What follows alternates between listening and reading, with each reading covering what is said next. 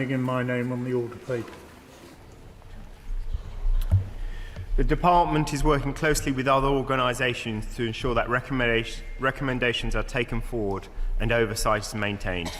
Together we have taken steps on several recommendations aimed at improving the experience families and healthcare professionals have of navigating disagreements. NHS England have introduced regional conflict champions and launched resources and conflict management training on e-learning for health. The Ministry of Justice will hold a round table on how less adversarial court models could be used. I thank the Minister for his reply. This review arose from an amendment to the Health and Care Act 2022, moved by my good friend Baroness Findlay, which I helped to draft. What steps have the Department taken to establish a task force, as was recommended in the report? And secondly, there are a lot of recommendations in the report, far too many for an oral question. Would the Minister agree to meet Baroness Findlay and I to review where we've got to with this most necessary look at administrative procedures? Well, firstly, I'd like to thank the work of the noble Lord, my noble friend, and Baroness Findlay in this field. Of course, would very happily meet to talk about progress. In terms of the task force itself, Minister Caulfield has agreed to chair it, and we've agreed the constituent parties, so we're including the Ministry of Justice in this, Royal College of Paediatricians and Child Health, the Royal College of Nursing, and the health qualification providers, all to take part in the task force. My Lords, I'm grateful for the compliment paid, and it was a privilege to be involved. I should declare my interest in palliative care. Given that the number of children with life-limiting and life-threatening conditions has more than doubled in the last 20 years, particularly in the 0 to 19-year-old age group, especially in the under-ones. Does the government recognise the importance of early involvement of multi-professional specialist palliative care teams, where they can support families to come to terms with what they have to come to terms with, can help the other clinicians understand the family's perspective and avoid some of these disputes happening in the first place? And therefore, can the Minister tell us how many of the integrated care boards have commissioned specialist palliative care services that work between hospitals, ICUs, wards, out into the community and into hospices? So the noble lady is correct. The number of young people with life-limiting conditions has actually gone up from about 33,000 at around about 2001-2 to about 87,000 more recently. Of course, a lot of that is actually conversely good news in that we've got more and more treatments that can keep these children alive for longer. But clearly that does provide the wraparound type service that the noble lady is talking about. It is a responsibility of the ICBs to provide that, and I will provide details into the progress the individual ones have done on that when we meet. My Lords, just to emphasise, the task force recommended by Nuffield to oversee its key recommendations needs to get to work urgently. The family-focused research work with parents, including parent carers, about their experience of shared decision-making with healthcare professionals on care and treatment is vital, as is the comprehensive information and guidance for parents and staff that's called for across the 16 Nuffield recommendations. What timescales is the government envisaging for this crucial work to commence and become operational, including guidance to clinical and ethical committees? So my understanding now that the task force composition has been set up, that it will be, it is being arranged shortly. I completely agree with the noble lady that these are important and heart-wrenching matters often. So urgency is required on it all. As I say, good progress has been made in a number of areas already. The MOG is also setting up a roundtable around this. We've got the regional conflict managers, they have been established. We've got the training courses online so the communication can improve. So a lot is being done, and the task force will push that forward further. My Lords, the Minister will know that there is currently an imbalance between the resources available to parents of children, parents and guardians of children involved in end-of-life care, particularly time, money, legal advice, between them and public bodies such as NHS trusts. Compounding that issue is the routine use of secret transparency orders which prevent scrutiny and oversight of court proceedings, particularly in the family court. Does he agree with me in that respect that secret justice is no justice at all? No, clearly these processes, these terrible cases have got to be as transparent as possible. Legal aid, as noble lords probably do know, is automatically available in all these types of cases to make sure that there is a level playing field, so to speak. But I think we all believe as well there is a role to see, can we use mediation more, because obviously courts should only ever be a last resort. My Lords, the Noble Lord the Minister has already flagged communication as one of the key areas which comes through in the report, both around palliative care but also around care more generally. Can the Noble Lord the Minister assure us that the task force will have the skills it needs to ensure that that communication can take place with parents from a variety of different backgrounds, educational, with different levels of medical knowledge, with different linguistic and cultural contexts? Yes, the Noble Lord is quite correct. We know in many walks of life, so to speak, that there are certain sectors of society that don't get the same level of provision and sometimes miss out. We obviously had the debate last week on maternity, and we saw the instances in ethnic minorities and also people with learning difficulties. So yes, that needs to make sure that all the communications are there, and basically everyone in that sort of situation is armed to really provide the right level of interface and communications in what are some really difficult cases. Families faced with having critically ill children find it very difficult to access treatment because it's often specialist treatment that's only available hundreds of miles away from where they live. That puts a tremendous pressure on the family financially. Does the government intend to do any more to help those families? Well, I mean, clearly, I think we would all agree that the families need to be the priority in these terrible cases. What we have tried to do, and I did quite a bit of my own research into this as well, to see we've also got the availability of what I call independent funding requests for when there is a new course of treatment which might not be allowed generally on NICE, to give the opportunities in those instances as well. I will come back to the Noble Lord about things such as travel support and other expenses. My Lords, I declare my interest in my work with the Teenage Cancer Trust.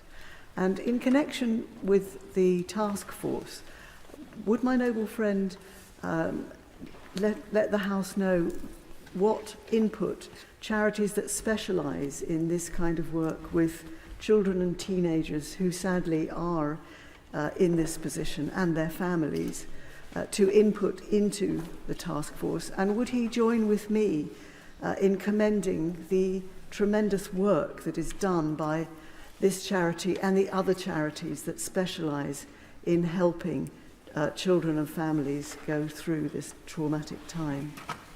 Yes, I'm very, very happy to add my own thanks for everything they do in this.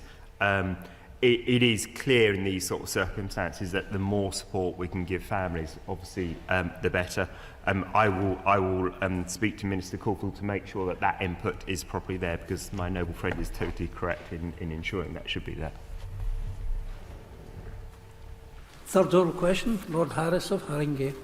My Lords, I draw attention to my interest in the register and beg leave to ask the question standing in my name on the order paper. My Lords, the Home Office is procuring a new supplier for mobile radio and data services following Motorola's withdrawal from ESN. This means the expected transition to ESN in 2024 and airwave shutdown in 2026 cannot now be achieved. A revised business case will be published this year.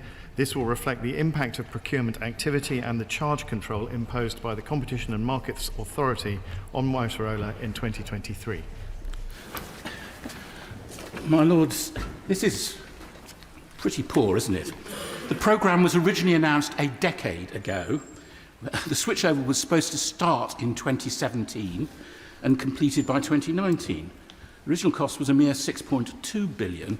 The last estimate, and that's 2 years out of date, before Motorola withdrew, was 11.3 billion.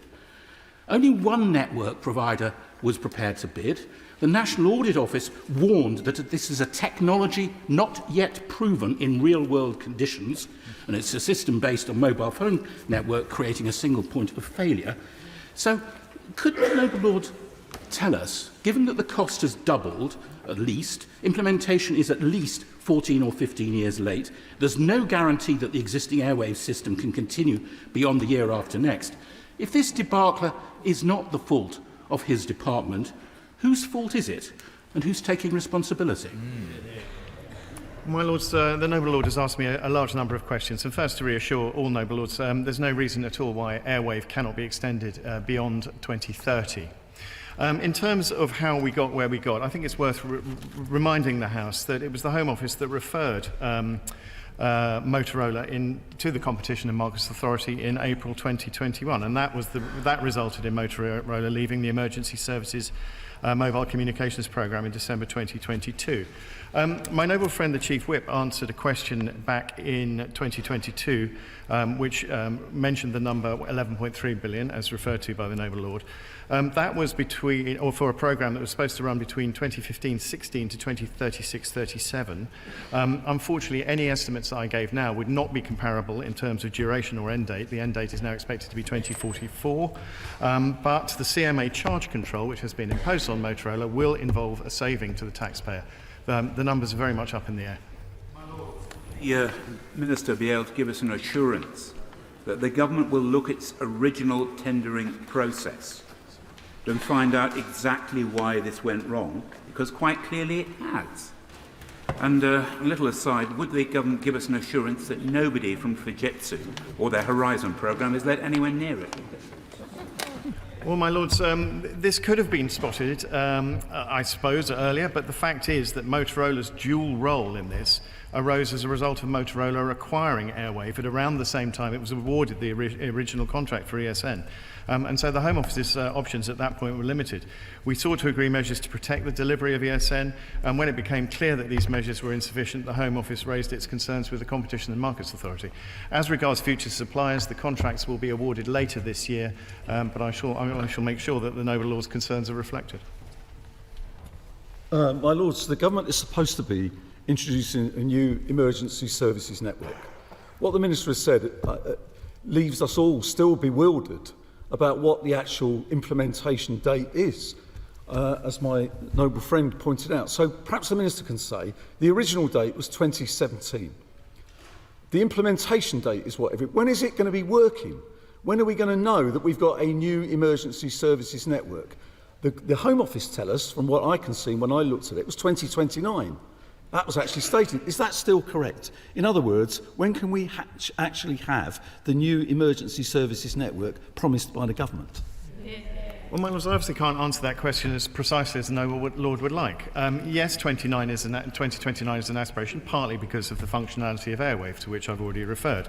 But I would also say that some aspects of ESN are already live. 3 ESN products have gone live in the past 2 years. 4G data connectivity for vehicles, which is called Connect, push-to-talk and messaging capability on smartphones, Direct 1 and 2, and a device that can monitor and assess coverage on the move. There's also significant amounts of work that have gone into EAS, which is blanket coverage across the country, and much of the hardware has already been put in place. I think the Noble Lord draws far too bleak a picture.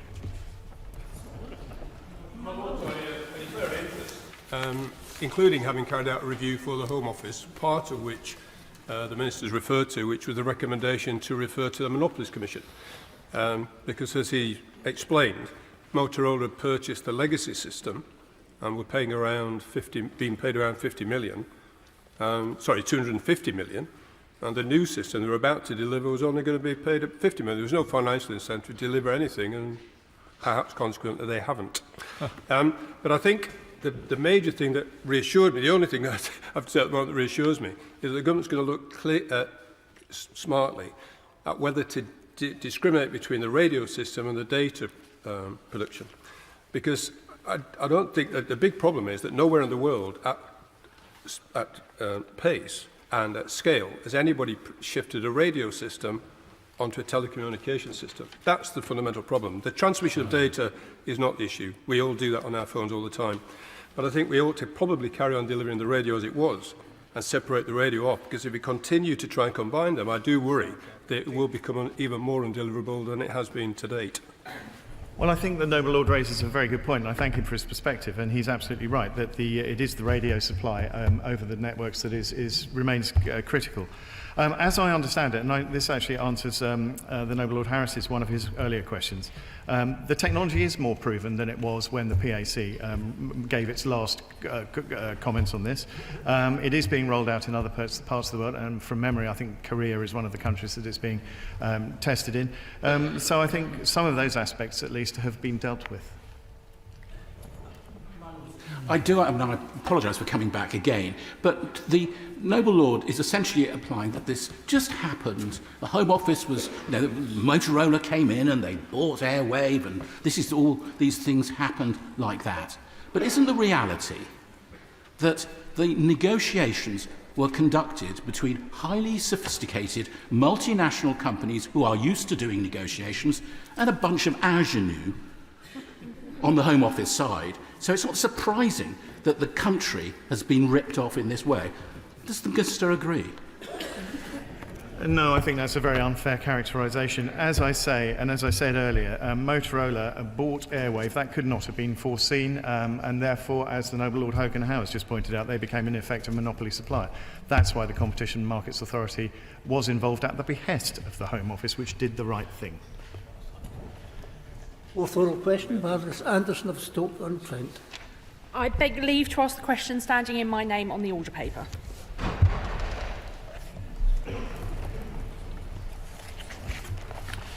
My Lords, the recommendations made in both reports, the Royal Air Force Aerobatic Team Non-Statutory Inquiry Report and the Command Leadership and Management Report, have all been accepted and implemented by the RAF. The findings of the investigations led to action being taken against personnel up to and including dismissal from the service. Behaviours described by the witness in the reports are unacceptable and have no place in the RAF or anywhere else for that matter. The culture outlined in the reports about the Red Arrows isn't limited to just the RAF. Last month, 60 women in MOD main building complained about the hostile and toxic working environment they face. The amount paid in compensation by the MOD for bullying and harassment has doubled in the last 4 years. These facts will inevitably impact recruitment and retention across our armed forces. So can the Noble Earl tell your Lordship's House how it has come to this and what he is going to do about this seemingly pervasive toxic culture? Well, the Noble Baroness makes a very serious point, and I've addressed this on a number of occasions from this dispatch box and continue to give the commitment that all the forces are absolutely determined to drive out any unacceptable sexual behaviour. There's nothing that goes on in the MOD now that doesn't address this, and if I look at this particular issue, the whole question of zero tolerance has been brought back into focus, and there are no fewer than 4 measures that have been taken to address this going forward. My Lords, would my noble friend the Minister agree with me that this shows a very serious failure of command and leadership at both operational and command level? Is he satisfied that this matter was dealt with at a fast enough pace over time? Because it seems to me that the first complaints were made a very long time before anything has happened. I'd be very grateful if my noble friend could look into that. My noble friend makes a couple of very good points. On the question of timeline, because there was one inquiry led into the next one, it was very important that the thoroughness was followed the whole way through. And the casework that fell out of the NSI, which then flowed into the chain of command investigation, and the casework that followed that, and the investigations that required to be following on from that, made it appear as if it was a relatively slow process. In fact, it wasn't. It was going on at quite a pace. There's an absolute acceptance that was poor leadership. Obviously, I can't comment on individual cases, but all those responsible have been subject to appropriate action. Baroness Brinton is participating remotely. My Lords, when the inquiry reports were published in November, the Air Chief Marshal said that it was vital to challenge unacceptable and inappropriate behaviour. Quote, stop, challenge, educate, and if necessary, report situations, end quote. So can the Minister say what training there is for all military and MOD personnel to understand how to intervene and, in the words of report, to stop this bystander culture?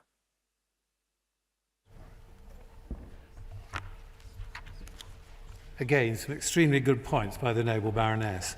There is now endemic unacceptable behaviour training, which also addresses active bystander, and in this case, alcohol training as well.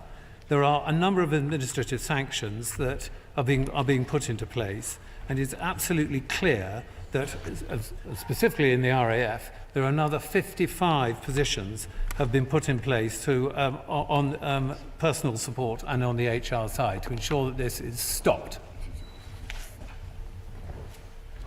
45 years ago, I did the study into whether women should serve at sea in the Royal Navy, and I said they should, and I think it has worked, in fact, very, very well, although there were a lot of people against it at the time.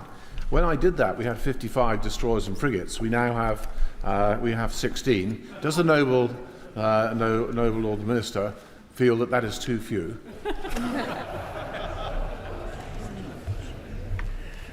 Thank the noble Lord for his question. Yes, I do think it is too few. I think everybody knows that. But it doesn't, however many frigates and destroyers we have, the level of unacceptable behaviour must finish.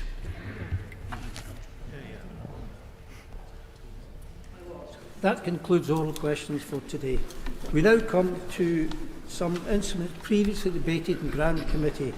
Representation of the People, Postal and Proxy Voting, etc. Amendment Regulations 2024. Baroness Penn. My Lords, I beg to move the motion standing in my name on the order paper. The question is that this motion be agreed to. As many as of that opinion will say content. The contrary, not content. The contents have it. Financial Services Act 2021, Overseas Funds Regime and Recognition of Parts of Schemes. Amendment and Modification. Regulation 2024 and one other motion. L. Corton on behalf of Baroness Veer of Norbiton. My Lords, I beg to move the two motions standing in the name of my noble friend.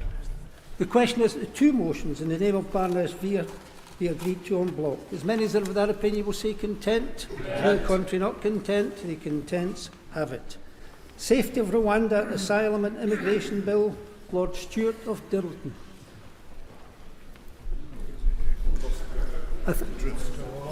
Stop it.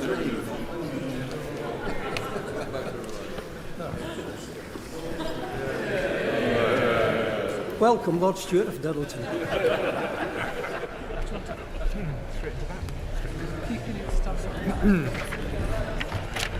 My Lords, I do begin by craving the indulgence of Lord Speaker in your Lordship's house. I had temporarily stepped outside to collect another piece of paper, and with your Lordship's indulgence, I will now begin to open and beg that this bill now be read a second time. My Lords, I'm speaking to the House today as a member of the Government for the bill, not in my formal law officer capacity, and my contributions and responses will reflect this. My Lords, the United Kingdom has a proud history of providing protection for those who are most in need through our provision of safe and legal routes. Since 2015, we have offered over 500,000 people safe and legal routes into the United Kingdom through our Afghanistan, Ukraine and Hong Kong routes. This includes over 28,700 refugees, including over 14,000 children, via our formal refugee resettlement schemes. These established resettlement schemes play a key role in the global response to humanity. Of course. He got going, but I just wanted him to clarify his opening remarks. Is he saying he's speaking to this House as a general government minister and not in his capacity as a law officer, or did I mishear him? Your Lordship heard me correctly, and I remind the House of the convention that relates to the law officers, whereby we do not divulge whether or not our opinion has been sought, nor do we divulge the content of that opinion. And it was in order to clarify my position that I was not trespassing upon that convention that I spoke, and I hope that that satisfies the noble lord. I'm obliged. My lords, I was discussing the refugee resettlement schemes which this country has in place. These established resettlement schemes play, as I was saying, I think, a key role in the global response to humanitarian crises, saving lives and offering stability to those most in need of protection. But our willingness to help those fleeing war and persecution must be tied to our capacity to do so. And critical to this is tackling illegal migration. There is nothing generous about allowing the status quo to continue. That would only serve the deplorable people smugglers who facilitate these dangerous crossings. It would only put more lives at risk, and it would continue to strain our communities and our public services. As the Prime Minister has made clear, it is the government's priority to stop the boats, and I welcome the fact that this is a shared objective across your Lordship's House. The government is making good progress in stopping the boats. Last year, in 2023, small boat arrivals to the United Kingdom fell by around a third, with Albanian arrivals down by over 90%, whilst we saw illegal entry rise elsewhere in Europe. We have ramped up efforts to prevent crossings and disrupt the smugglers, with particular success stemming from increased collaboration with the French authorities. Our joint work with France prevented over 26,000 individual crossings by small boat to the United Kingdom. Since July 2020, the Joint Intelligence Cell and French law enforcement partners have dismantled 82 criminal gangs responsible for people smuggling of migrants via small boat crossings. As of September 2023, immigration enforcement visits were up 68% compared to the same period in 2022. Last year, the Home Office arrested 92 individuals identified as small boat pilots and 253 people smugglers. In addition, during financial year 2022 to 23, the National Crime Agency conducted what is believed to be the biggest ever international operation targeting criminal networks suspected of using small boats to smuggle thousands to the United Kingdom. The operation saw the seizure of 135 boats and 45 outboard engines. But, my lords, the increase in crossings in recent years means around 51,000 otherwise destitute migrants are currently being accommodated in hotels, costing the taxpayer in excess of £8 million per day. The small boats problem is part of a global migration crisis, a challenge that most of us would accept has no single solution.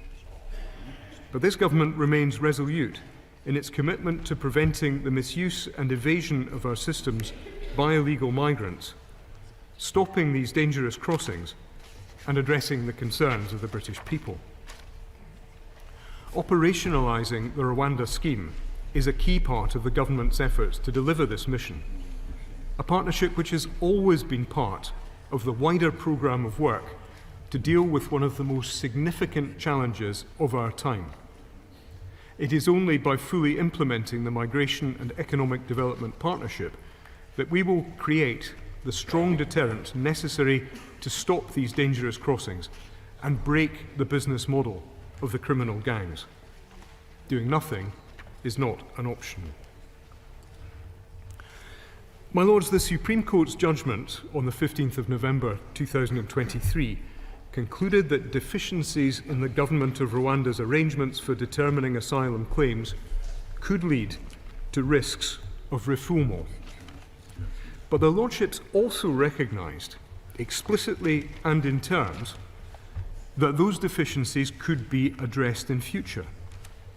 In response, the Home Secretary signed a new internationally binding treaty between the United Kingdom and the Government of the Republic of Rwanda, which responds to the concerns raised and resolves those issues. The government also introduced the Safety of Rwanda Asylum and Immigration Bill, which buttresses the treaty, confirming that the Government of the Republic of Rwanda will fulfil its obligations under the treaty and supporting the relocation of a person to Rwanda under the Immigration Acts. The bill is limited solely to the issue of the safety of Rwanda and relocations to that country, and makes it clear that, with the new treaty, Rwanda is a safe country. This bill also makes clear that Parliament is sovereign and that its acts are valid notwithstanding any interpretation of international law. Let me make clear, my Lords, that this does not mean that doing so legislates away our international obligations, nor does it seek to overrule or contradict the view of the Supreme Court. The purpose of the bill is to say that, on the basis of the treaty and the evidence before it, Parliament believes those obligations to have been met. And the concerns raised by the Court dealt with, not that the government, I beg your Lordship's pardon, and the concerns raised by the Court dealt with, not that the government does not care whether or not they have been. The bill creates a conclusive presumption that the Secretary of State, immigration officers, and courts and tribunals must make decisions about relocation to Rwanda and review any such decisions on the basis that Rwanda is safe for the purposes of asylum, and in particular will not send someone on to another country, the practice of refoulement to which I referred earlier, in breach of the Refugee Convention. The Supreme Court's conclusions were based on the evidence submitted prior to the High Court hearing in September 2022, and did not, indeed could not, consider subsequent work and efforts by and with the government of Rwanda to strengthen the readiness of Rwanda to receive and support individuals relocated under the partnership. Crucially, my Lords, this has included work to bolster Rwanda's asylum system in terms of both decision-making and processing by delivering new operational training to asylum decision-makers, establishing clear standard operating procedures which capture new processes and guidance in the asylum system on reception and accommodation arrangements, the safeguarding of vulnerable persons, and access to health care. Strengthening the Republic of Rwanda's asylum system and appeals body, and strengthening procedural oversight of the Migration and Economic Development Partnership. When considered together with the legally binding provisions in the treaty, alongside the evidence of changes in Rwanda since the summer of 2022, this means Parliament can conclude with confidence that Rwanda is a safe country. My Lords, Clause 2 of the bill also contains a clear notwithstanding clause, requiring courts to honour the previous clauses notwithstanding all relevant domestic law, the Human Rights Act to the extent disapplied by this bill, and any interpretation of international law reached by the court or tribunal. The government remains committed to ensuring rights and liberties are protected domestically and to fulfilling our international obligations. We will always ensure that our laws continue to be fit for purpose and work for the people of the United Kingdom. We recognise that some of the provisions in the bill are novel. However, the government is satisfied that the bill can be implemented in line with both our domestic law and our international obligations. And the provisions... I'm very grateful to the noble Lord. Will he, before he sits down, tell us what the government's reflections are on the debate on the International Agreements Committee report in your Lordship's House last week? And will he also tell us clearly whether the government intends to send anyone to Rwanda under this bill, under this act, before all those concerns are met or not? I'm obliged to the noble Lord for that intervention, and whether I deal with it in this part of the speech or whether it's left to the end, I'll consult with colleagues. My Lords, as I say, we recognise that some of the provisions in the bill are novel. However, the government is satisfied that it can be implemented in line with both domestic law and our international obligations. And the provisions in this bill will ultimately allow us to deter people from taking unsafe and illegal routes into the country. It is also clear to us all, my Lords, that people will seek to frustrate their removal through any means, and to prevent people from making claims to prevent the removal, the bill disapplies elements of the Human Rights Act 1998. It disapplies Section 2 in relation to any systemic challenges to Parliament's settled view that Rwanda is safe, Section 3 in relation to the whole bill, and Sections 6 to 9, where the courts and others are considering whether Rwanda is safe and whether the test that must be met before removal is whether it will result in serious and irreversible harm.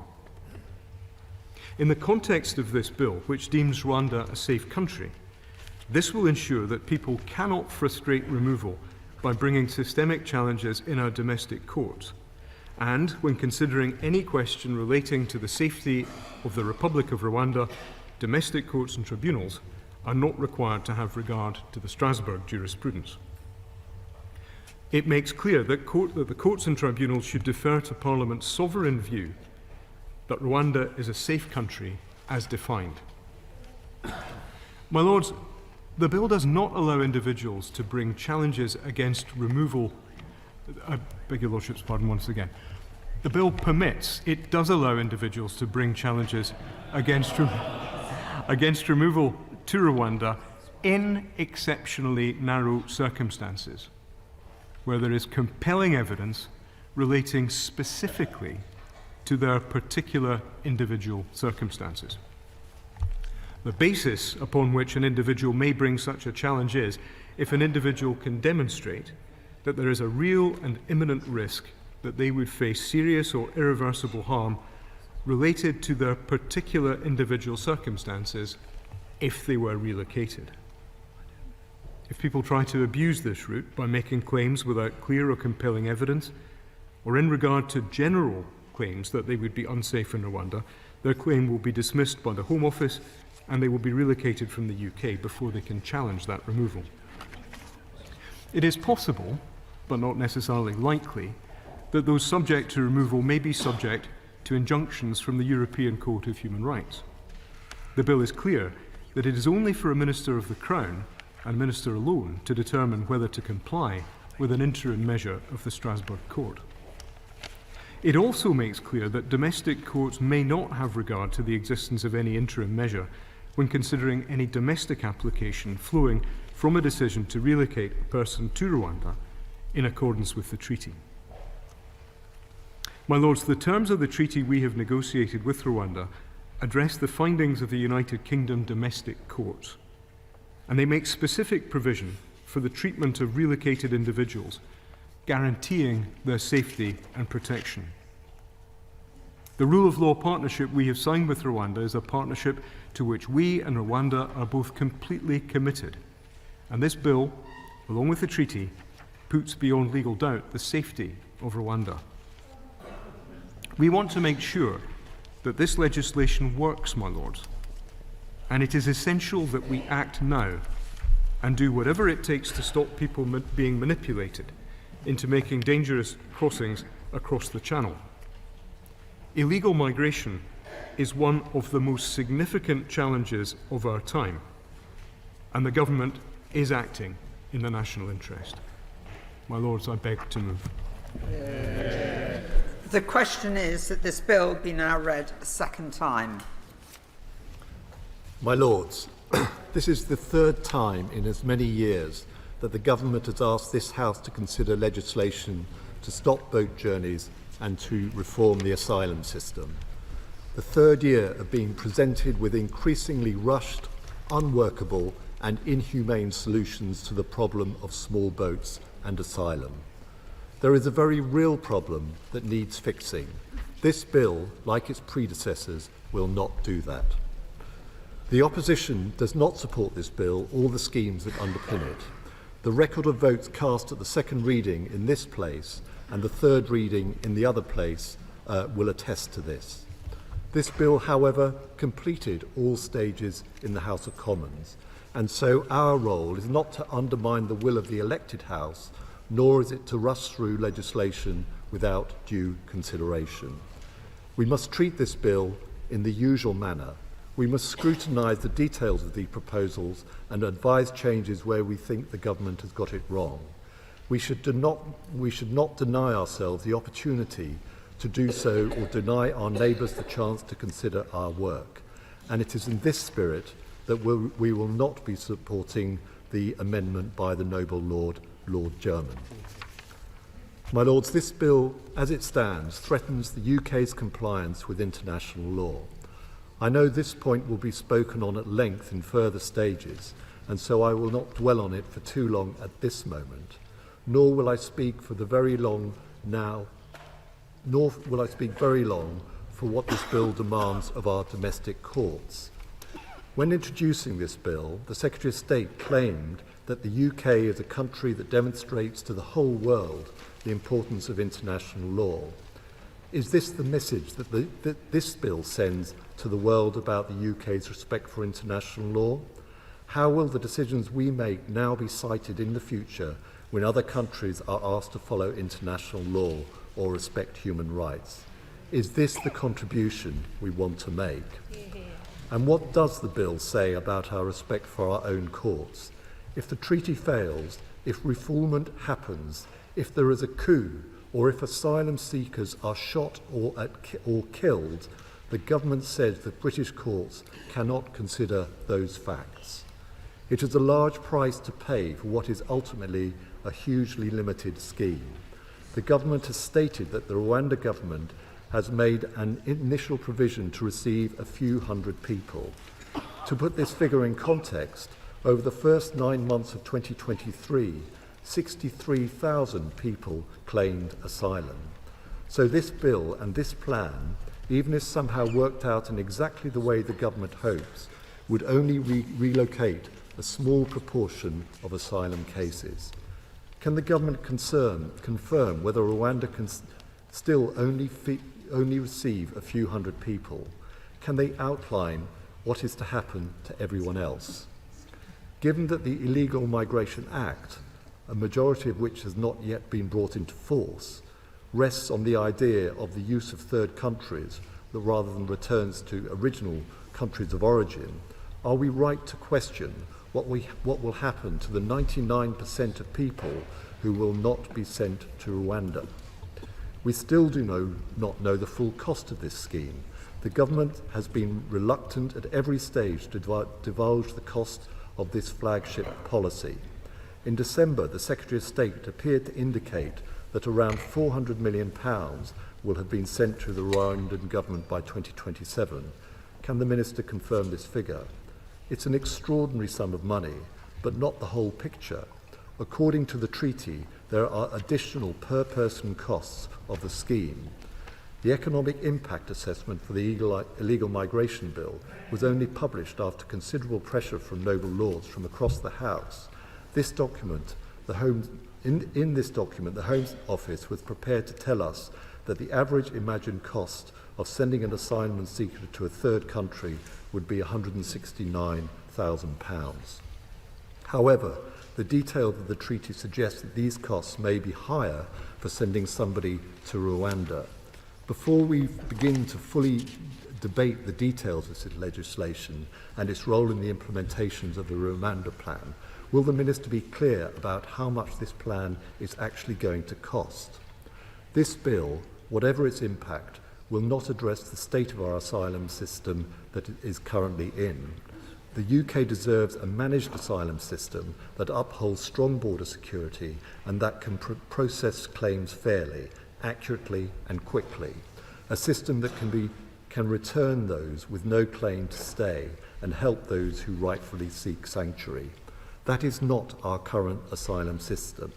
We have a backlog of 100,000 asylum claims waiting for decision, 40,000 people who have yet to be removed from the UK, and up to 17,000 people the government cannot account for. The pace of decision-making is improving, but the backlog that has been permitted to develop will take time to fully clear, and more work is needed. Nor will the bill help us negotiate returns agreements. Threats to our compliance with international law undermine our ability to establish returns agreements from other countries. Far from helping us, this bill may greatly harm our ability to reform our asylum system. The government has repeatedly said that it is motivated by a desire to see the end of criminal smuggler gangs and to prevent boats crossing in the first place. Yet this is now the third bill that seeks to end small boat crossings without any measures to directly target the gang activity behind them. In fact, the latest police workforce statistics show a fall in the number of National Crime Agency officers, the law enforcement body responsible for fighting against smuggling gangs. Between March and September 2023, their numbers fell by 343 personnel. £400 million pounds is just under half of the total budget this year for the NCA. Would the government's money not be better spent increasing the size of operations fighting against human traffickers, working with European counterparts and going after the supply chains? This bill and the deal behind it will do nothing to stop boats coming to our shores. The government's plan hinges on the idea that the Rwanda scheme presents a deterrent effect without presenting any evidence that this will be the case. It is certainly difficult to imagine what deterrent effect a 1 or 2% chance of being sent to Rwanda would have. It is even more difficult to imagine why this would stop criminal traffickers. Nor will the bill present those fleeing conflict and persecution with safe alternatives to channel crossings.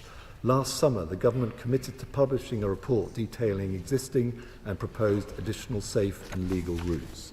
A report has arrived, but it contains no proposal for creating safe routes for those seeking asylum.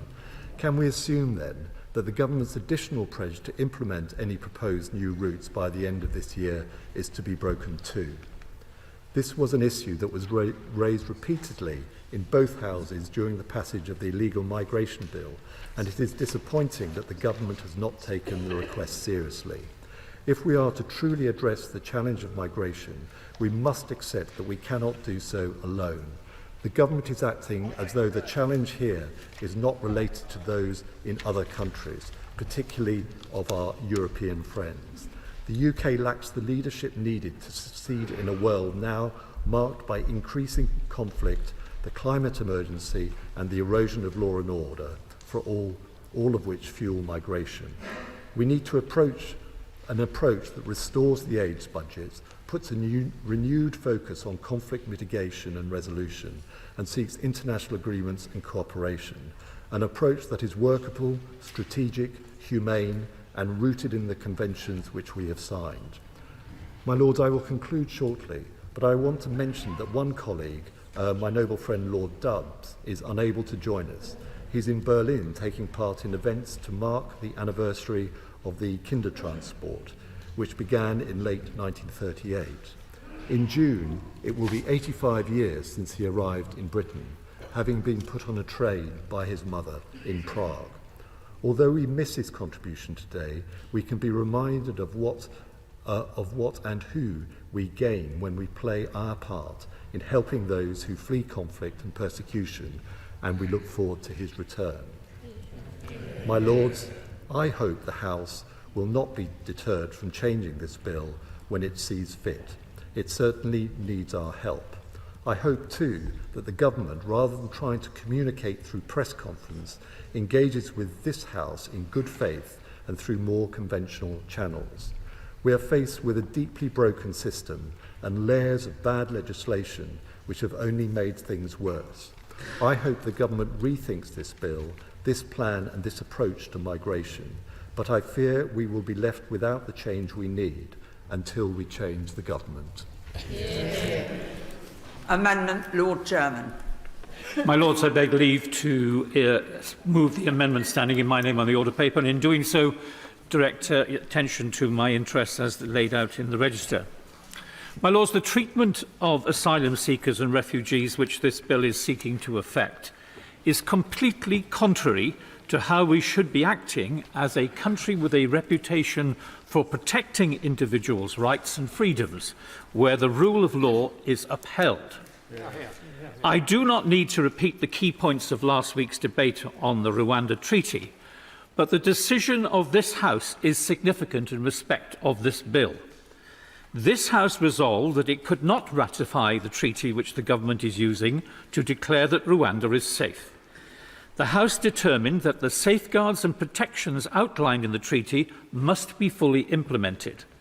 The House agreed that future assurances of changes in the processing of asylum seekers in Rwanda were not sufficient.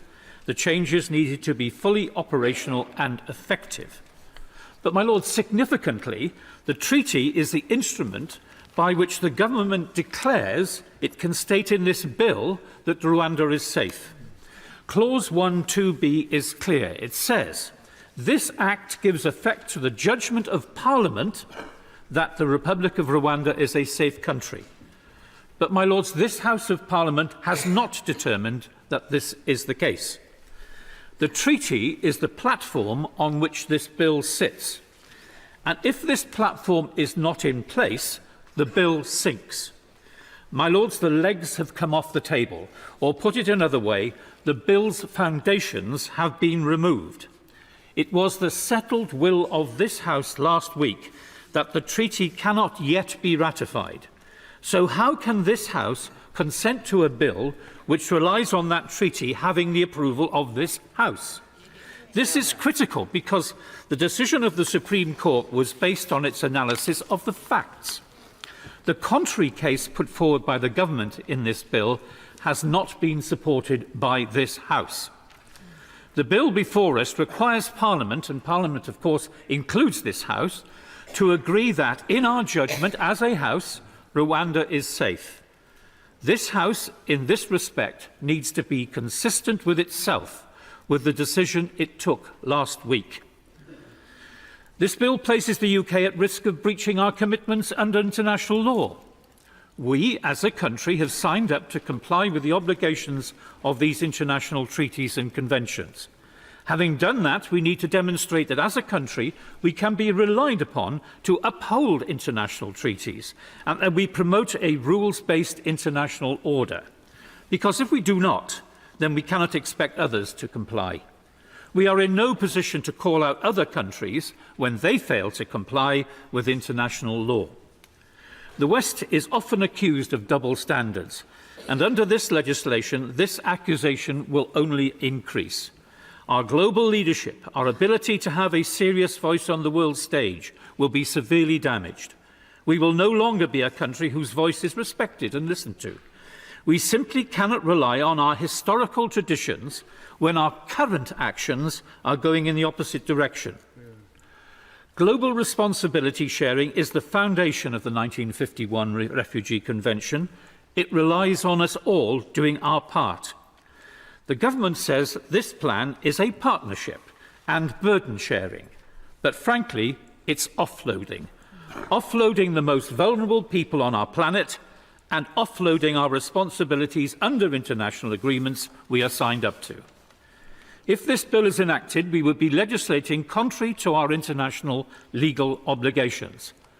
Our domestic law would be out of step with these obligations. Now, some might say that is acceptable, but I don't believe that's the case. I think this House will stand up for the object and the purpose of these international instruments to which we are signed up.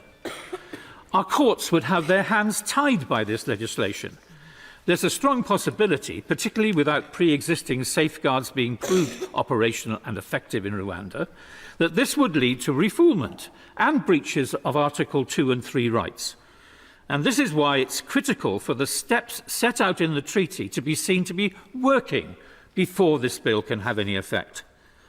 The bill introduces the option for ministers to refuse to comply with a Rule 39 injunction from the European Court of Human Rights. Ignoring an injunction would be a clear breach of international law, as the President of the Court declared last week. And this view is strengthened by the Rule 39 reforms which the Court itself has introduced. Domestically, This bill undermines the rule of law, and further, it ousts the jurisdiction of our courts. The rule of law is a central tenet of our society, expressed by A.V. Dicey, well known to all lawyers, who wrote, "We speak of the rule of law as a characteristic of our country, not only that with us no man is above the law, but that here every man, whatever be his rank or condition, is subject to the ordinary law of the realm and amenable to the jurisdiction of the ordinary tribunals." My noble friend Lord Thomas of Gresford will elaborate on this in his contribution. This bill seeks to exclude a group of people from accessing the legal protections we grant to everyone else in our society. It is critical in a democratic society that the law is applied equally, that human rights apply to everyone, not just some in our society. The government's bill prevents the right to access redress which is afforded to the rest of us. Further, this bill is an abuse of Parliament's role in reversing the Supreme Court's factual assessment of risk of harm in Rwanda. If the government believes they have new evidence to show that Rwanda is safe, then surely the correct procedure is to follow it, is to let the courts decide and consider the evidence and come to a judgment. That's the proper way to go. If Rwanda was indeed safe, there would be no need to have the option to ignore interim injunctions from the ECHR or disapply elements of the Human Rights Act. This bill represents an overreach of Parliament, and it's critical that we retain the balance in our democracy achieved by the separation of powers. Despite all this, the bill won't actually achieve its stated aim, and it certainly doesn't represent good value to the taxpayer, £368 million at the last count. Added to that, at least £169,000 for each person removed to Rwanda. These are staggering, eye-watering costs, which could pay for 100 million free school meals or nearly 6 million more GP appointments. Far from being a deterrent, this bill will promote smuggling, a point which my noble friend Baroness Northover will develop in her remarks. It doesn't address real solutions to prevent people using criminal gangs to take dangerous journeys to the UK. The focus on deterrence is misplaced. 2/3 of all those who have crossed the Channel since the Illegal Migration Act was passed came from 6 high-grant countries.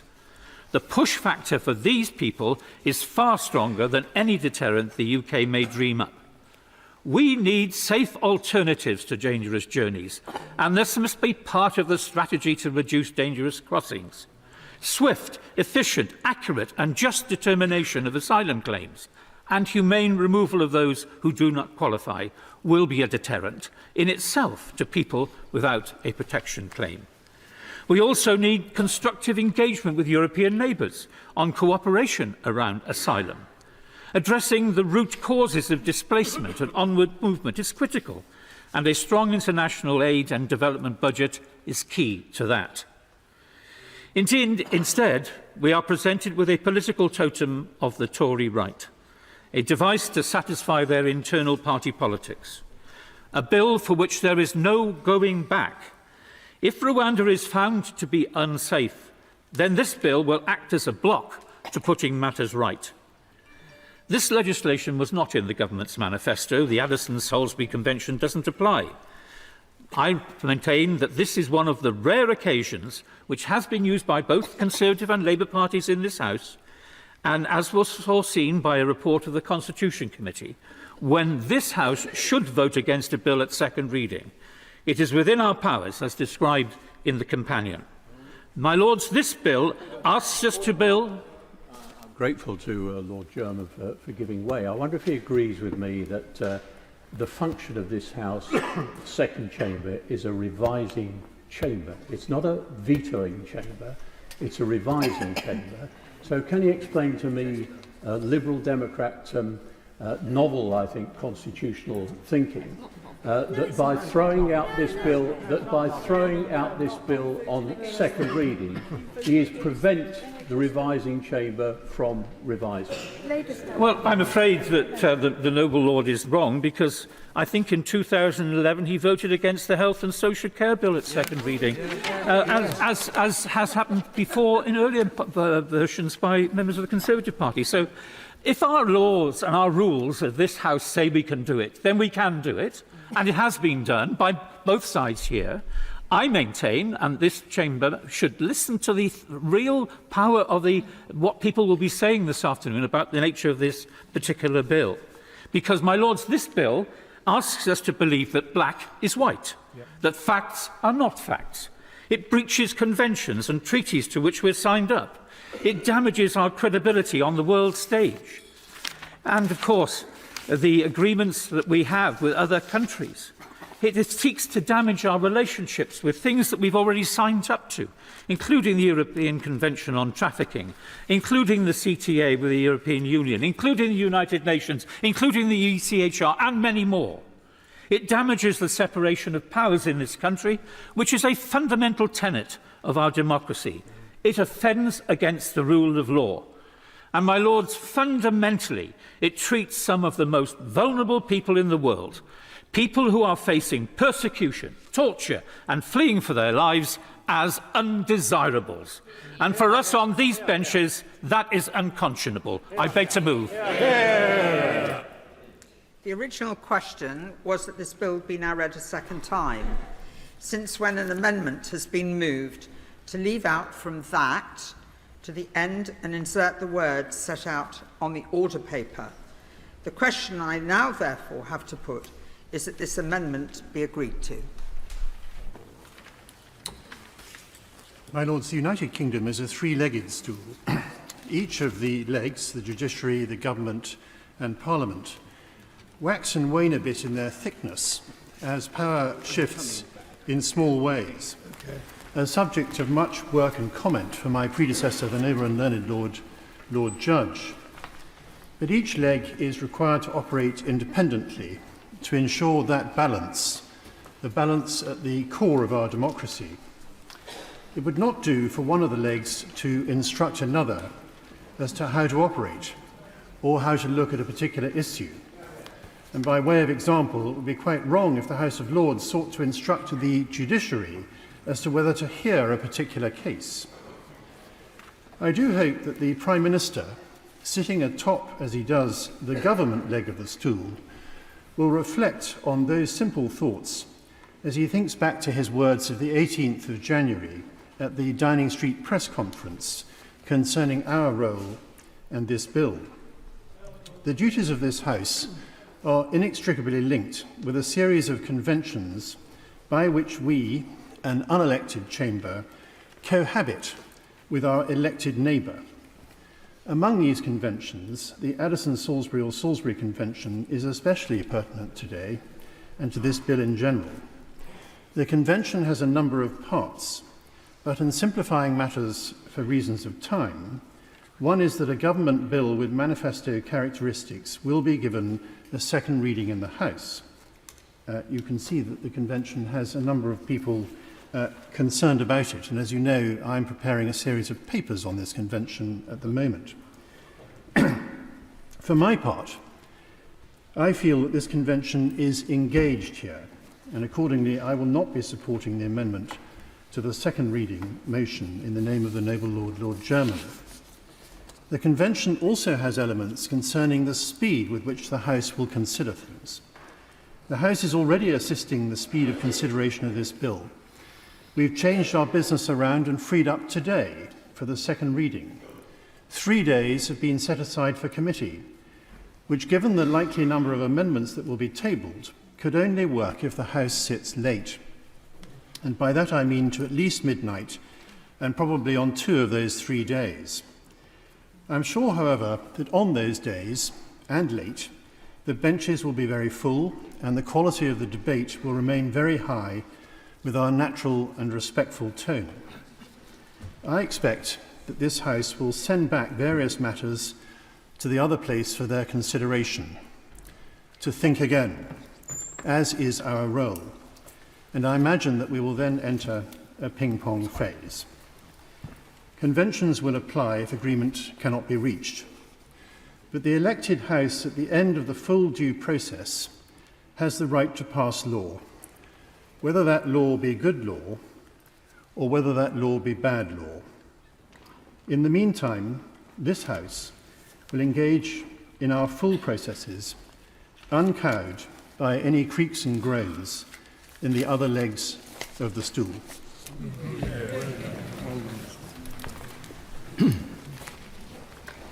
My Lords, in almost every tradition of global faith and of humanism around the world, the dignity of the individual is at the heart of what is believed.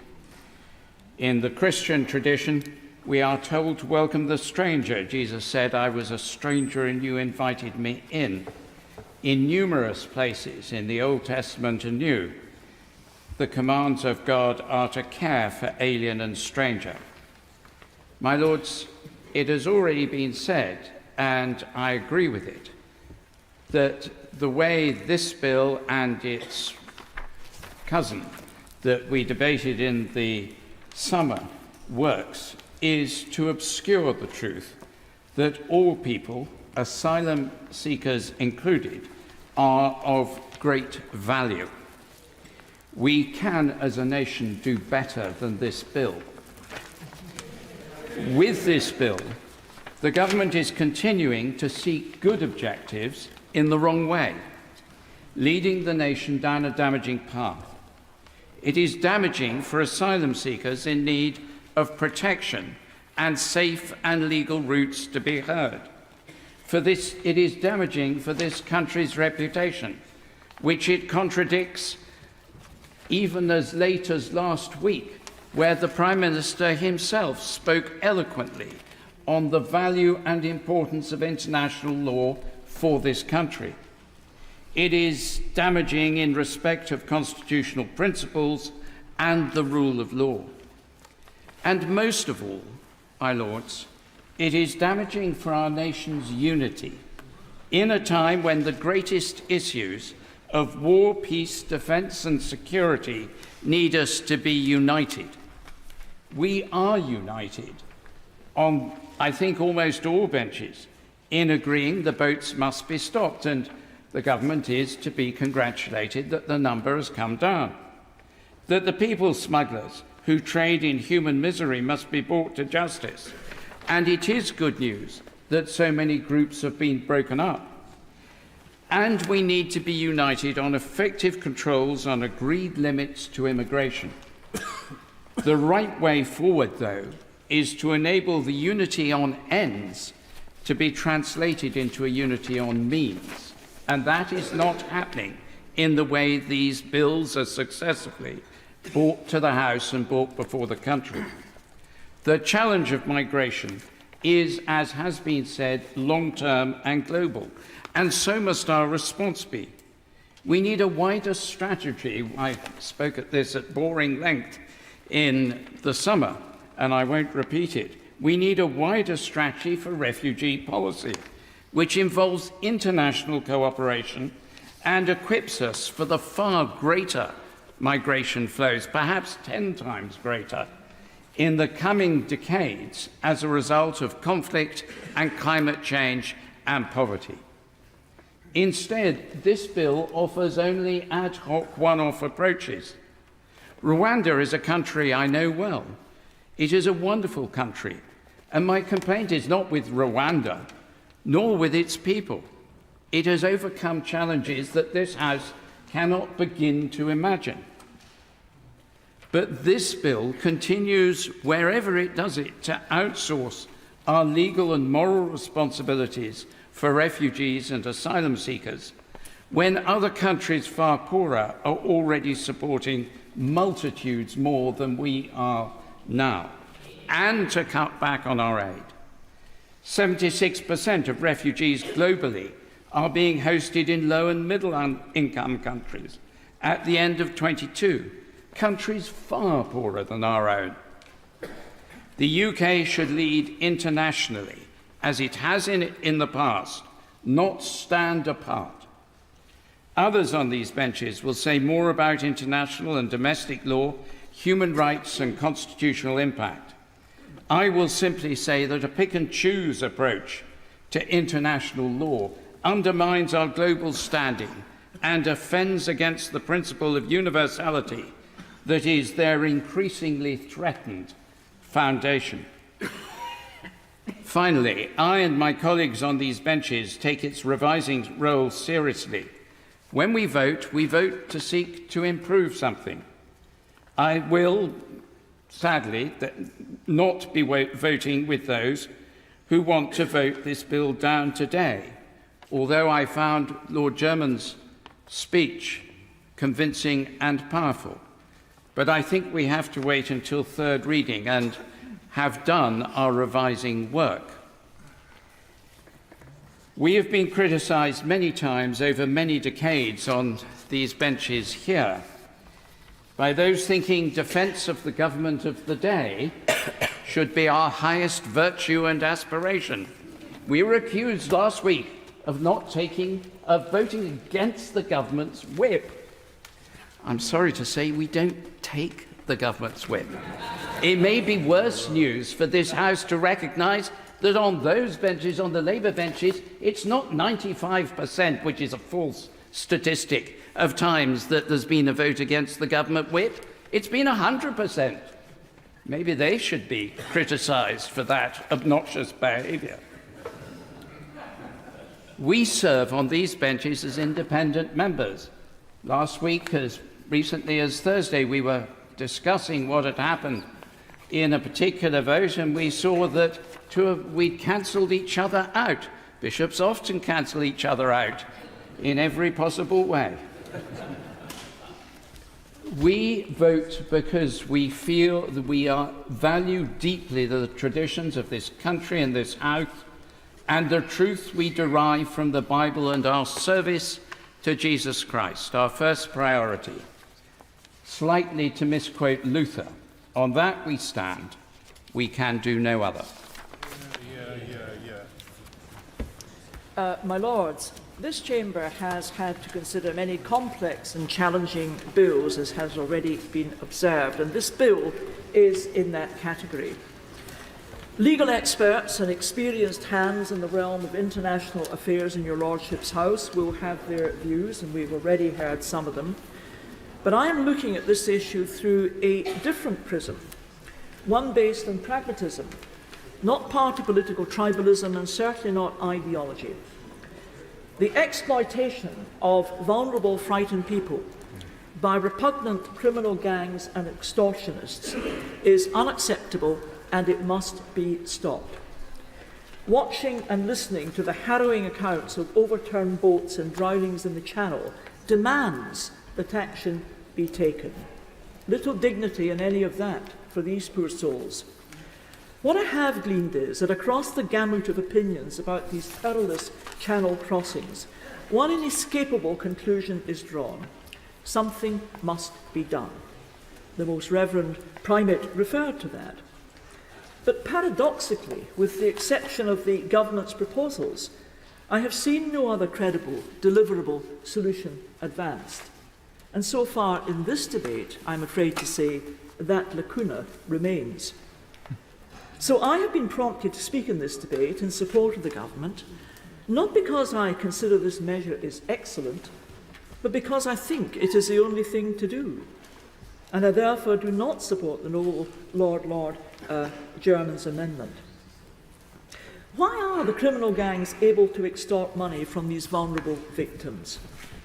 Well, regrettably and tragically, it is because their victims, desperate to reach the UK, feel that any risk, even the risk of drowning in the Channel, is worth taking, and the gangs ruthlessly exploit that desperation. The gangs couldn't care less about the safety of the migrants. All they care about is money. So we have to cut off that money supply, and that will only happen if migrants seeking to come here illegally realise they will not be able to stay here. And I would say to the noble Lord in the benches opposite, there is an example. The examples of Australia and Albania indicate that approach does work. Now, recent measures to reduce the flow, and they have been referred to, can only ever be a mitigation. The government is obliged to find a solution, and I believe this bill with the accompanying treaty provides it. This solution is not perfect, but I do not believe that a perfect solution exists. Those who believe it does have yet to produce it. I am clear that pragmatism has to usurp perfection, and we have to act. I am in no doubt that the bill and the treaty place onerous obligations on the government. I do not agree that the treaty should be delayed for reports to Parliament and how the arrangements are unfolding. We shall only know how the treaty and bill are working once the arrangements have been delivered in practice. There is no other way to make a meaningful assessment. On the face of the treaty and on the face of this bill, there are explicit safeguards, but these require the UK government to know in detail who has been sent to Rwanda, where they are, what is happening to them, the outcome of the individual's application, and of course continuing engagement with the Rwandan government.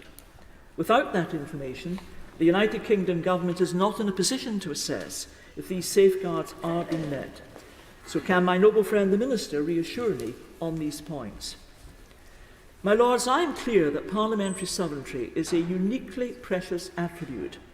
It is fundamental to a nation's democratic freedoms that when a grave and extraordinary situation confronts that nation, the government must be able to act and act untrammelled. I am sure that it was never intended that the laudable arrangements entered into long ago by different nations would, as climate challenges emerged, render these nations powerless to deal with them. That would be perverse. Mainland European countries are now wrestling with such challenges. And that is why I believe Section 2 and the other provisions in this bill are justified and necessary. And can I make two final points to my noble friend the Minister? In Scotland, we have a worrying skills deficit, incapable of supplement from the indigenous population. Are we clear that where such deficits exist, we are realistic about the need to meet them, including from immigrant applicants? And in relation to asylum seekers, in my own community, many volunteers have supported asylum seekers with language education, provision of clothes, and including them in social activities such as attending my own local church and church events. There now seems to be a Home Office instruction to disperse asylum seekers, separating them from that human contact and support. So in conclusion, may I ask my noble friend the Minister, is that a sensible approach, and can he offer me any reassurance on that point? My Lords, I'm pleased to follow the noble Baroness, for whom I have great respect, but telling asylum seekers to suck it and see, to find themselves in Rwanda, and if we've made a mistake, we might be able to do something about it, is frankly ridiculous. And I say to the noble Minister, the noble Lord the Minister, who clearly has a terrific job in reading out something he didn't agree with, I just say to him, when you mentioned resettlement routes, which did used to exist, the resettlement was from other dangerous parts of the world to the UK, not from the UK to other countries. And I want this afternoon, in the brief time available, in a moment, to address that issue, because others have and will address the question of convention rights, the morality, the reputation of this country, the clash between the different parts of our constitution, which has already been mentioned. I happen to take a Jonathan Sumption view of the balance between Parliament and the courts. But there's one thing that's absolutely clear in the Nationality and Borders Act, in the Illegal Migration Act, and now in this so-called Safety of Rwanda Bill, that this is nothing to do with finding solutions. It's everything to do to virtue signalling, as you might in quotes put virtue, to a particular part of the electorate, and to find scapegoats for government failure. The scapegoats are, of course, the opposition, the courts themselves, out of this House.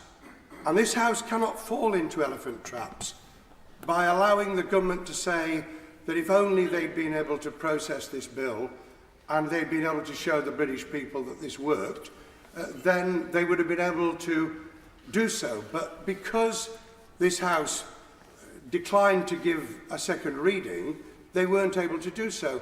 It's a very silly and old elephant trap, and anyone who falls into it needs to take a degree in politics. I just want to say this about the issues before us today. It seems to me that members of the House of Commons, Tory members of the House of Commons, didn't understand the issue of the one-way ticket to Rwanda. You can understand the electorate not understanding something which we've never ever done before. In fact, we've said the opposite. Time and time again, the government have said that asylum seekers should have chosen to claim asylum in the last country they were in. This is the last country they will have been in when they're sent to Rwanda. Refused by the illegal migration bill the right to claim, but only to claim in Rwanda. And I ask in the wind-ups, what will they be claiming? Will they be claiming asylum in Rwanda? What happens if they choose not to claim asylum in Rwanda, having chosen to claim asylum in the United Kingdom under their convention rights? And if they don't claim asylum, will they be at risk? If they do claim asylum, and with the help of the UK judiciary, who are in massive short supply, by the way, met a barrister this weekend who was defending an individual 4 years on from the alleged crime. Our judiciary and court and criminal justice system in meltdown. We're going to send people over there to try and ensure that this is safe. When someone has their asylum claim processed and a duly accorded refugee status, why are they not allowed to come back to the United Kingdom? If Georgia Maloney, who's addressing African leaders today, can say that her offshoring proposals would allow the return to Italy, Lord help us, the brothers of Italy can do it, but our Tory government in 2024 can't. What sort of country are we? And if you can't return, then all the risks that are being debated on this bill click in, including, by the way, what happens to the most vulnerable when they don't get the proper treatment and support after their claim has been approved. And when they do get their claim approved and they're allowed to settle in Rwanda, what would stop them in time being able to come to the United Kingdom? Surely they'd have travel rights, or are they imprisoned in Rwanda? These are questions I hope will be addressed at the end of this afternoon's debate, but make no mistake about it. We are not dealing here with practical issues. Yes, the Albanian agreement was a success, quite rightly. It is entirely responsible for the drop in numbers.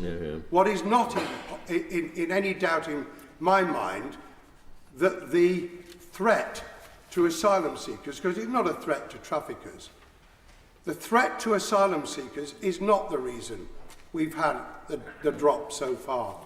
And what will achieve that drop is Britain getting its act together, securing the borders, ensuring the processing, and yes, reaching further agreements with the French.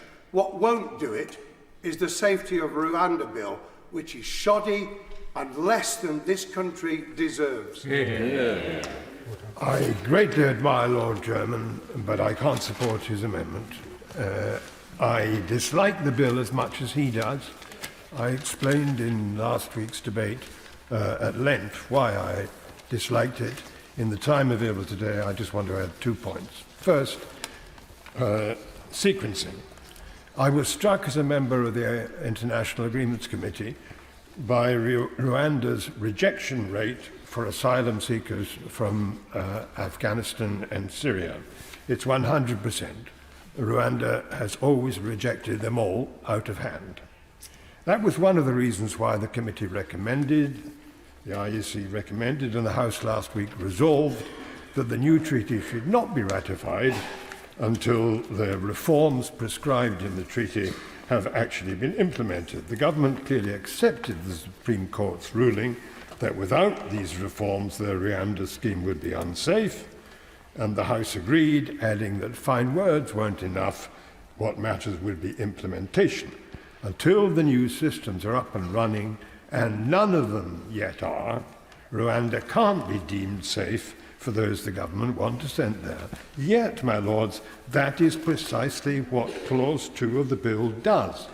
We are asked to deem Rwanda already safe now, today. And we're asked to require everyone, individuals and courts, from the moment the bill becomes law, to treat Rwanda as safe. This is Lewis Carroll country. In Alice, the Queen believed 6 impossible things before breakfast. To make sense of the nonsense, we have to get the sequencing right. It has to be first implementation, Rwanda reforms, second ratification, when Parliament is satisfied that Rwanda has reformed, and third legislation, a bill, maybe this bill, when all are clear that Clause 2, the determination of safety, is based on real facts, not Trumpian alternative facts. And if the government insists on reversing the right sequence, they must surely consider amending Clause 9 to introduce appropriate commencement conditionality so that our looking-glass world aligns with reality. My only other point concerns deterrence. Clause 1 of the bill says its purpose is to prevent and deter unlawful migration, and the government makes much play with the deterrent effect. I can't see it. The Home Office Permanent Secretary couldn't see it either, or at least he couldn't quantify it, and so couldn't justify the Rwanda scheme as providing value for money, just as the lawyers won't let the Home Secretary claim it's compatible with convention rights. Those seeking asylum here are fleeing from war, torture, famine, persecution. In the year to last September, 93,000 applied, 46,000 arriving on small boats. The largest groups, much the largest groups, came from Afghanistan, Iran, Eritrea, Sudan, and Syria. Of those in these groups whose cases were considered, there's still a backlog of 165,000, 75% of whom wait for more than 6 months. The large majority of the cases considered, over 99% of the Afghans and the Syrians whose cases were considered, were granted refugee status. So our rejection rate verges on 0. The Rwanda rate is 100%.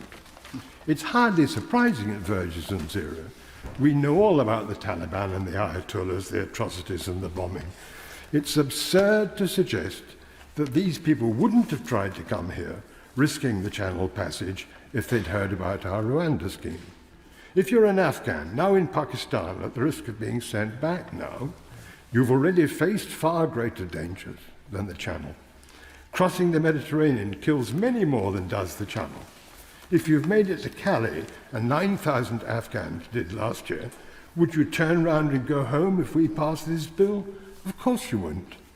Supposing the government had been able to send 200 to Rwanda last year, as they hope, 200 out of 46,000 small boat arrivals, so less than a 0.5% risk of Rwanda. If you'd heard about it in Calais, it certainly wouldn't have deterred you. Of course, there would be some deterrent effect if the Rwanda system stays unreformed, maintaining its 100% rejection rate. But the reforms, if they're implemented, will eliminate that. Any vestigial deterrence disappears as Rwanda reforms. The policy eats the policy. It's a Goya. Saturn is devouring his children. So I profoundly believe that the deterrence argument just doesn't stack up. The Rwanda scheme will not break the smugglers' business model. What would put them out of business, as Lord Jermyn said, is new, safe and legal routes. But there are none in the government's Section 61 report despite what we were led to expect. Or like the Italians in Albania, we could try offshore processing, but instead of offshoring, we're offloading with a treaty that offloads responsibility in defiance of convention commitments and a bill to create alternative facts in Africa. Next step, shall we legislate the sky green and the grass blue? My Lords, Rwanda, rather like that venerated old Irishman, I wouldn't have started from this point either, but we do. And so many countries are struggling. Germany, France, Greece, little Malta, and even the muscular Turks, who have 3.5 million refugees massed on their southern border. The challenge is being felt around the world, not just here. I wish some years ago we could have realised the world's new direction of travel and accepted that the international conventions on human rights and refugees were created for a very different era, before jumbo jets, before the criminal gangs and modern slavers, and before the scourge of mutant lawyers whose objective isn't to uphold the law, but to evade it. I wish we had reached out to others, tried to create new conventions and a new understanding of the challenges of mass migration, but we haven't. And while that must surely eventually happen, many countries are struggling with the short-term consequences. This bill is not our final destination. It's a means to a specific end, and the end is clear: to break that sickening trade of the people smugglers, to protect the weak, the children, the vulnerable young women, and to smash the criminal gangs whose trade is human flesh. Now, I believe that we in Britain have come closer to living out Martin Luther King's dream of racial togetherness than perhaps any other country in the world. I've spoken before in this House about that. It's work in progress, of course, but this dream, his dream, has taken root here. We are a good and a decent people. Yet that is under significant threat. Look elsewhere. Wir schaffen es, Angela Merkel said. Oh, no, she didn't. And look what is happening today in Germany as a result, and France, and elsewhere. Extremism and intolerance are on the rise. Now, no one is pretending that there are easy solutions, but the problem is real, it is growing, it is a pressing and present danger to us all, and even here we might find that we so easily fall back into those dark days when race was a dividing line that cut so deeply through our community.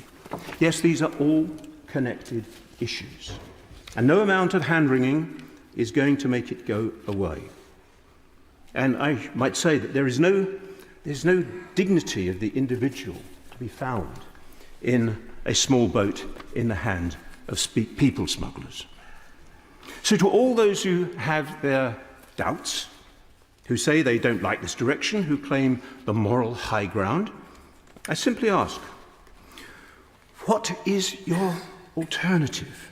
How will you smash the evil trade? How long will you wait, watching the suffering, refusing to offer any hint of an alternative solution, content to sleep comfortably in your beds, wrapped up in your consciences? The opposition, so silent about what they would do, say that we are rushing things through. The words from the opposition front bench, from the noble Lord Ponsonby, will delay, delay. They insist, will do nothing. It's the silence of the lambs. While ordinary, decent British people want us to do things more rapidly, they believe that we have not moved fast enough. And if I've got it wrong, I'm looking forward very much to hearing the specifics of what the opposition would do instead. Yes, we'll wait, and we will wait, and we will wait. So Look, weigh a doubt against a certainty, my lords. The doubts about the destination in which we are asked to travel against the certainty that if we stand still and do nothing, the consequences for this country are likely to be catastrophic.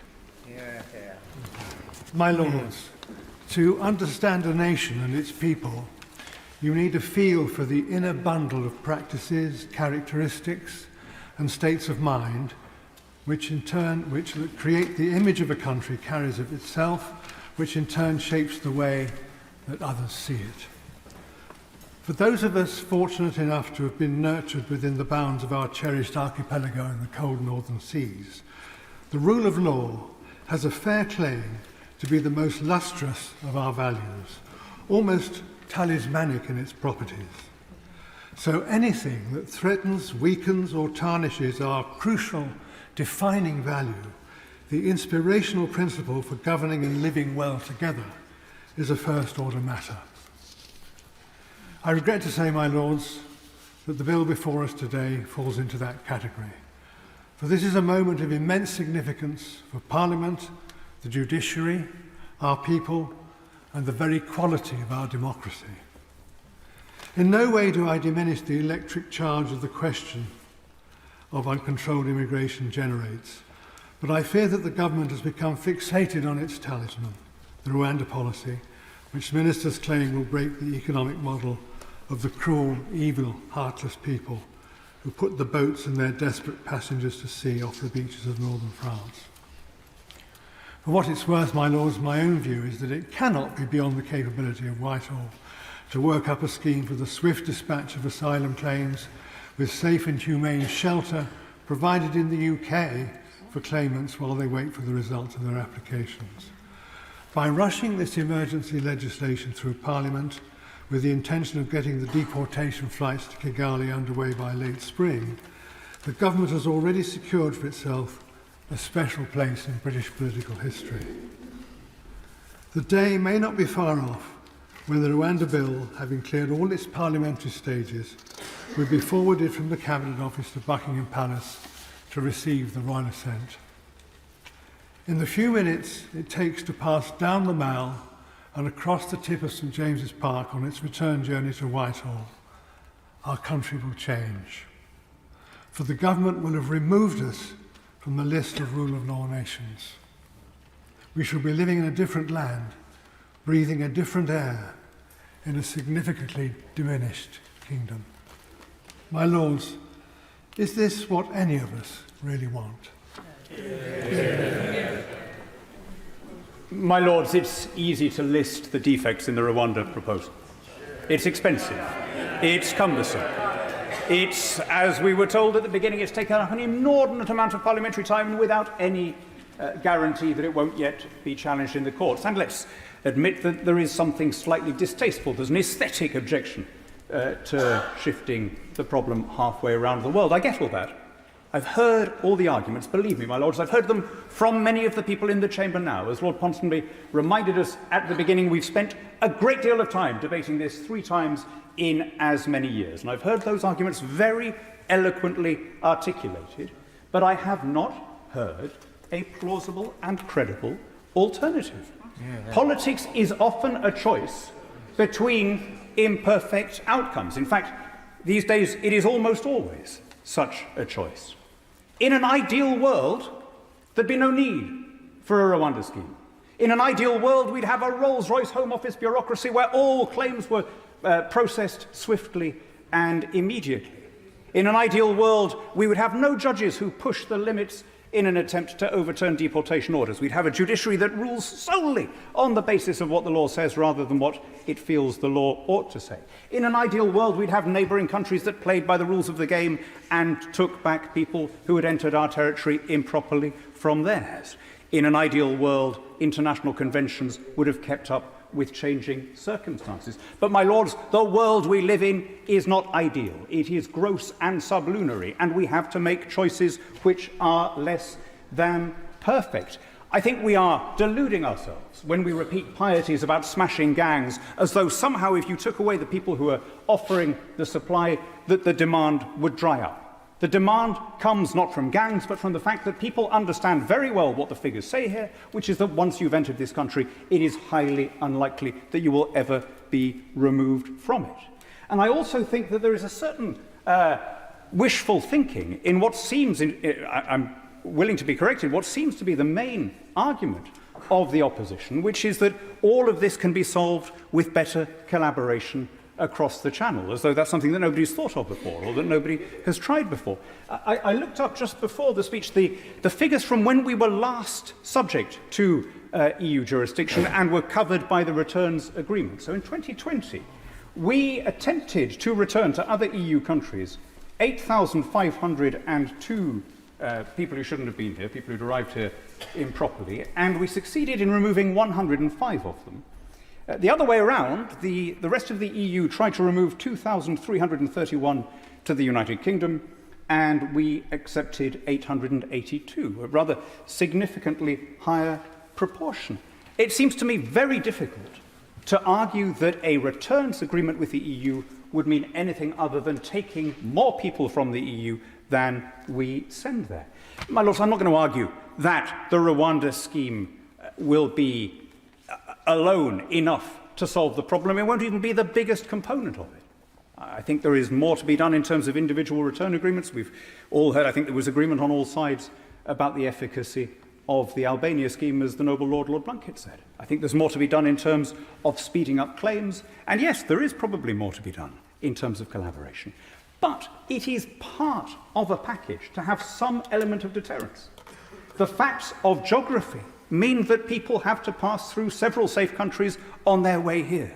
And if they think that there is a prospect that they will end in Rwanda, even if it is a percentage chance and not a certainty, that is bound to have some impact on whether they make their final claim here or in another safe country en route. And it's in that spirit, not in any great mood of joy or enthusiasm, but in rather a spirit of grim realism, that I oppose Lord Sherman's motion and support the legislation. Yeah. My Lords, Baroness Brinton is taking part remotely. I invite Baroness Brinton to speak. My Lords, Lord Hannan speaks with his usual eloquence. I think one of the problems from our benches is that he seems to think it is an acceptable risk to actually breach the rule of law. And it's that fundamental issue that certainly my noble friend Lord German set out in his motion, and why this unusually should be something that we should vote against at second reading. My Lords, this weekend, the iPaper reported that 4 Rwandans have been granted refugee status in Britain over well-founded fears of persecution. Now, these cases are in addition to 6 people who Home Office figures suggest had asylum claims approved between April 2022 and September 23, according to The Observer. So how can the Prime Minister say that Kigali is unequivocally safe? My Lords, I want to raise a couple of issues in the short time that I have available on the details of how this will work. Firstly, Lord Dirleton referred to access to healthcare, but the British Medical Association raised the important point that the use of offshoring has previously led to asylum seekers being removed to countries where they are unable to access medical care that they need. Medical reviews of 36 people under threat of removal to Rwanda revealed that 26 displayed medical indicators of having been tortured. My Lords, is it right that people like that should be going elsewhere? The government website on the agreement with Rwanda talks about age assessment for both accompanied and unaccompanied child asylum seekers. It says at point 4 that it confirms it will not seek to relocate unaccompanied individuals who are deemed to be under the age of 18. Any who are subsequently in relocation deemed by a court of tribunal in the UK to be either under 18 or treated temporarily as being under the age of 18 shall be returned to the United Kingdom. So can I ask the Minister the following questions? How is that going to work if they're assessed in Rwanda? How is the decision made on who are deemed to be under the age, given the provisions of the Nationality and Borders Act 2022 and the Illegal Migration Act 2023 and the arrangements set out in the Rwanda Treaty? And will an unaccompanied child or young person have been entitled to appeal prior to removal to Rwanda? or will, as the latter part of that paragraph implies, they will be sent to Rwanda, assessed with other asylum seekers, and then only returned to the UK. My lords, that is against the United Nations Rights of the Child Declaration. And will Rwanda use age assessment, as we debated in the Nationality and Borders Bill and the Illegal Migration Bill in their passages? And I particularly ask an issue about those who are accompanied, but to remain with their families. And it's good that families are kept together. But Rwanda does not have a secondary school system. So does the arrangement that is being made with Rwanda ensure that these children will have access to education if they're at secondary age? My lords, Open Democracy reported that LGBTQ asylum seekers in Rwanda have previously been given immediate verbal rejections by officials responsible for registering applications, who said, quote, "It is not a place for them," or "Rwanda does not deal with such issues," according to evidence from UNHCR submitted to the Home Office. So, my lords, is it appropriate for these vulnerable people to be sent to Rwanda? And finally, my lords, the Illegal Migration Bill stipulates that if someone arrives in the UK irregularly, there will be a duty on the Home Secretary to detain and remove them, even those arriving who are known to be victims of modern slavery. So, in the passage of this bill in the Commons, Theresa May, former Prime Minister and Home Secretary, said that it would consign more people to slavery if they went to Rwanda. Lord Dobbs asked what opposition parties will do. We would ensure swift and effective assessment of cases, but what we will not do is to send them to a country where we do not yet understand how the treaty will work, because what is said in the treaty is that there are arrangements proposed, but they have not yet been sorted. For vulnerable asylum seekers, that is not good enough. It's certainly not good enough for what any British government and British Parliament should do. So above all, my lords, for vulnerable people, for Rwanda is not a safe place. And as the treaty says quite specifically, there is much still to be sorted out. I believe that this House should not agree to this bill at second reading. My Lords, the movement of large numbers of people seeking asylum is in danger of overwhelming the international asylum system, as the government's policy statement on the bill suggests.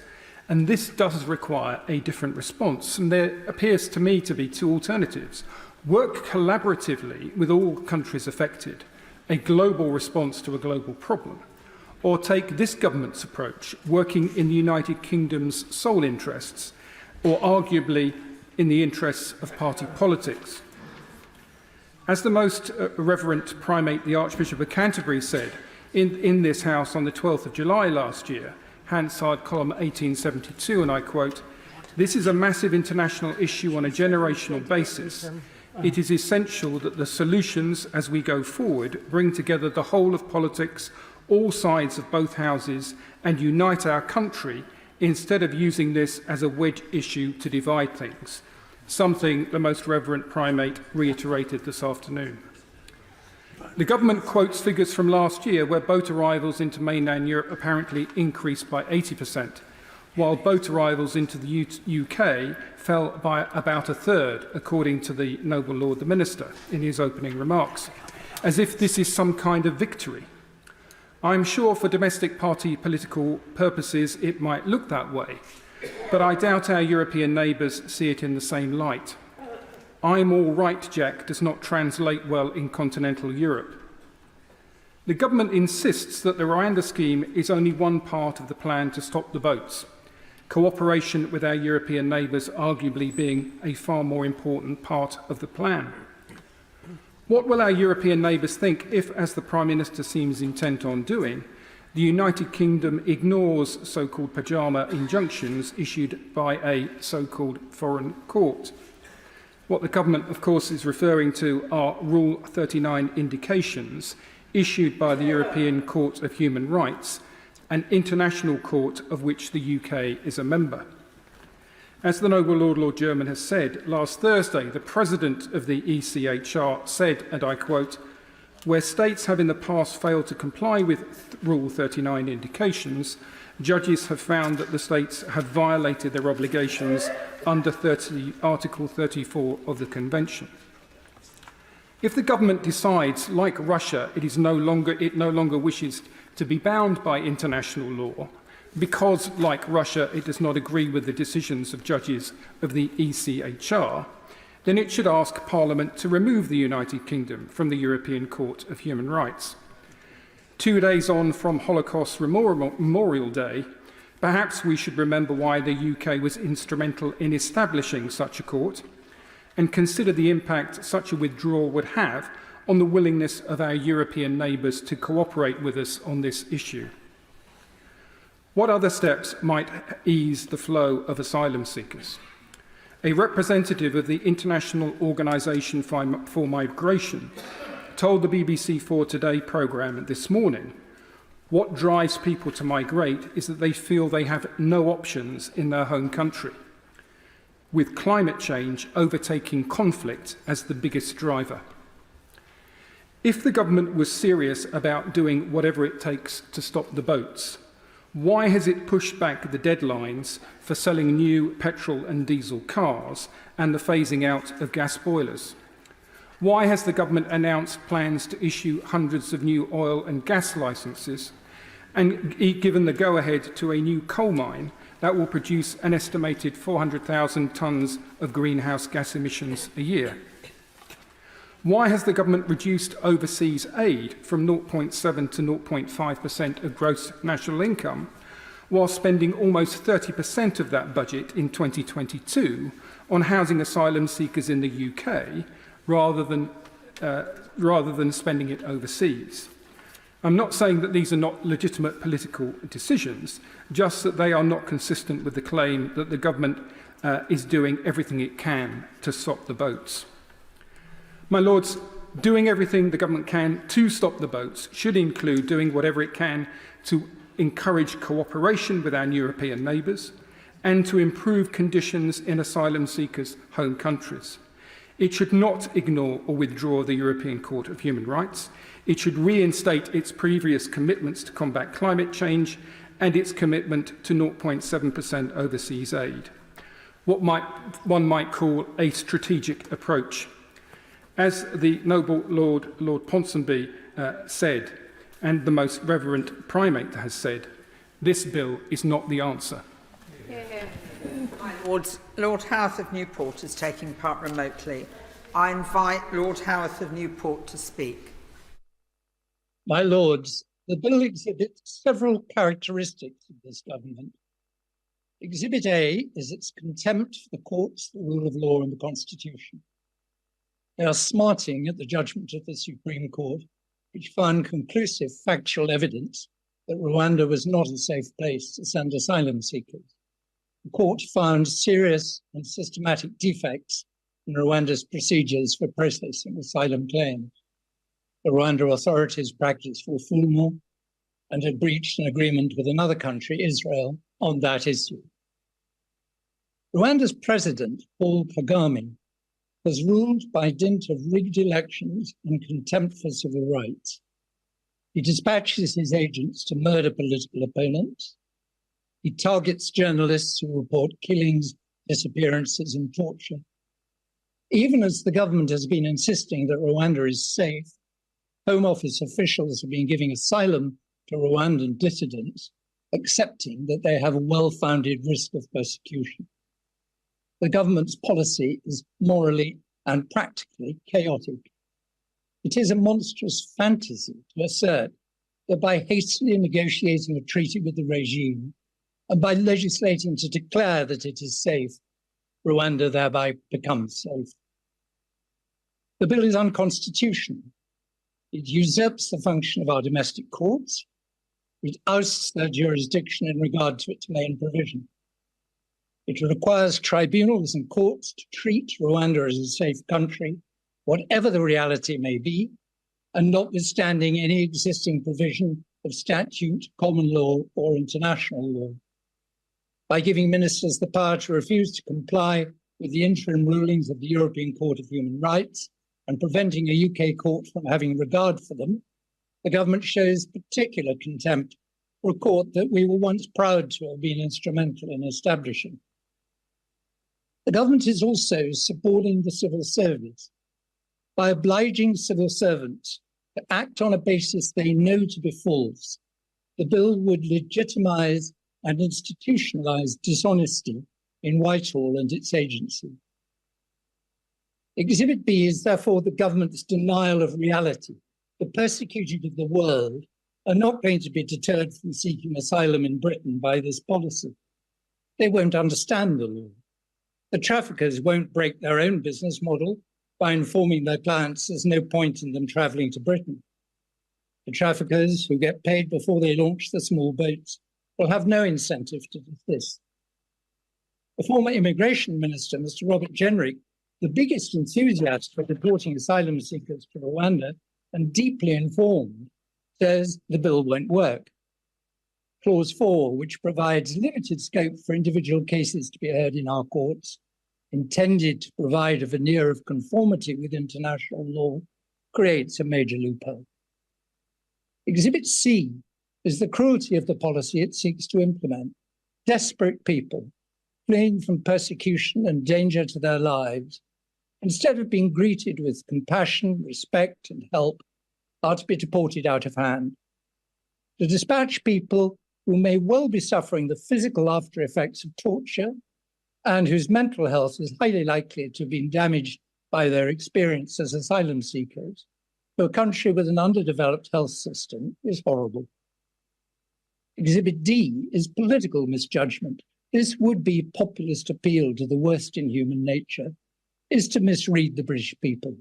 The great majority of the British people do not want to see their government acting cruelly. They want to see fair play, competent administration, and the rule of law upheld. Exhibit E is obsession. What the government would have us believe is a great crisis, an invasion by foreigners in small boats, is a confected crisis, blown out of all proportion. In the peak year of 2022, 46,000 people crossed the Channel in small boats, whereas 1.2 million migrated legally into the UK. According to Migration Observatory, 86% of asylum seekers arriving in small boats, whose cases were determined between 2018 and 23, were granted refugee status or permission to stay. By closing off safe and legal routes, while disingenuously pretending its purpose is to save lives, the government has forced these people into acting illegally and then scapegoated them. Instead of cynically buying ourselves out of our obligation, the government should deal humanely and competently with these arrivals. Instead of the literal displacement activity that the bill exhibits, the Prime Minister should focus on the real ills and challenges of the country.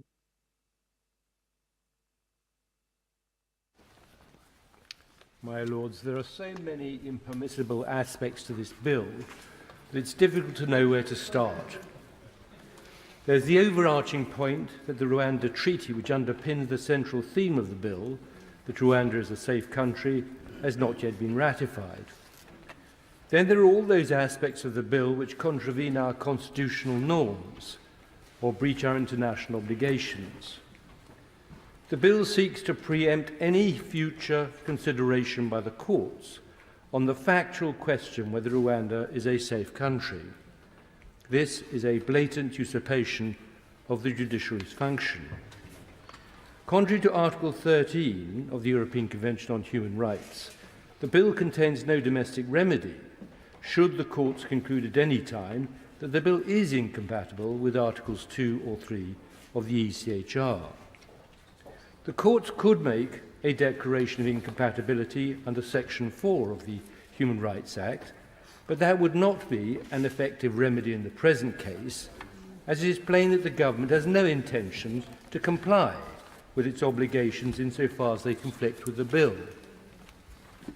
Clause 4 of the bill, which provides for a decision not to remove based on compelling evidence relating specifically to a person's particular individual circumstances, is inconsistent with established jurisprudence that in the case of members of a particular social group within Article 1A2 of the Refugee Convention who have a well-founded fear of persecution, it is sufficient merely to establish membership of such a social group. This is of particular importance to LGBT plus people. I was given assurances from the dispatch box in the course of the illegal migration bill, both by the noble Lord the Minister and by Lord Murray of Blidworth, that those principles to be found in H.J. Iran 2010 Supreme Court case would continue to apply. The ministers expressly confirmed that if the open expression of a person's sexual orientation would prevent them living in a third country without facing persecution that would constitute a risk of serious and irreversible harm, Rwanda is such a country, as the government itself accepts, and as the current travel advice of the SCDO describes. Clause 5 of the bill, which gives ministers the discretion to ignore interim measures of the ECHR, the Convention, is a plain breach of the Convention. It would deny a refugee an effective right to apply to the European Court and be in direct conflict with the obligation to comply with decisions of the Court. The UNHCR, in its latest analysis, has repeated that the bill represents impermissible burden shifting in contravention of the Refugee Convention. Finally, the proposed Rwanda Treaty does not remedy the human rights deficiencies in Rwanda other than refoulement mentioned in the Supreme Court judgment. I've already described the hazardous situation there of LGBT plus individuals seeking to live openly, consistent with their sexual orientation. What conclusion can we draw from all this? It is that the bill is a travesty of our constitutional and legal norms and of our historical moral standards. My Lords, it's a pleasure to follow the noble Lord, Lord Etherton. He's among those noble lords who've shown authoritatively and powerfully the moral, constitutional, legal, financial and practical difficulties of this bill. So in the time available, I shall focus on three narrower points. How safe is Rwanda? Where does public opinion lie? And how alien to us are the laws this bill proposes to breach? First, the measures in Clause 3 of the bill, set out in detail in the treaty, intended to meet the arguments of the Supreme Court that Rwanda is not safe, are not in place. It is therefore just not possible to accept that Parliament can decide by passing this bill as it stands that Rwanda is safe, as was extensively discussed and agreed in the debate on the report of the International Agreements Committee. At present, Rwandans flee to Britain. Will the noble Lord the Minister tell the House what was the well-founded fear of persecution of each refugee from Rwanda granted asylum here since 2022? How many Rwandans have our police warned to beware of assassination by Rwandan government agents? Is it the case that Rwanda will not take LGBT refugees and that blasphemy is a crime there? Secondly, the Prime Minister has warned parliamentarians not to defy the will of the people by finding fault with the bill. In fact, YouGov, widely respected, polled on the 17th of January that a majority did not support getting the policy through and thought that the proposals were not effective or not very effective. Only 19% thought they were value for money. Members in the other place cited Savanta's findings that 72% of Britons were dissatisfied with the policy, hardly a ringing endorsement. As the noble Lord Kerr has noted, the Permanent Secretary of the Home Office told the Select Committee that he could not supply value for money figures. I ask the Minister, can we see them now? Thirdly, as regards the so-called foreign laws, that is, international law, which members of the government party have decried as alien to the processes in the bill, my Lords, the clue is in the name, international, or literally between nations. These treaties and conventions were hammered out with full, often leading British participation. They are our laws too. Usually, when a new government is elected, they undertake to honour the international agreements made by previous governments. I ask the noble Lord the Minister, did his government do so? In conclusion, this bill would allow contravention of laws we are party to. It abrogates the rule of law, to achieve unknown and possibly dangerous results at vast expense to the taxpayer, in order to get rid of a very small proportion, probably less than 1% of the asylum seekers who arrive in boats. As currently drafted, it looks like a desperate and absurd answer to a real and tragic problem, but I await the Minister's answers. My Lords, the policy of offshoring asylum seekers for assessment and resettlement abroad will indeed be costly, to judge from the down payment already made, and its likely deterrent effect is at best uncertain. But as a lawyer, I start by acknowledging three things. The policy was given statutory force in the Illegal Migration Act, which we passed last year. It is consistent in principle with the Refugee Convention, which does not oblige us to settle asylum seekers here, but only to avoid sending them to places where their lives or freedoms are threatened. And the principle was not called into question by the Supreme Court's recent ruling. The only issue that remains is safety. This bill, said the Minister, and I quote, puts beyond doubt the safety of Rwanda. But how could it? The Supreme Court has already found that Rwanda operates a profoundly dysfunctional asylum system.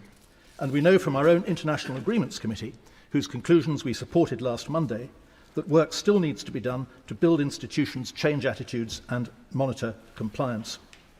A solution may be within our grasp, but it is not a legal fiction, still less a legal fantasy. A way must be found of determining whether Rwanda is and will remain safe in reality. When we are concerned about the safety of a country, we often consult the Foreign Office travel advice. Expertly informed and responsive to events, it is a valuable resource. Yet, in expecting Parliament to come to a judgment, in the words of the bill, that the Republic of Rwanda is a safe country, this bill makes no provision for expert scrutiny or second thoughts or revision of that judgment. Flattering as it may be for some of us to be treated as infallible, to cast Parliament as decision-maker in this changeable and fact-specific context is fraught with constitutional danger.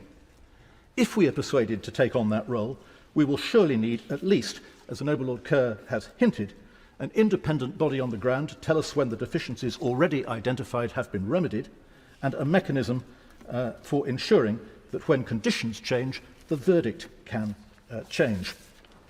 Ouster clauses, even partial ousters such as those in Clause 4 of the bill, are among the most fundamental attacks on the rule of law because they challenge, as the Noble Lord German said, Dicey's first principle, and indeed, more impressively still in my book, the first principle of the Noble Lord Hennessy, that nobody, not even the government, is above the law. But the very seriousness of these issues means that we owe the Commons the courtesy of our careful consideration of them. For that reason, I will not be supporting the Noble Lord German's motion tonight. My Lords, finally, I come to Clause 5, with its proposed exclusion of the right to seek interim measures from the Strasbourg Court. I view with dismay the proposal to defy successive rulings of the Court, whose opinion on the matter is decisive under Article 32 of the ECHR, to the effect that these measures are binding on the states party to the Convention. As we acknowledge in our own legal systems, and have previously acknowledged in this context too, the effective adjudication of any case can depend on a workable system of interim measures. Perhaps the Minister will tell us whether interim measures will be a feature of the new Rwandan asylum law, which, as far as I'm aware, no one has yet seen. We did, it is true, accept in the end Section 55 of the Illegal Migration Act. But that was presented as a negotiating ploy, perhaps a productive one, since the Court is now in the course of improving its procedures for interim measures. But this clause is different. No such conditions are mentioned in it. The crocodile, having devoured the bun offered by the International Court, now proposes to kick it into the water with a casual swipe of its tail. Some will say that this pass is sold, but I hope that if only out of self-respect, your Lordships will push back hard at this casual dismantling of international protections that are as necessary now as they ever were. Yeah. My Lords, I declare my interest as laid out in the Register. I stand in agreement with the arguments already made regarding the domestic constitutional, international standing and human rights concerns surrounding this bill. and echo the belief that we should not outsource our moral and legal responsibilities to refugees and asylum seekers. However, today I hope to bring some insight to this debate through my own experience of Rwanda. Rwanda is a country that I love. It is a country I've travelled to on 20 occasions since 1997. I have observed the amazing transformation of Kigali and some aspects of the whole nation. My visits take me to rural villages, small towns and cities, not simply the glamour of a great international city. I've had the privilege of becoming friends with many local people whom I've met and stayed with there. The conversation I had there last August further led me to conclude that this policy simply will not work. Under the new UK-Rwanda Treaty, Rwanda is required to not remove any person relocated under this partnership. Instead, those who are sent to Rwanda will remain in the country and live there for the foreseeable future. But I ask the Minister, is Rwanda truly capable of delivering the support and opportunities that are required for each of these refugees and asylum seekers to rebuild their lives? Can Rwanda offer enough employment opportunities for them to provide for themselves when many of their young people are leaving because there are no jobs? In Rwanda, you need Kinyarwanda and English. Will adequate language training be available to enable those sent there to successfully integrate? Locally also, Kigali residents know where a few hundred might be initially housed. They offered to take me to see it, but seriously wonder how thousands would or even could be received with dignity. From what I've observed during my time spent in Rwanda, there will not be enough in all of these areas, I note.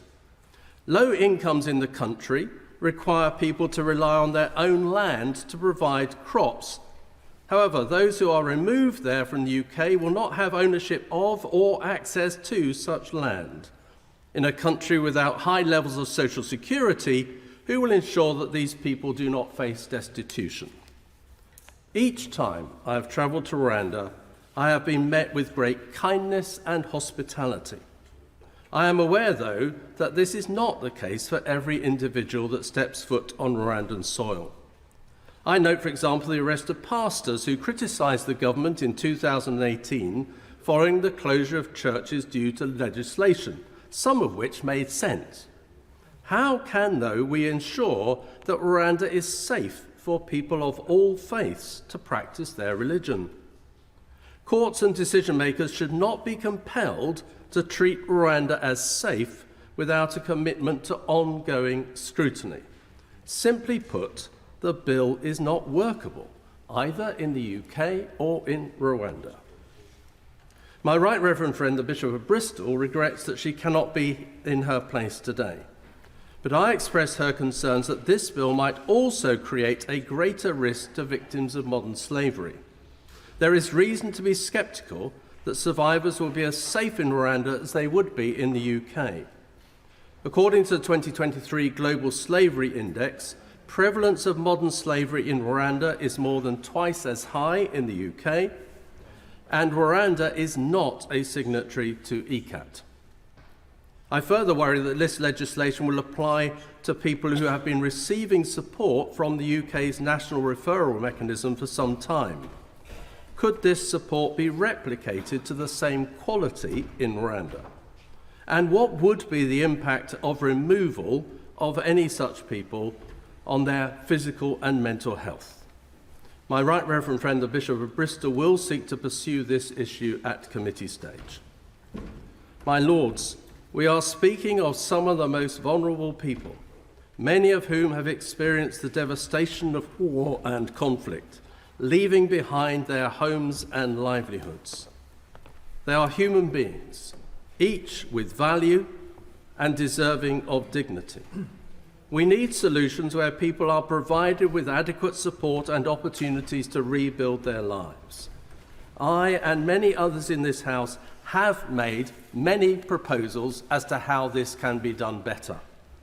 I am afraid this bill will not achieve it.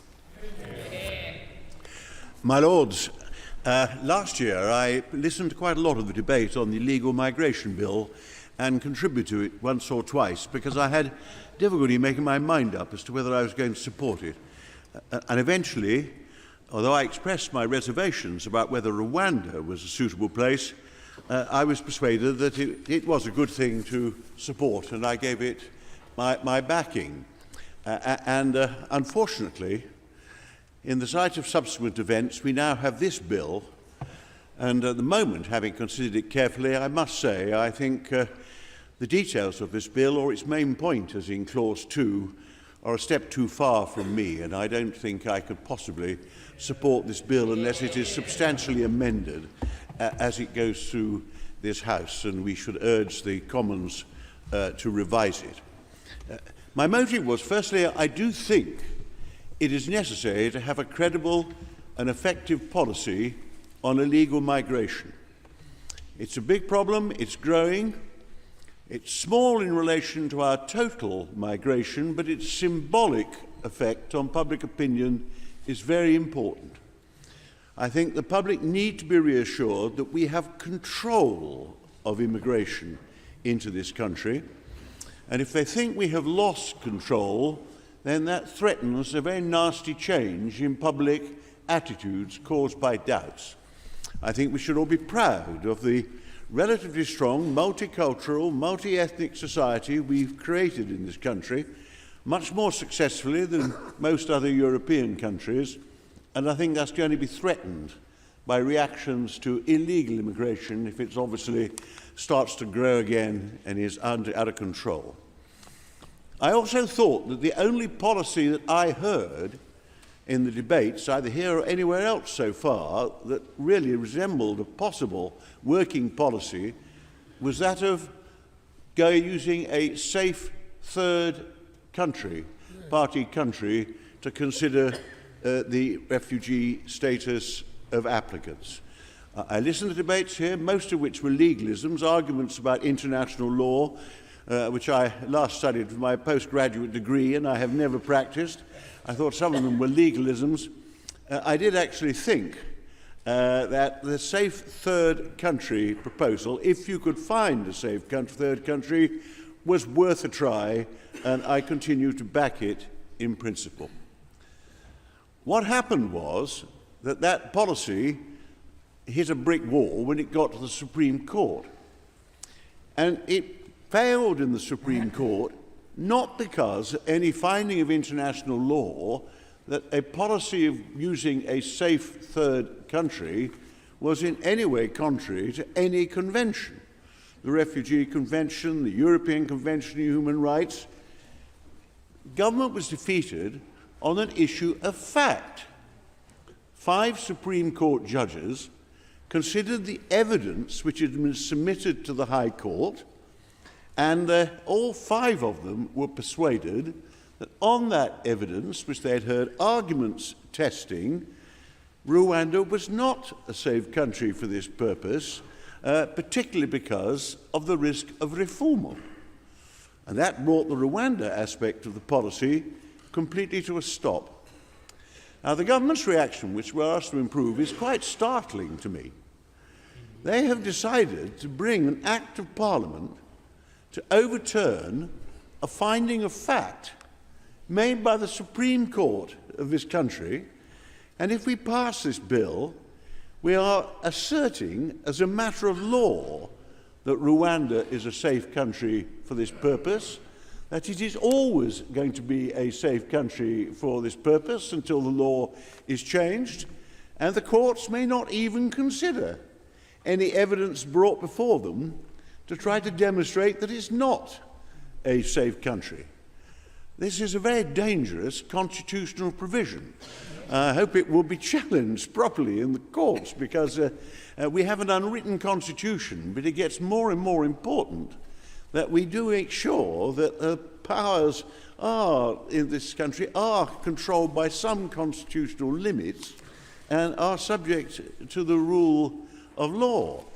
Somebody has already said in this debate that Parliament apparently, in the claiming the sovereignty of Parliament, could claim that the colour black is the same as the colour white. All dogs are cats. More seriously, that someone who's been acquitted of a criminal charge is guilty of that criminal charge and should be returned to the courts for sentence. Where are the limits I always fear, as time goes by in my career, echoes of the warnings that Quinton Hailsham used to give us all about the risks of moving towards an elected dictatorship in this country. And the sovereignty of Parliament has its limits, which are the limits of the rule of law, the separation of powers, and what ought to be the constitutional limits on any branch of government in a liberal democratic society such as ours. The way this should be resolved is, the government says, the facts have changed. We're not hearing arguments testing those arguments.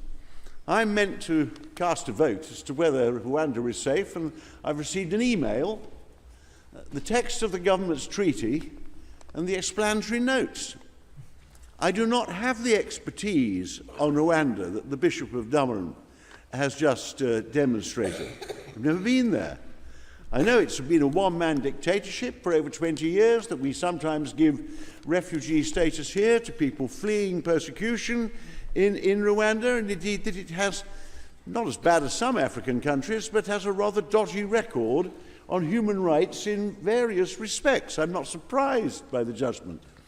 But the government says things have changed, but I have no means of testing that, and I agree with all those who've said change is subject to the Rwandans actually complying with the treaty, to the training being effective, to change on the ground, reaching the required standard, and periodic checks being made of that. And that is not what Clause 2 is actually setting out, and which we're asked to approve. So I do hope that we consider this bill with very particular care. I'm probably going to be attracted to support some pretty startling amendments which go to some of the main purposes in the bill. I do think if the government wishes to demonstrate that facts have changed, then some means should be found of going back to the court, facing another challenge, having a proper hearing of up-to-date evidence, and in the light of demonstrated improvement in the situation of Rwanda, getting a fresh judgment, if necessary, from the Supreme Court. Meanwhile, search for other safe countries. Don't vote for the Liberal amendment today, because as Lord Blunkett has said, although I'd love to see the Conservative Party got out of this particular mess, the main effect of that would be to get the government out of the hole that it's dug for itself. They have absolutely based far too much on this Rwandan policy, putting it at the heart of their political ambitions for the election, to be able to turn around and said they would have stopped the boats, but the unelected House of Commons and the Liberal Democrats and the metropolitan elite stopped them, will be a save this government from what I think are its follies in crashing on with this particular policy in this way, and I hope we won't fall into that trap, at least in our proceedings. My Lords, it's a great pleasure to follow the noble and learned Lord Clark, since he sets the foundations of what I'm about to say, and I agree with everything he said except his conclusion. This bill does two things. It creates a legal fiction that Rwanda is a safe country for asylum seekers. Secondly, it purports to exclude the courts of this country from examining that fiction. But first, let's consider the morality of creating a legal fiction that a country is a safe haven for an asylum seeker, when in fact, as the Supreme Court has found and as this House has agreed, it is not. Is it in accordance with the ethical standards which the British people were once proud to carry across the world to deal with refugees from oppression, or indeed any person within this jurisdiction, on the basis of a lie? A lie, moreover, which may put their very lives in danger, not least for the reasons given by the Right Reverend Prelate, the Bishop of Durham. And how is that legal fiction, this lie, to be created? By the judgment of Parliament. This is a new constitutional concept. It is certainly not a judgment in the legal sense, which requires an impartial tribunal weighing the evidence and arguments on both sides of an issue and coming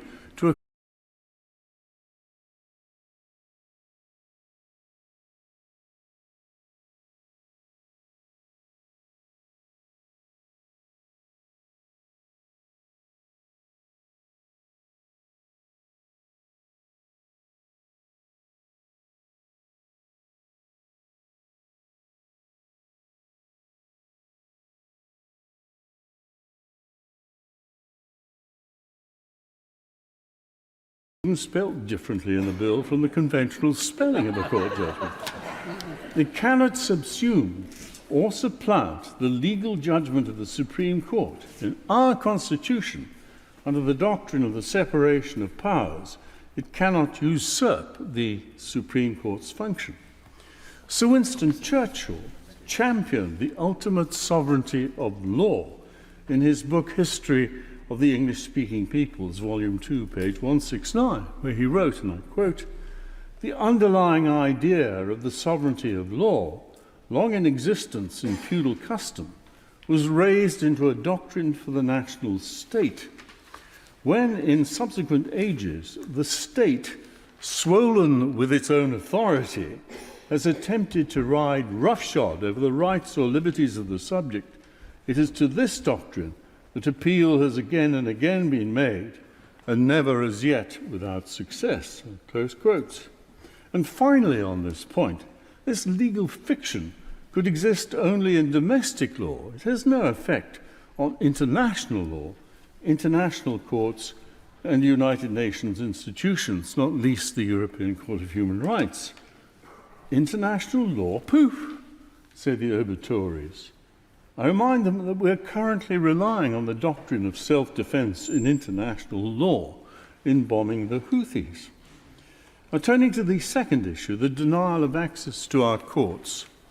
To none will we sell, to none will we deny, to none will we delay justice and right. It's just Magna Carta, chapter 40. In 1769, James Somerset, born in Benin, was brought to England by a customs officer who had purchased him in a Virginian slave market. 2 years later, he escaped his master, who pursued him and imprisoned him on a ship bound for Jamaica. He was to be sold there to labour in a plantation. He was not denied access to the Court of King's Bench in habeas corpus proceedings.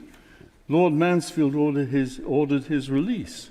Slavery was odious, not recognised in the pure air of England. That was a judicial decision. It was another 60 years before Parliament abolished slavery in the British colonies. The judgment of Parliament, it's a novel concept, introduced, I suggest, into this bill to avoid judicial review. After all, how would you judicially review Parliament as a body? Whose clever, tricksy idea was that? Habeas corpus disappears as the major protector of the liberties of all within the jurisdiction of this country, whether foreign-born slave, like Mr. Somerset, or an asylum seeker. Trash our legal obligations in international law.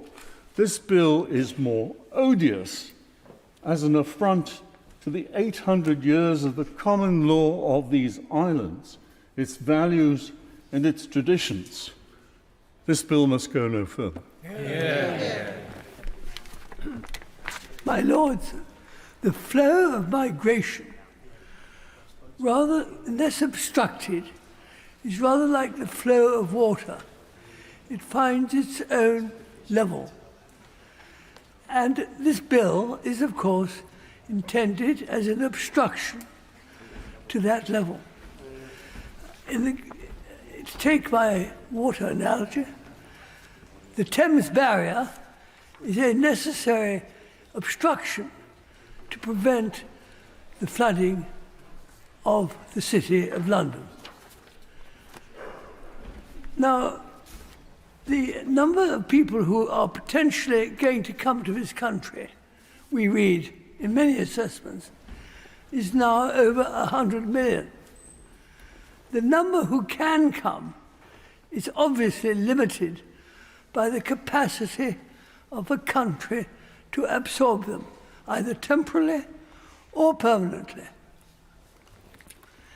And the natural level, but migration will find itself, if not impeded to a level which meets the capacity of a country, is when the standards of living and what the country can provide has been diluted to a level so close to the country from which people want to come but the journey is no longer worth the risks and the hazards and the costs of undertaking it. That being said, what is absolutely clear is that the government has made a huge mistake in choosing Rwanda. Why Rwanda? We've heard from the noble prelate what a good place it is, and I'm sure I accept absolutely that. But Rwanda is a small, landlocked country in Africa whose size is only 1/10 of the size of the United Kingdom, and whose population, per density of population, is double. In fact, the figures are for the United Kingdom per square kilometre, 278 people, for Rwanda, 569. So what I'm going to ask the minister to do is to reveal to us the process of thought by which the government came to the conclusion to even suggest Rwanda as a suitable obstacle to try and get the right number of people moving who we can absorb.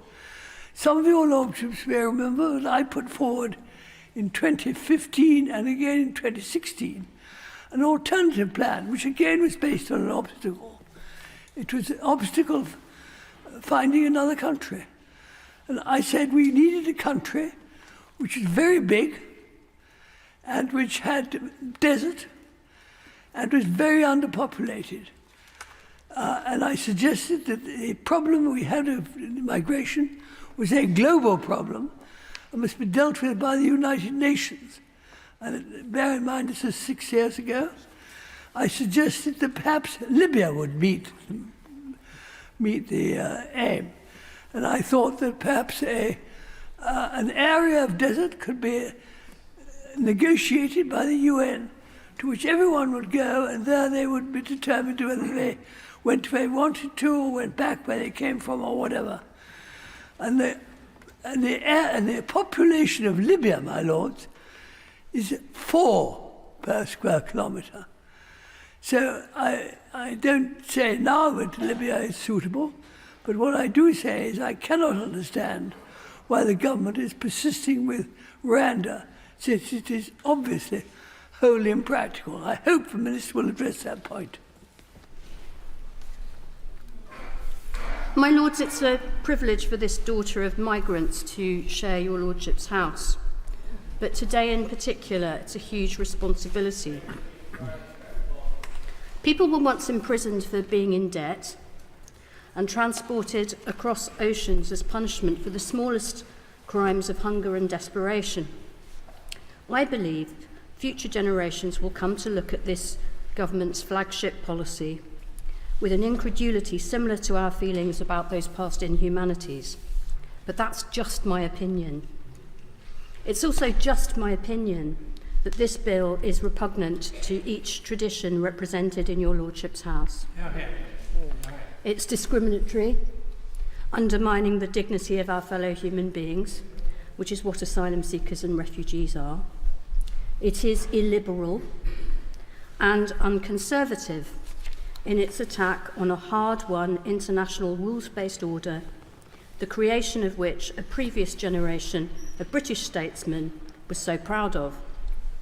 It is unchristian, indeed contrary to the better instincts of all the great world faiths in its cruelty and dehumanisation. People aren't sacks of carrots or widgets to be shunted around the globe for processing. To offshore one's humanitarian responsibilities is as immoral as it is to offshore personal wealth as a means of evading public duty. But as I say, my lords, that's just my view. However, that the Republic of Rwanda is not currently or yet a safe place for those seeking asylum is not mere opinion. It is, as we've heard, fact. Furthermore, these are the facts found by the Supreme Court of the United Kingdom. not international or foreign, as the Prime Minister, another child of migrants, likes to caricature referees whenever he concedes a penalty or misses a goal. The highest court in a land that has contributed so much to the development of the rule of law across the world. Your Lordship's International Agreements Committee has ably reported on the factual conditions that must be met before the Rwanda Treaty, the trigger for the commencement of this proposed bill, can even begin to assuage the concerns of the Supreme Court. My Lords, wisdom counsels changing our minds when the facts change, not doctoring the facts when our minds are made up. And in attempting to change facts with a draftsman's pen, while simultaneously ousting the jurisdiction of our courts, the bill is repugnant to the rule of law in general and the separation of powers in particular. And in purporting to take ministerial powers to ignore interim rulings of the Court of Human Rights, a permanent member of the Security Council will lose any moral authority to lecture other states on their international rule of law obligations in dangerous times. My Lords, it's hard to justify unelected legislators in a democracy. Noble Lords no doubt have their own arguments to offer their children and grandchildren. Arguments like the expertise, experience and wisdom of a scrutinising and revising chamber. But for me, the most important argument in an unwritten constitution that lacks entrenched protections even for the independent courts themselves is that independent parliamentarians will stand with the judges against executive abuse. Because, my Lords, before democracy, before even our modern notion of rights and freedoms, the bedrock of any civilised society is the rule of law.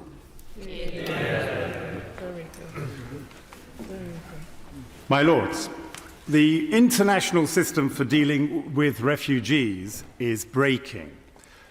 That's hardly a surprise, given that in 1951, when the Refugee Convention was approved, there were about 2 million refugees, whereas now the UN estimates there are about 110 million forcibly displaced persons. We need a new system, but that would take years of painstaking multilateral negotiation. His Majesty's government have reached instead for unilateral solutions. To be fair, so have other countries which normally welcome refugees, including Denmark and Sweden.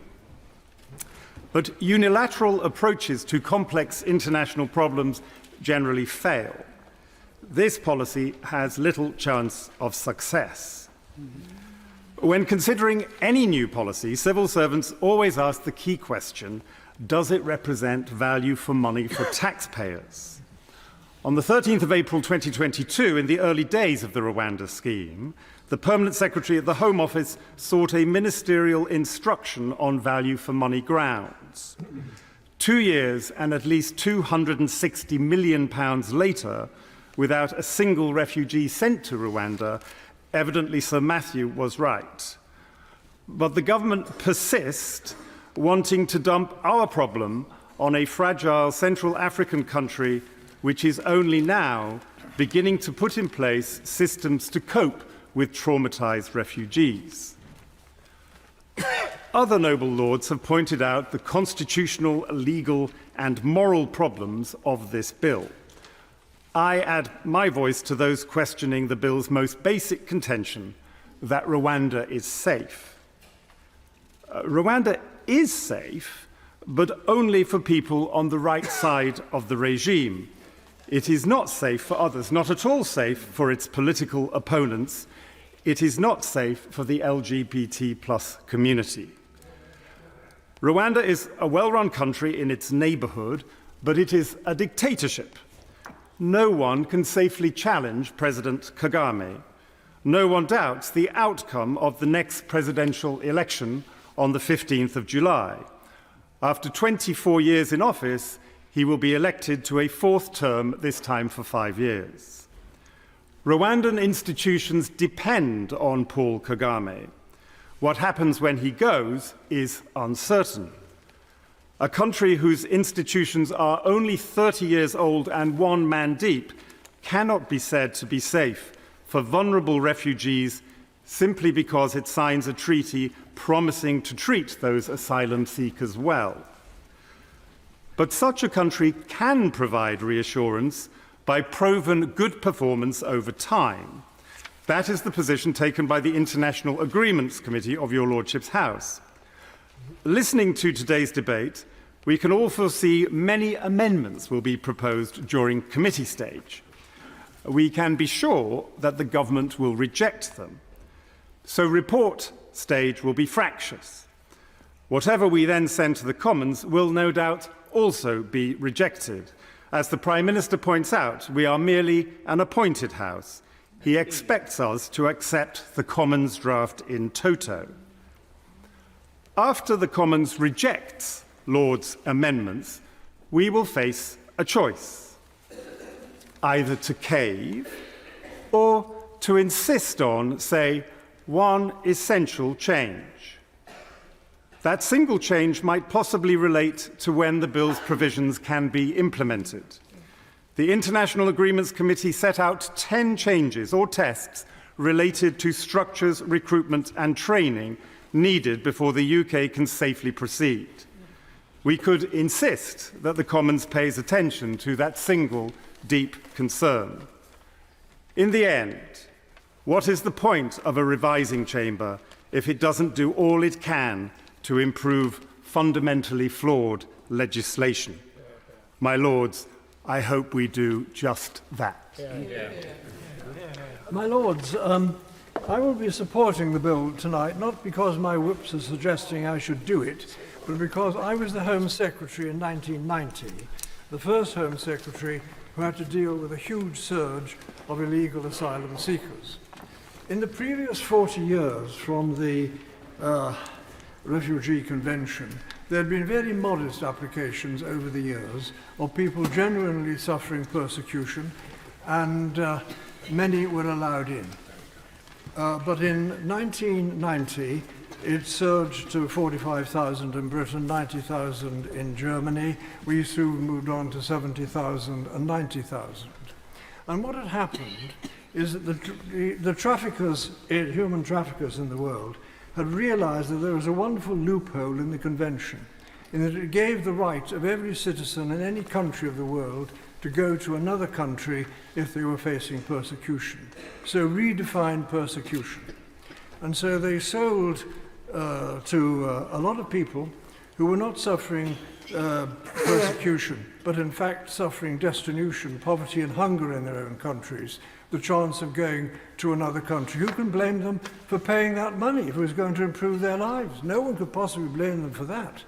And they said to them, when you go there, try and persuade that persecution covers destitution, say if the government refused to employ you or something, whatever it may be, and if you don't succeed, appeal, stay on, you will never be deported. And that is the position that it now exists.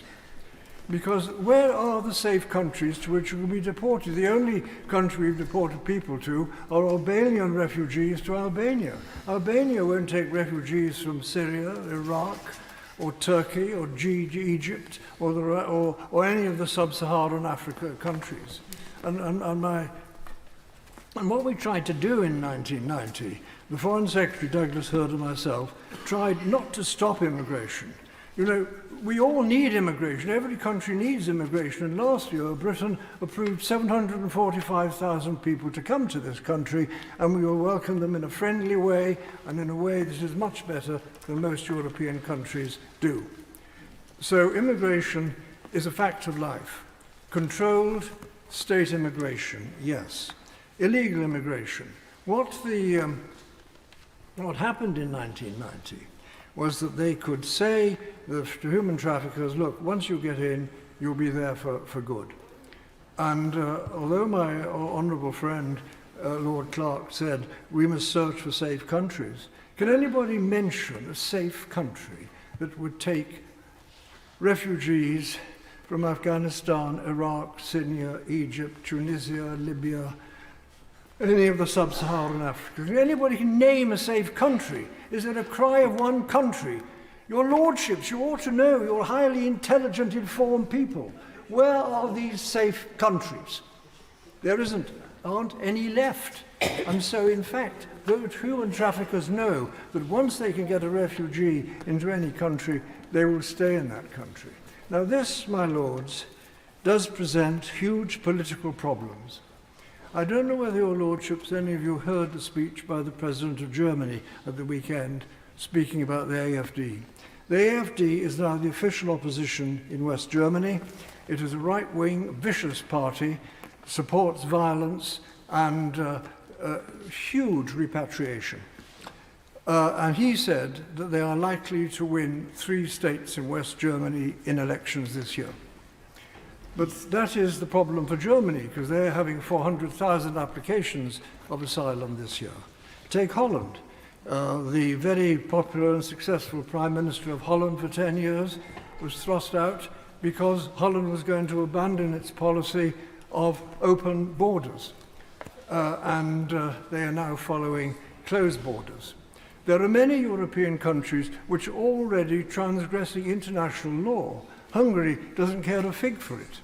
They have created fences all around, and nobody gets over them. They provide the refugees with coaches to take them to the borders of Slovenia and Austria.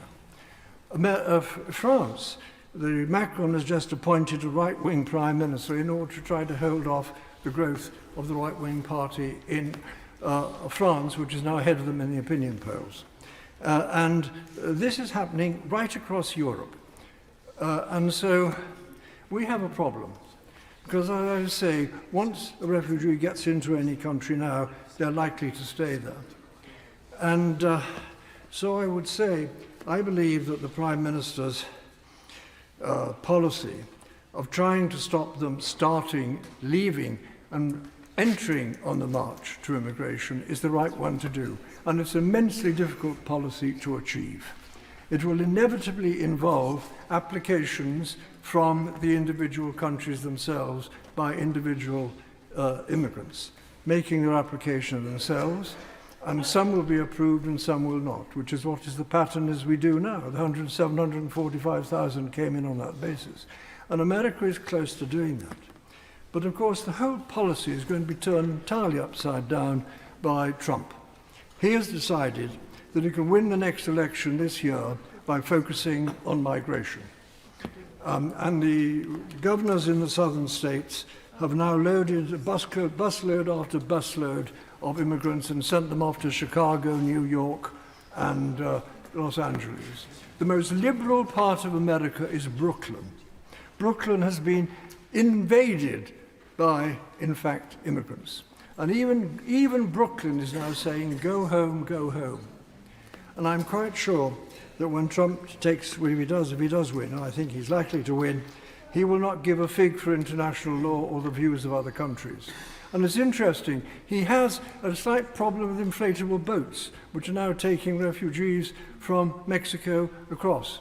And he will deal with inflatable boats in a rather different way than we are dealing with inflatable boats. And so I would say to your lordships, I think that one has to realize that there's got to be international agreement. We can't do this policy by ourselves. And I hope that our leaders will cooperate with Europe to try and find a way in which one can contain mass immigration.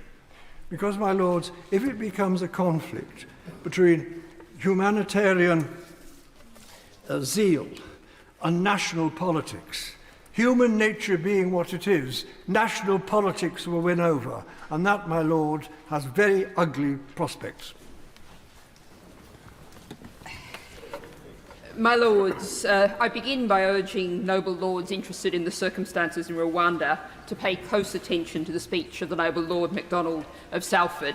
The Rwandan Green Party has been at the absolute forefront of opposition to President Kagame, and they have paid dearly for it including paying with their lives, and I want to acknowledge that today. But my noble friend Baroness Jones of Moulsecoomb will later be concentrating on the contents of this bill, its hideous human impacts and its indefensible politics, the indefensible politics behind its existence. I'm going to focus chiefly on the amendment of the noble Lord Jermyn, which he so powerfully and effectively introduced to us. I'm going to set out why the Green Party believes we should vote down this bill today. In that, I am disagreeing with the noble Lord Ponsonby, who suggested making arguments with which we're all too familiar. We're the unelected House, we cannot overrule the elected House. Well, my lords, could you really claim to have a functioning government majority in the House of Commons, a fast-shrinking majority, put in place with the backing 4 years ago, 3 Prime Ministers back, of little more than a third of registered voters, the majority of voters choosing opposition parties? It's not working, our constitution created over centuries of historical accident. The government is seeking to overrule on a matter of fact, as the noble lady Baroness Chakrabarti set out so powerfully, a judgment of the Supreme Court. And I'd ask those who've been in this House for decades to mull on that reality and consider how shocking, how unbelievable, how banana republic you would, a decade or two ago, have considered a suggestion, even a suggestion that that might happen. So what do you do? How about apply? We often hear praise for the independence of your lordship's House and the relative weakness of the party whip on those old-fashioned parties that do still whip. How about you apply independence, judgment, independent thought to this bill, as your lordship's House did last week in scrutinising the Rwanda Treaty? That scrutiny that the government has said it is going to dismiss without any consideration at all. Now, if the House cannot stop this bill that the UNHCR tells us is in breach of the basic principles of international law, what is this House for?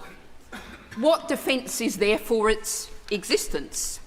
Its very curious composition. Sure, we can scrutinise, we can tidy up the government mistakes in legislation, straighten out some of the worst elements, loosen things a little, and that is a job worth doing. But what use is that if we are within a deeply broken system to which the noble Lord Ponsonby referred? I think the noble Lord meant the asylum system, but it fits perfectly too as a description of our constitutional system, unable, it would seem, to defend the basics of the rule of law. Now, there is one point in which I am somewhat in disagreement with the noble Lord Jermyn. The noble Lord said the West is often accused of double standards. Well, the West is often guilty of double standards, something that's all too often been hidden in the past behind gunboat diplomacy and economic might.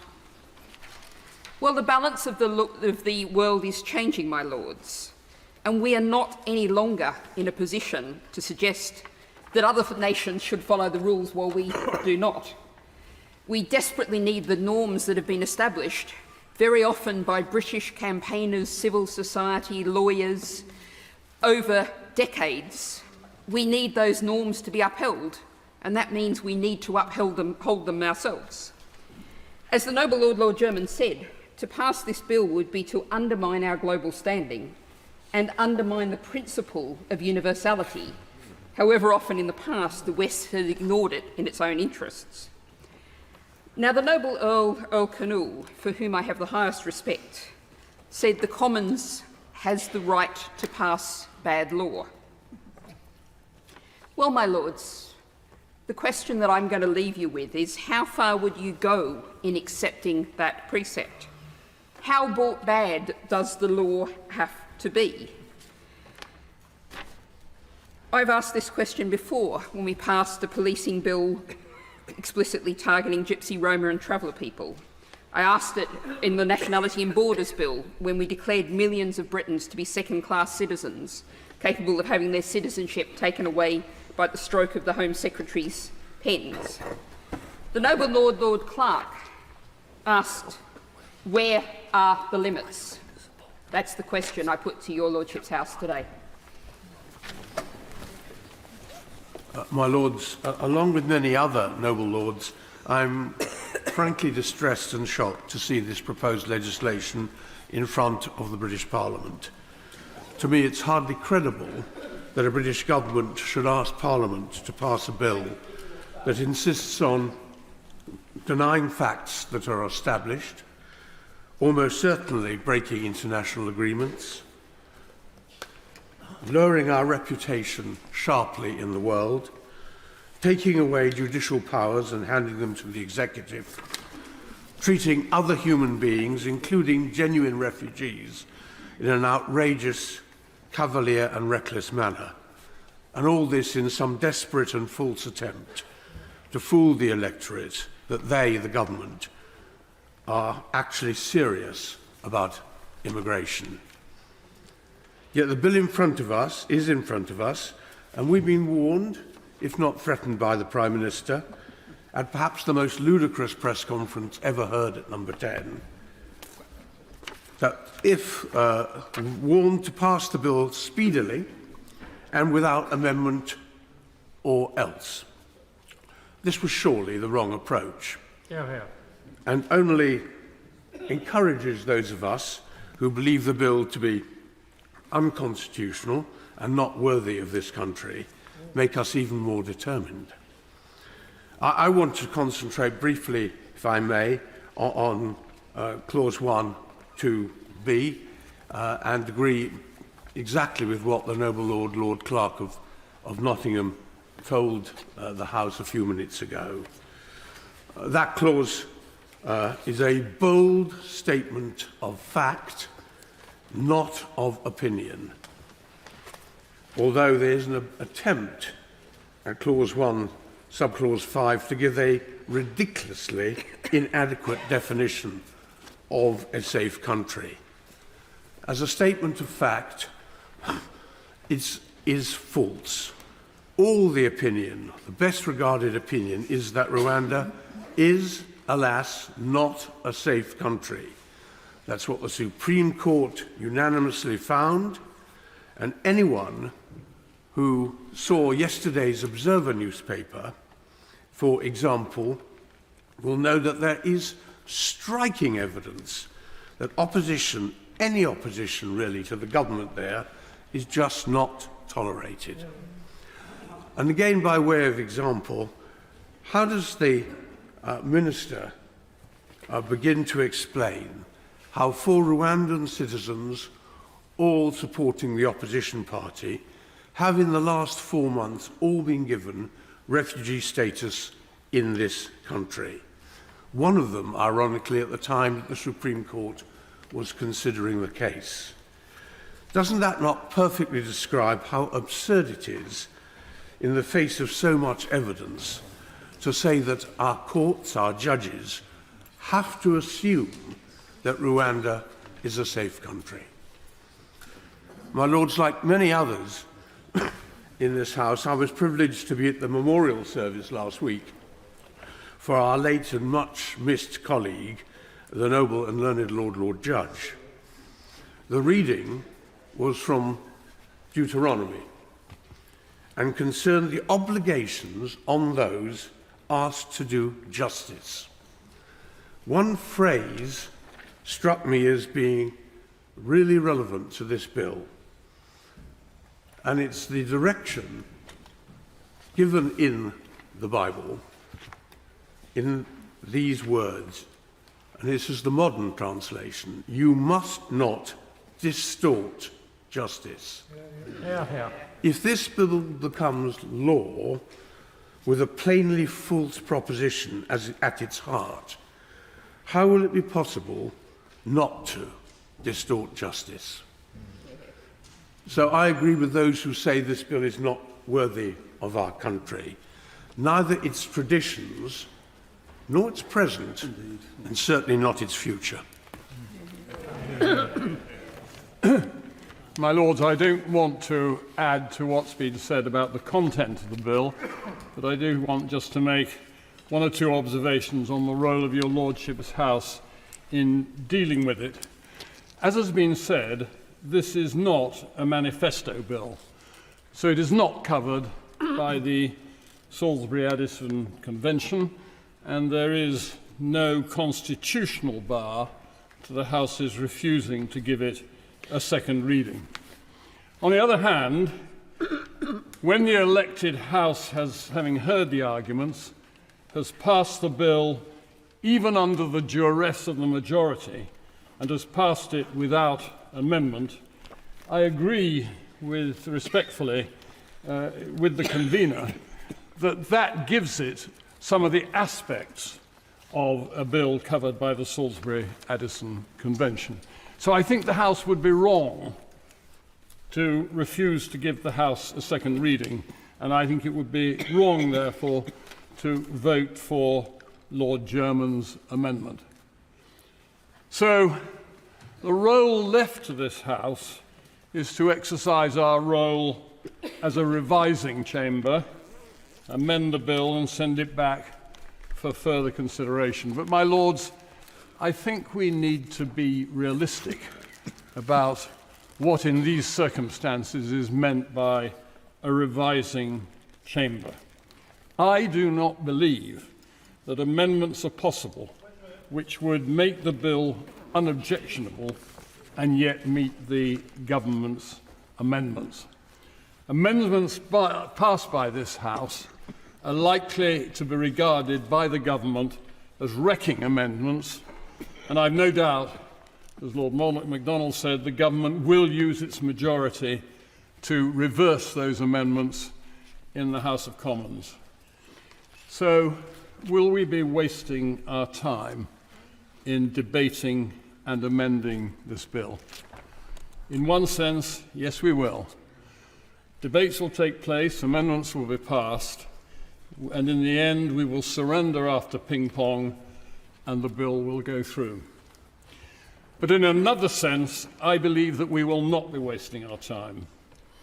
In our democracy, political parties and members in this House have a right and a duty to assert their positions, as the noble Lady Chakrabarti said.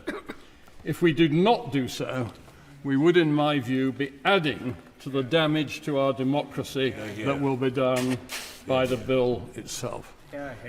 So, in my view, the number 10 spokesman was profoundly wrong in saying that this House, this unelected House, has no right to pass amendments removing what we regard as objectionable and dangerous features of the bill. This House has a right and duty to do so, even though we must recognise that such amendments will, in practice, be no more than a kamikaze operation. My Lords, I share many of the concerns with this bill which have already been expressed by many other noble lords, but I'd like to focus on human rights. What underpins my contribution to the House is a fundamental belief that all people are made in the image of God. It is a belief that is not just the foundation of the Christian faith, but also of many other faiths and religion. People have an inherent, immeasurable value. They deserve a dignity and respect. Unfortunately, in this bill, the value of people is constantly maligned. For example, the bill decides who is and who is not entitled to human rights. My Lords, has history not taught us the risk of that? It is an odd situation that we find ourselves in when we feel that it is necessary to state in your Lordship's House that the government should obey the law. And yet the noble Lord the Minister has stated on the face of the bill that he is unable to say that the measures within it are compatible with the European Convention on Human Rights. Clause 3 disapplies section of our Human Rights Act, and Clause 1, subsection 6 lists great swathes of international law that will be contravened in order to pass the bill. As many of the noble lords have said this afternoon, it is illogical that the government is disregarding international law when at the same time relying on Rwanda's compliance with it to assure us that it is safe. This is not a mark of global leadership. Clause 5, subsection 2 states that compliance with interim measures made by the European Court of Human Rights will be decided by the Minister of the Crown. Disregarding these orders will cause legal uncertainty with profound impact for how we expect others to abide by international law. My Lords, we have a respected place on the world stage, with very few injunctions in comparison to other European countries because of human rights legislation. Because human rights legislation is so well embedded in our law. As a number of the noble lords have already said, this bill marks a change. We cannot afford to forfeit our place in the international community in the face of significant global challenges that must urgently be navigated.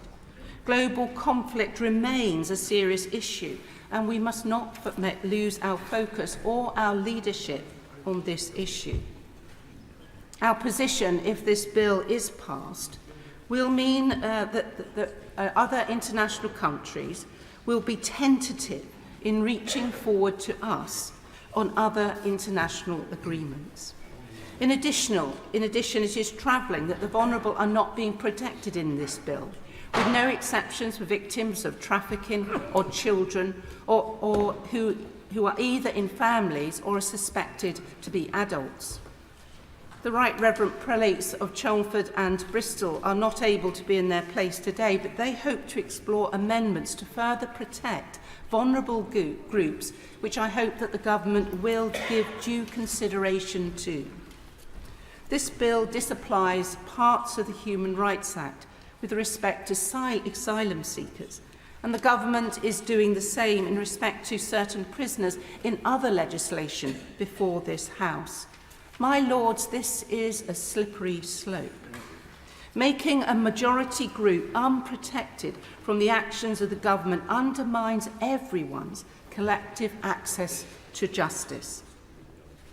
If our court finds this piece of legislation is indeed incompatible with rights under the ECHR and issue a declaration pursuant to the Section 4 of the Human Rights Act, could the Minister confirm that the government will make a statement to Parliament and bring forward regulations to remedy this incompatibility?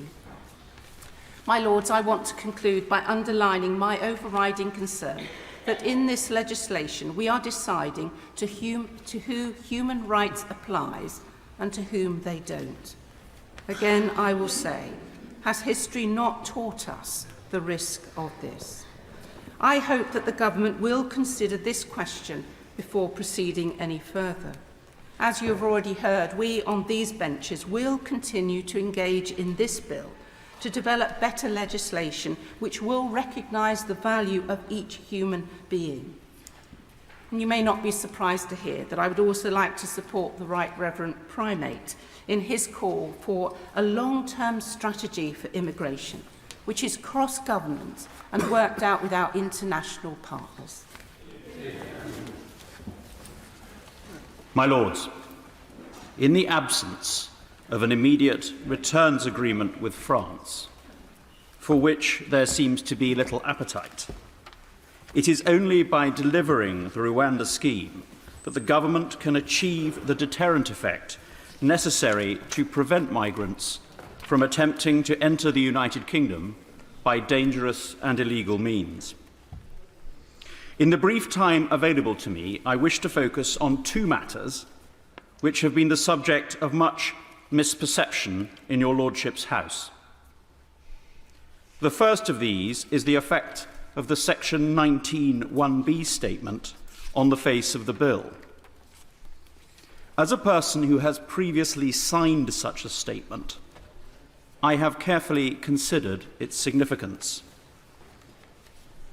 Contrary to a common misunderstanding among opponents of the bill, both in your Lordship's House and in the other place, and indeed, as we have just heard from the Right Reverend Prelate, the Bishop of London, the statement does not mean that the Minister is certifying that the measures in the bill are incompatible with the Human Rights Convention.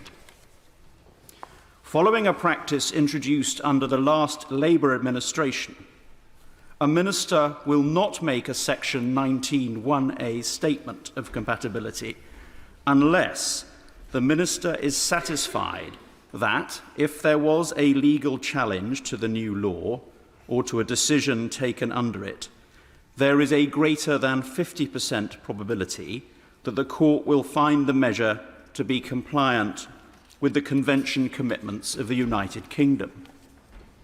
In all other circumstances, the Minister will issue a Section 19(1)(b) statement. That is what has happened here. Therefore, my Lords, the placing of a declaration of this kind on the front of the bill cannot and must not be characterised as a statement that the government believes that the measures in the bill are incompatible with the UK's Convention commitments.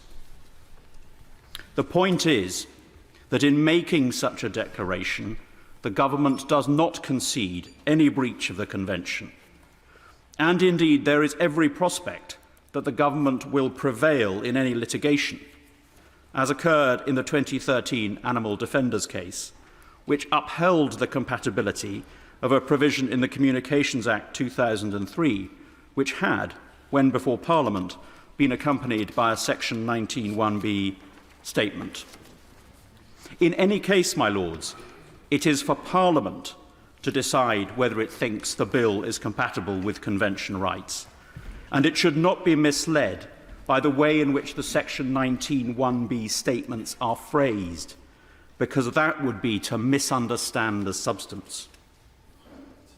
Given the treaty and the commitments underpinning this bill, what is evident is that this bill does not expose anyone to a real risk of removal to conditions under which they would be tortured or exposed to any other Convention violation.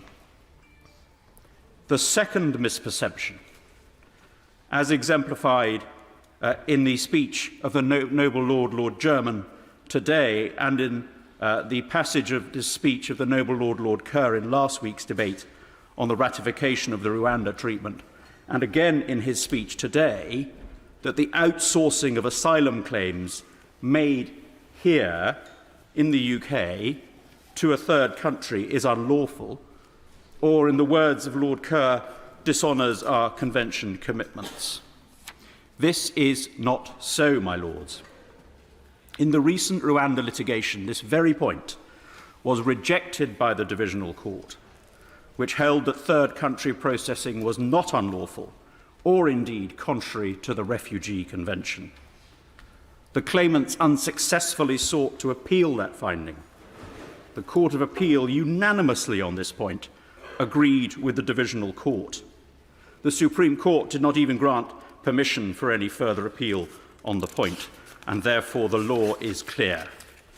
Third country processing of asylum claims is lawful.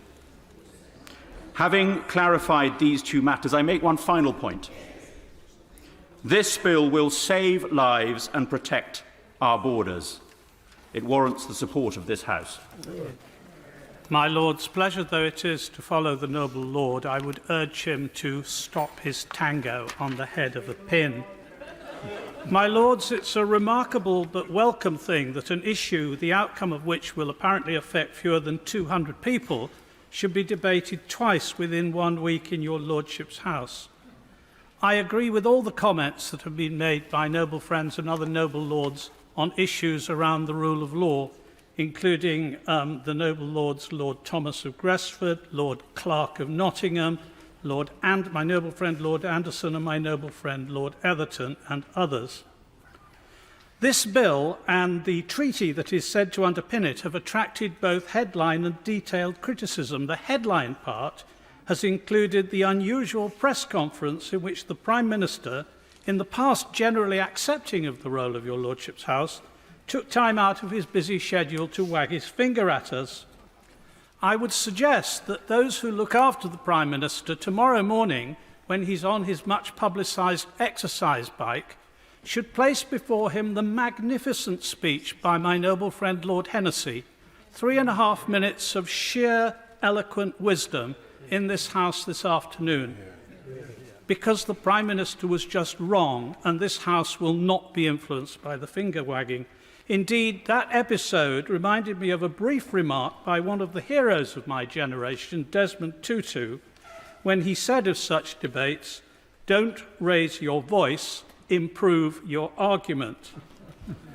I've been waiting for the government to improve its arguments against those presented by most peers who spoke in last week's debate. And so far, at least, in this debate, the improvement has not occurred.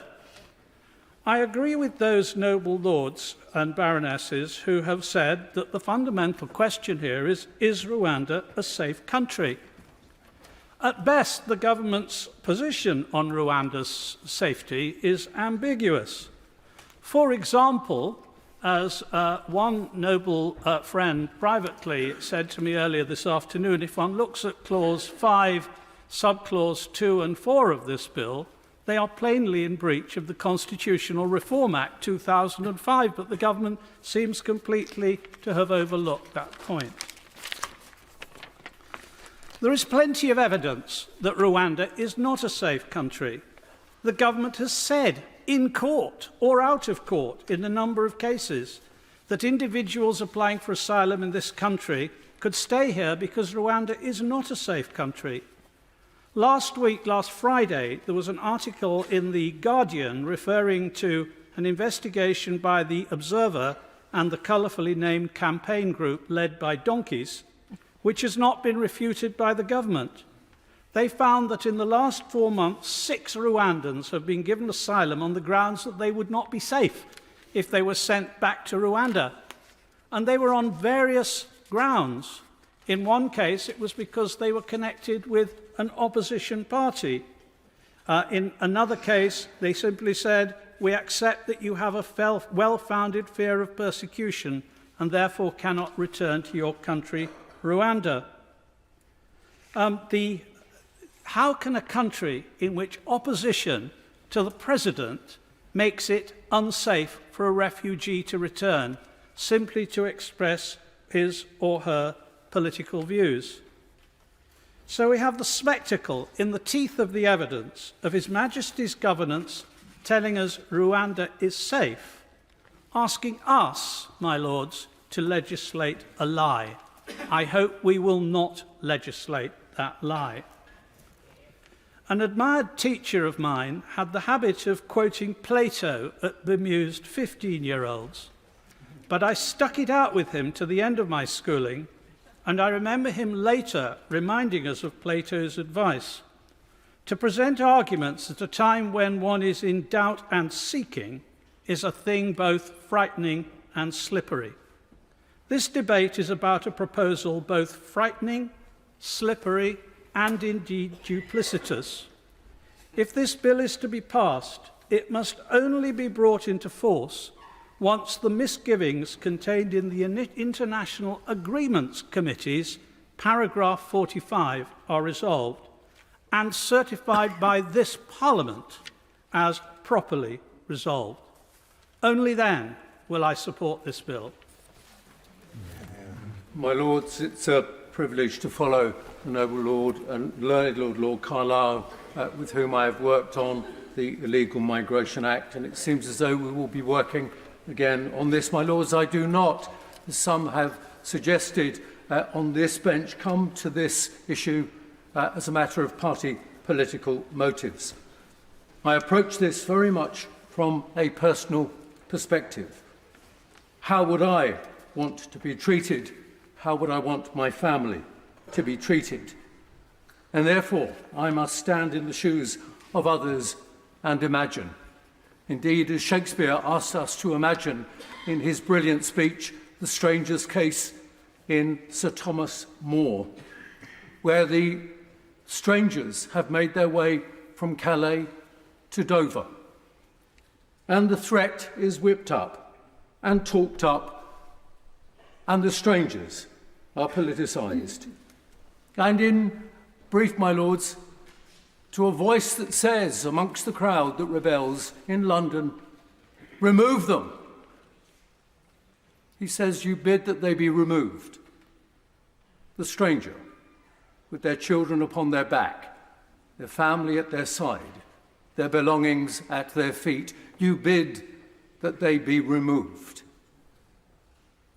Imagine you are the stranger, with your children upon your back, your family at your side, your belongings at your feet. Bid that they be removed and show your Montanish inhumanity. 400 years later, my lords, I beg the same question.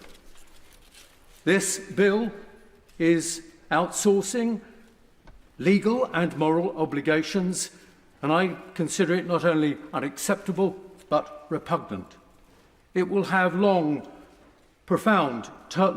profound consequences for the United Kingdom and Rwanda, as outlined by the Right Reverend Prelate, the Bishop of Durham.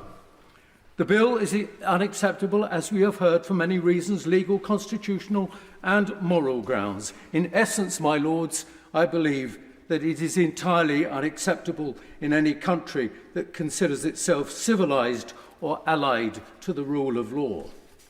The government has continually stressed that relocation to Rwanda, coupled with detention and the removal of rights within the Illegal Migration Act, are the deterrents that will end small boats crossing the channel and so-called illegal migration. My lords, it is one thing for the government to try and fool its critics, but when it fools itself, we are all the losers, and democracy is the greater loser. Not in my names, my lords, and not with my silence will this bill pass. It puts at risk the most vulnerable, minorities, individuals, and yes, I agree with the noble and learned Lord Etherton, that LGBT plus people will not be safe in Rwanda, and like he, I was given the same assurances during the passage of the Illegal Migration Act, and I seek those reassurances again of HJ Iran. Therefore, my lords, in conclusion, let me just say what is at the heart of my concern. I believe that this drawback mentality offered by this government will achieve nothing except diversion and division and greater degrees of inhumane treatment against those who are amongst the most vulnerable and the most in need. My lords, I hang my head in shame when I see what my country has fallen to, and when all we can offer is a legislative lie. My lords, I am honoured as ever to follow the noble Lord Cashman, who's made a very passionate case. Many speakers today have focused on the legality and morality, or otherwise, of the Rwanda scheme, and the astonishing claim that this Parliament has the overriding ability to decide whether Rwanda is safe. I will focus on another astonishing aspect, the simple unsuitability of this scheme. Last July, I was in Rwanda for a major conference on women's rights. While I was there, I visited with UNFPA the Mahama refugee camp in eastern Rwanda. Overseen by UNHCR, this houses 60,000 refugees, largely from Burundi, but also from other countries in the region which have been suffering conflict.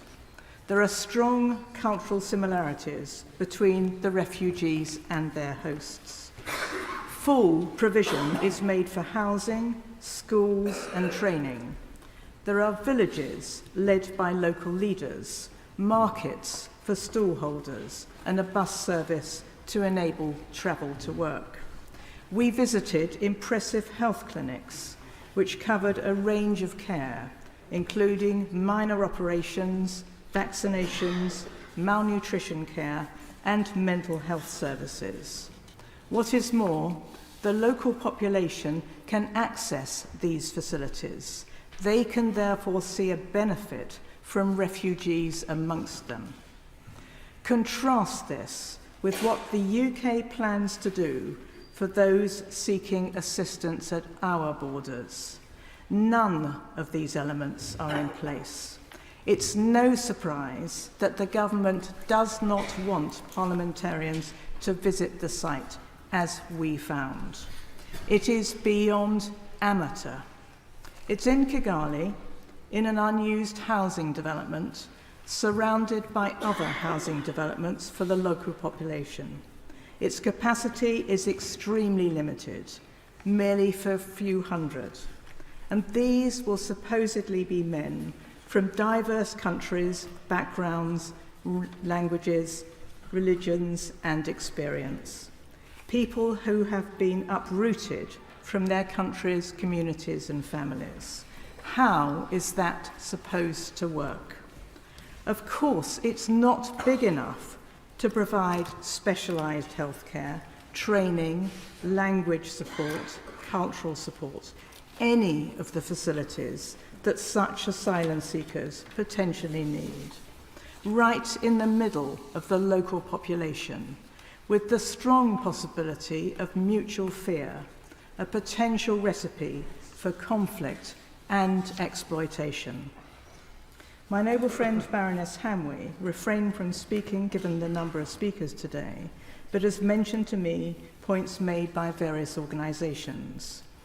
Removing asylum seekers to a country where they do not want to be, with little prospect of work, not understanding the language, with inadequate support, increases the likelihood that they will seek to leave or be open to offers to help them do so.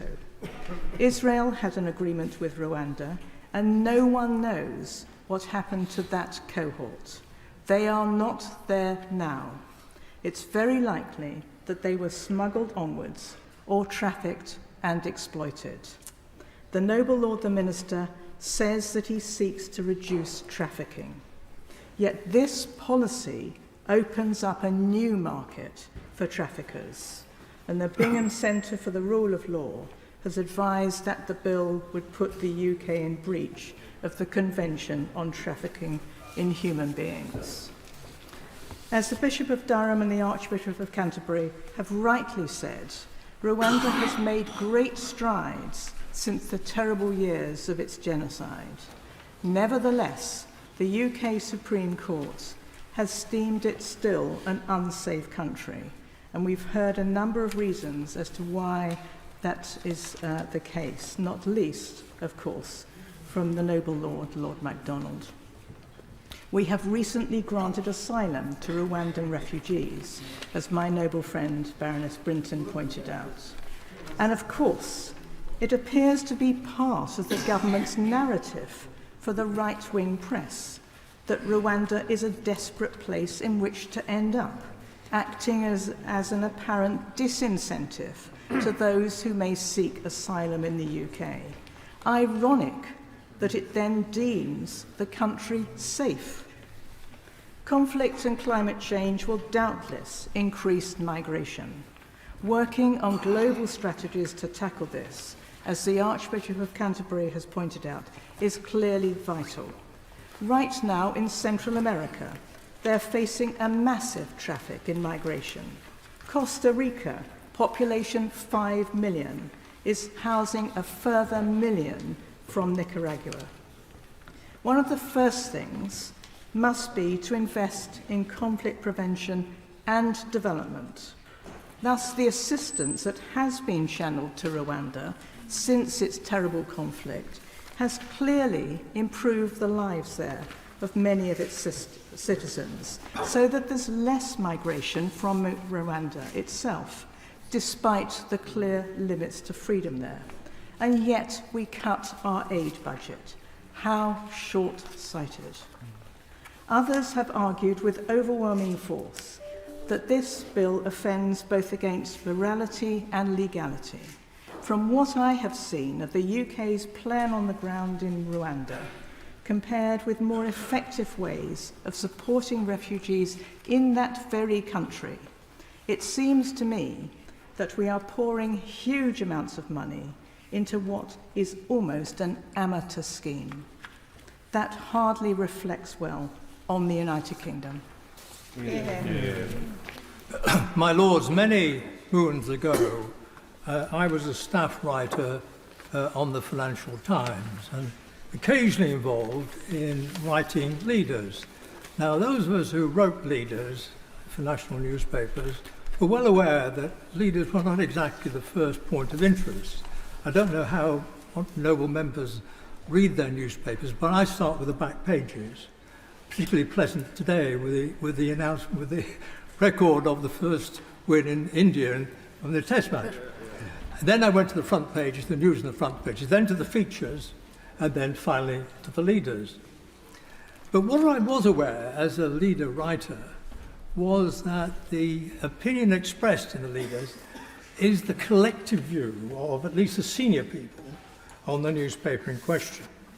I was therefore very interested to read the views of the Times newspaper on January the 15th this year, where it said, under the headline, Return of Rwanda, I quote, "The legislation would prevent a general claim that Rwanda is an unsafe destination, but not rule out a specific case of an individual being at risk for some reason.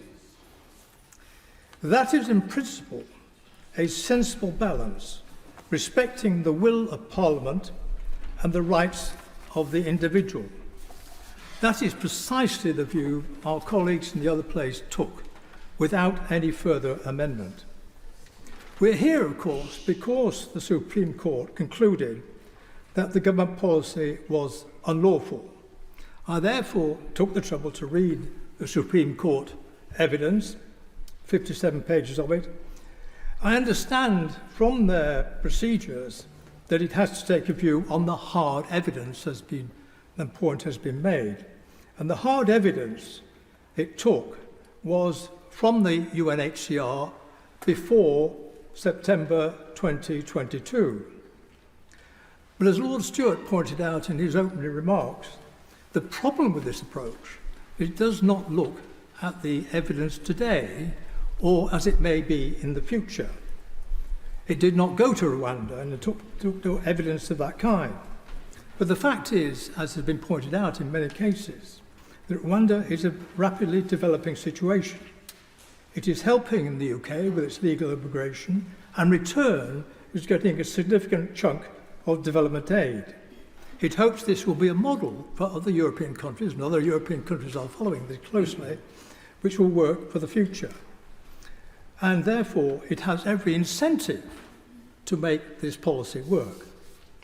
This does raise the question, incidentally, of whether this sort of decision as to whether Rwanda can be trusted is a decision which should be made by the government, by governments, or by courts. And the Supreme Court did raise this question, but it did not, in the end, give a view.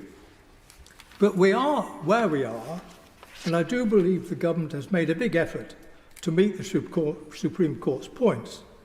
In particular, he's put a lot of work into capacity building, and that is what the Australians did when they were faced with a similar problem over outsourcing to Nauru in the Solomon Islands.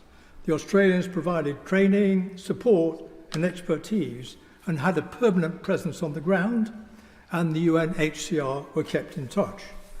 This trilateral approach has worked and now has all party support. That is the opportunity we may be faced with here. I think it should be put to the test. My Lords, I think we can all agree that this bill is contentious. And I also think that we can agree about what it's actually about. That is controlling permitted migration, ending illegal entry. And that is a good thing. But I suspect that's where the agreement ends. But, my Lords, what we're doing this evening is discussing something which is in fact a part of a much greater problem facing the Western world. And history, it seems to me, tells us there's only one way to respond to existential threats to Western Europe and tsunamis of migration, and that is by coming together and standing shoulder to shoulder. After all, for example, when Jan Sobieski led a European army to defeat the Turks at the Battle of Vienna, it was a composite army.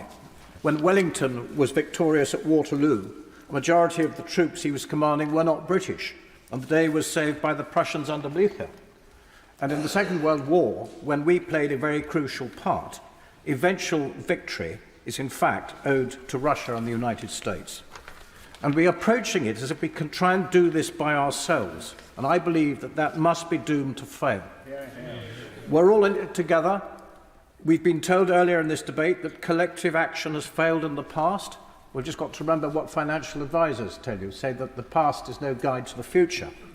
We've simply got to make it work in some way or other, even if we end up with a collection of disjointed unilateral actions which have only some degree of coherence across them. But, my lords, as long as there are boats and migrants on the other side of the English Channel, and as long as the view from there is that there is a better life in this country, there will be those trying to break into this country thinking it is a Shangri-La, and it is certainly going to be an improvement on life in camps at Calais. That's the reality of it. And sometimes I think we seem to be using the same political advisors as King Canute did on that beach at Hunstanton over 1,000 years ago. And on that occasion, the King appreciated they were talking nonsense. Now, my lords, I am not a good lawyer, and in presence of so many distinguished lawyers, I shall keep my opinions private. But I will simply say that I think the bill as it stands is an attack on the rule of law. Quis custodiet ipsos custodios, if Parliament, led by the Executive, excludes proper and constitutional role of the judiciary and system of checks and balances in the system. And we are being asked to go into a world of Lewis Carroll's Wonderland, as has been explained earlier in the debate, where Humpty Dumpty expands the doctrine of words mean just what I choose, neither more nor less. Now, my lords, much of this is fueled by what is a fashionable, at least in some circles, antipathy to the European Convention on Human Rights. And it may commend the Convention to some, at least in this chamber, that let's not forget it was devised by British conservative lawyers. And I think we should also recall the reason it came to being, and I think this has been mentioned earlier in the debate, was to deal with exactly the Humpty Dumpty school of legal interpretation, which once adopted, spread widely in the 20th century, to become the basis of horrifying totalitarianism and all that that has led to. I believe we should not and must not allow this approach to the law to enter our system. My lords, let's have some leadership from our leaders in the great British tradition of freedom, democracy and the rule of law, and not put our long-established traditions up for sale for the supposed benefit of a mess of short-term political pottage.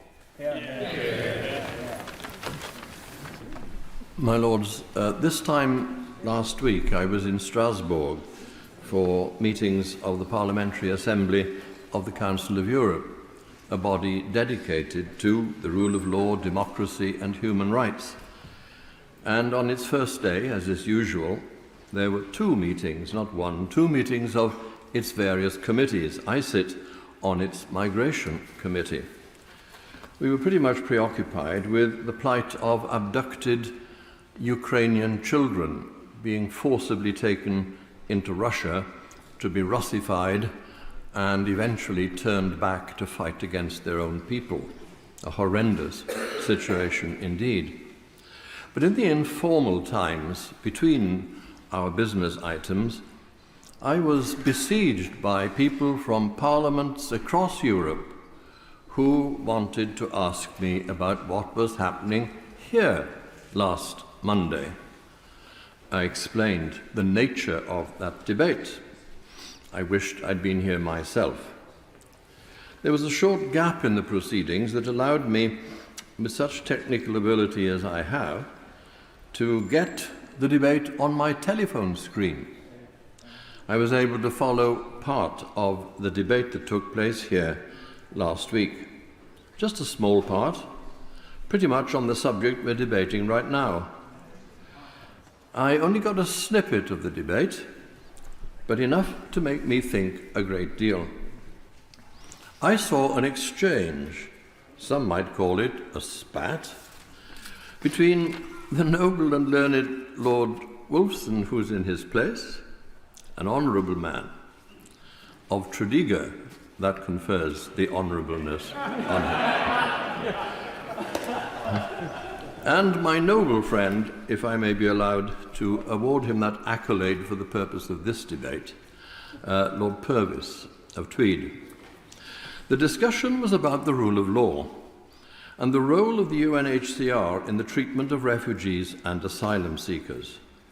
I had sitting next to me Andreas Wissner, who is in Strasbourg the UNHCR official. The point at issue was the decision of the Supreme Court that the UNHCR is, and I quote, entrusted with the supervision of the interpretation and application of the Refugee Convention. I keep getting my bearings from the noble Lord Wolfson because it's him I'm quoting. And later, that UNHCR's guidance should be accorded considerable weight. The two words that the noble Lord singled out in the speech he made were supervision, supervision that is, of the interpretation allowed to each member state to apply the laws and the conventions according to the lights of their own experience, and guidance, both of which, he argued, offered clear indication that UNHCR was not entrusted with final or binding decisions, but merely with the giving of critical advice and counsel. Lord Purvis was clear that the Lords Wolfson and Murray, not in his place, I could have been complimentary about him. I'm glad not to be given the opportunity. Were wrong, both of them, in their suggestion that the UNHCR is not charged with the interpretation of the Refugee Convention. It is charged, said Lord Purvis, and the Supreme Court agreed with him. When lawyers, even distinguished lawyers, disagree, then it's sometimes a good thing, a minnow in a deep bowl swimming here for his life, it's sometimes a good thing to turn to the way the point at issue has been applied in previous cases. Indeed, Section 2 of the Human Rights Act requires courts to take into account the case law of the European Court of Human Rights in making their decisions. Good advice. Not only for courts, but for distinguished lawyers speaking in your lordship's house too. The UNHCR has given detailed attention to all three major pieces of legislation that have been before this House in the last short period. They make most interesting reading and have been very carefully drawn up. We have to bear in mind the role of the UNHCR, and in looking to resolve the dispute that was on air last week, case law, the way the laws have been applied, needs to play its proper part.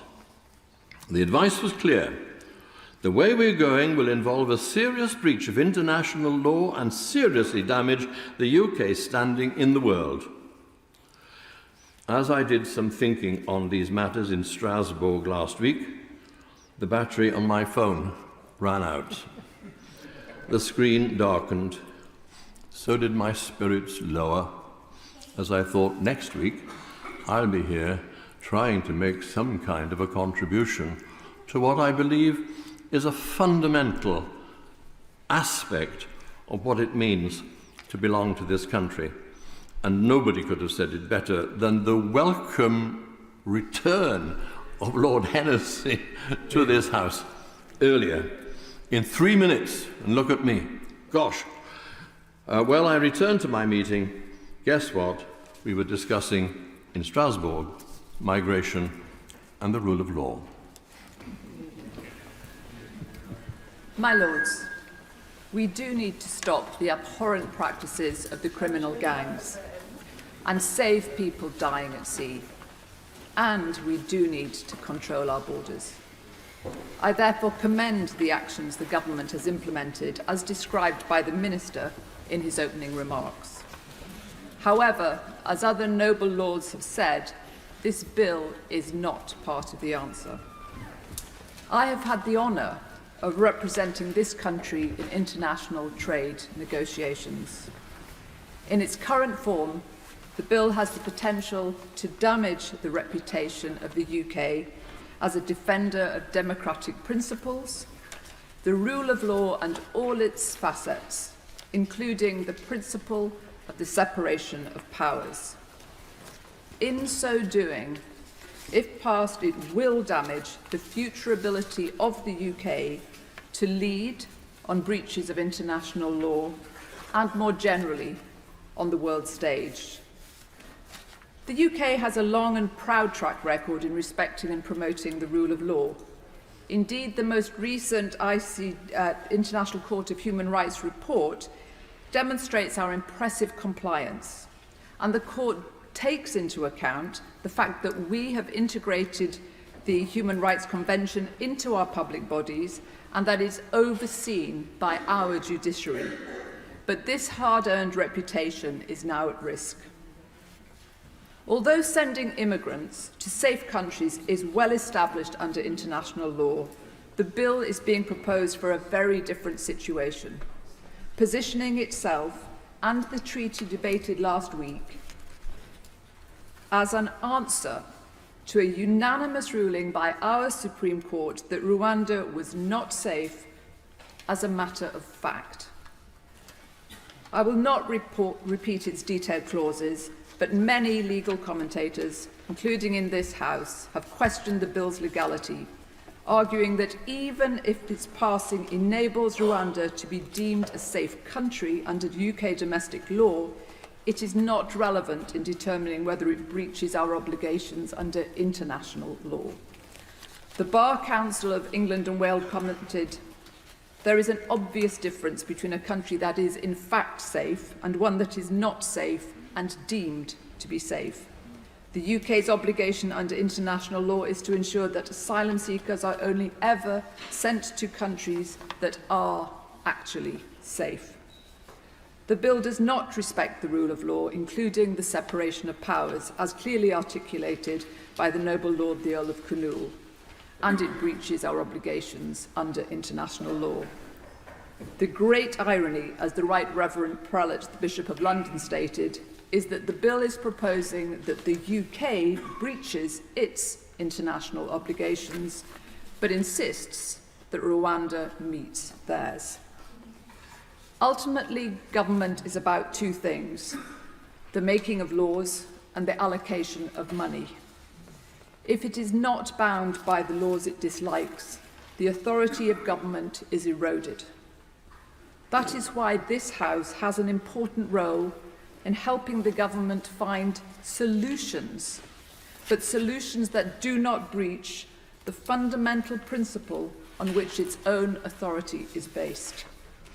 I will not therefore be voting in favour of the amendment in the hope that our role as a revising chamber can take place. Like so very many in the House, I had the privilege of knowing and learning from the late, much lamented, noble and learned Lord Judge, called out already by the noble Lord Bach. Lord Judge highlighted the critical importance of the rule of law during his lifetime. I will end by using his words from published essays as I urge the government to consider amending the bill to comply with them. He said, and I quote, "The rule of law is indeed our safest shield. It has a resonance for each and every one of us from whichever country we come. Never take the rule of law for granted. Never, ever. The best of constitutions can be subverted." My Lords, in the short time available, I shall concentrate on my conclusions. The first point that I wish to make relates to the policy which this bill is intended to facilitate, namely deterring small boats. I do not believe that this bill, if enacted, will serve as an effective deterrent. I believe that individuals who choose to make the perilous journey across the Channel in overcrowded and vulnerable boats are unlikely to be deterred by the slight prospect of being located to Rwanda. And those of your lordships who have principled reservations about this bill should not support a bill which cannot achieve its desired objective. My lords, my second point and my principal objection to the bill is the statutory reversal of the Supreme Court's judgment that Rwanda is not a safe country. Whether Rwanda is or is not a safe country is a matter of fact to be determined after careful assessment of the relevant evidence. This is what the Supreme Court did.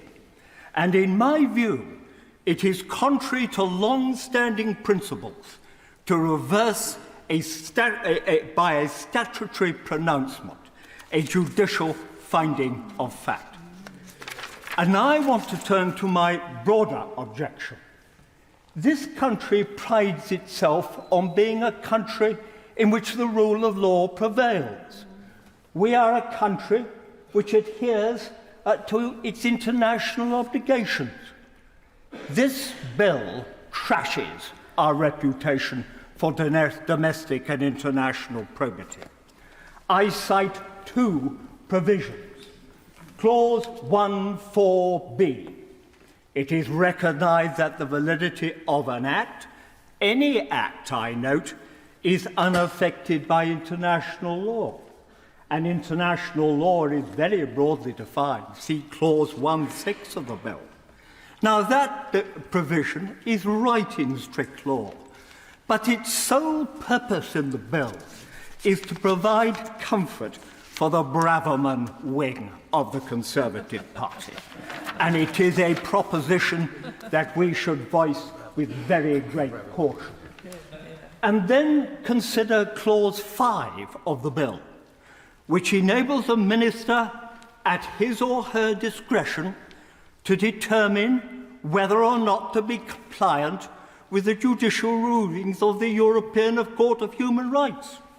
My lords, members of the international community reading this bill would be entitled to conclude that the given word of the United Kingdom cannot be relied upon. And now, my lord, I want to say something about Clause 3 of the bill, the disapplication of the Human Rights Act in respect of individuals who would otherwise benefit from its provisions. I call to mind the words of Pastor Nimola, spoken in 1947. First they came for the socialists, and I didn't speak out because I'm not a socialist. And then they came for the trade unionists, and I didn't speak out because I'm not a trade unionist. And then they came for the Jews, and I didn't speak out because I'm not a Jew. And then they came for me, and there was no one left to speak out for me. Now, my lords, of course, the circumstances are very different from those of the 1930s. But beware of the precedent that we would be creating. Best not to step onto a slippery slope, because it can end in some very murky places. Now, my lords, I hope to end with what I hope is a constructive suggestion. I suggest that the bill should not be implemented without a positive resolution of both houses of Parliament. Such a resolution should not be considered until Parliament has received a report on the safety of Rwanda from, for example, a joint committee of both houses appointed for the purpose. And there may be other ways of meeting the objective. In the event of no report or an unfavourable report, the bill would remain in the long grass, where it should indeed be. And such an approach could perhaps be reinforced by sunset clauses and constant continuing assessment. That way, at least, Parliament would have an assessment of fact on which it could properly rely. And incidentally, it accords with the judgment of this House in last week's vote. Hear, hear. Your father would have liked that. Your father would have liked that.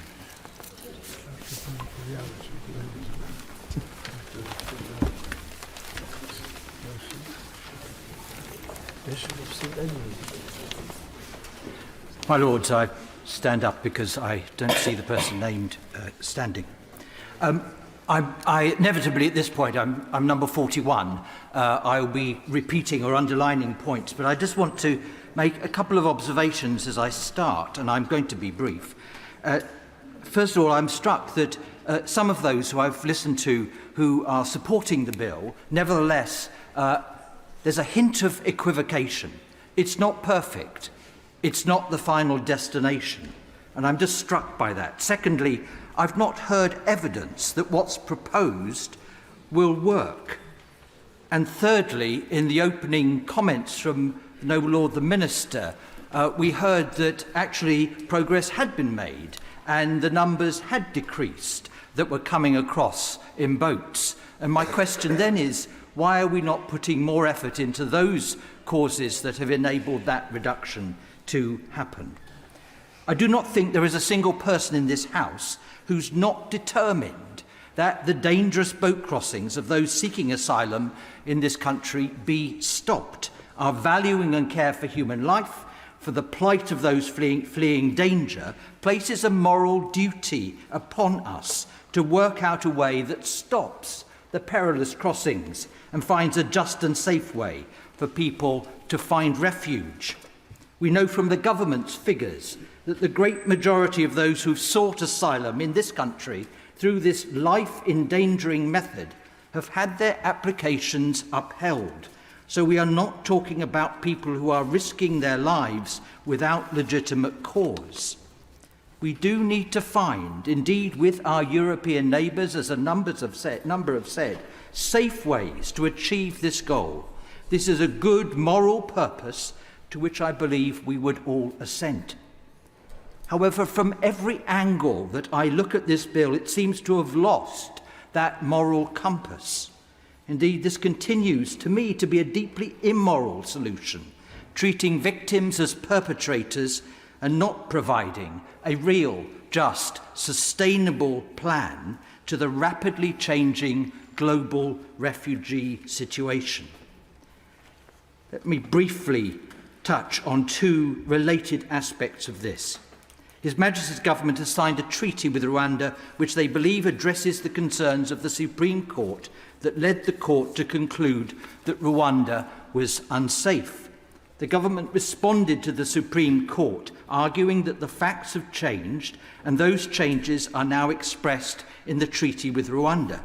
However, as the International Agreements Committee asserts, evidence that these arrangements have bedded down in practice is also needed, a point a number of people have made. And, the committee says, the treaty is unlikely to change the position in the short to medium term. Rather than testing the evidence through the courts or possibly through the method that Viscount Helsham has just referred to, the government has decided to introduce this bill, which in reality dictates to the courts that they must treat Rwanda as a safe country. The use of Parliament as decision maker in these circumstances is impractical and to me troubling. I see the approach of the government as, let me say, constitutionally inappropriate. My second and more fundamental point is the constitutional danger in the exclusion of the jurisdiction of the courts in future cases. Under these proposals, the courts would be required to ignore evidence that may emerge in the future, thus removing the court's ability to protect, as we have heard. No bill should place such limits on access to justice. To my mind, this raises a serious constitutional issue and potentially, yet again, victimises the victims. My Lords, I'll leave the very important legal aspects of this bill to the many outstanding lawyers who have already spoken. For my part, I would like to focus on much wider aspects of the current situation. Clearly, this is a very critical stage for the government's asylum policies, and by extension, for their even more important immigration policies. Indeed, net migration last year was roughly 20 times the number of people who crossed the Channel. My Lord, this bill sets up a complex system to remove asylum seekers to Rwanda as a deterrent to future Channel crossers. And yet, at the same time, the government are granting asylum to applicants from 6 Middle Eastern countries by a paper process without even an interview. Nearly all of them will have destroyed their documents, and of course, most will have crossed the Channel, so they will have come from a safe country. And young men, my lords, in those countries that I've mentioned, total about 23 million. It's ludicrous to be talking purely law, or right for this body, of course, but when policy itself is lost its way entirely. The numbers could get even worse, because the Migration Advisory Committee have recently suggested that asylum seekers, including those who cross the Channel illegally, should be allowed to work after 6 months in any job. That would surely undermine completely the effect of any bill that may be before us.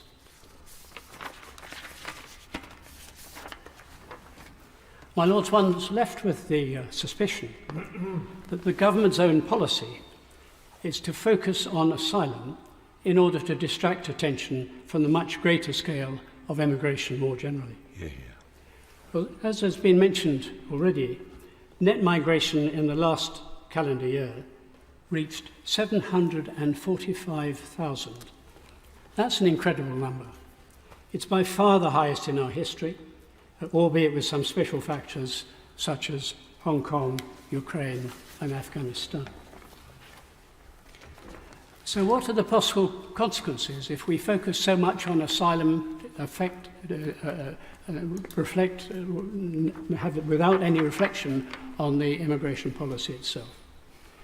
My Lords, Migration Laws, of which I'm President, have done some work on the population impact of asylum and immigration taken together. We've made one projection based on net migration of 600,000 a year at current birth rates. The result was a population increase of about 20 million for the UK in the next 25 years. That would be roughly 15 cities the present size of Birmingham. Now, even at a much lower migration assumption of 350,000, which some other think tanks have suggested, the population increase would be about 9 million. 9 million.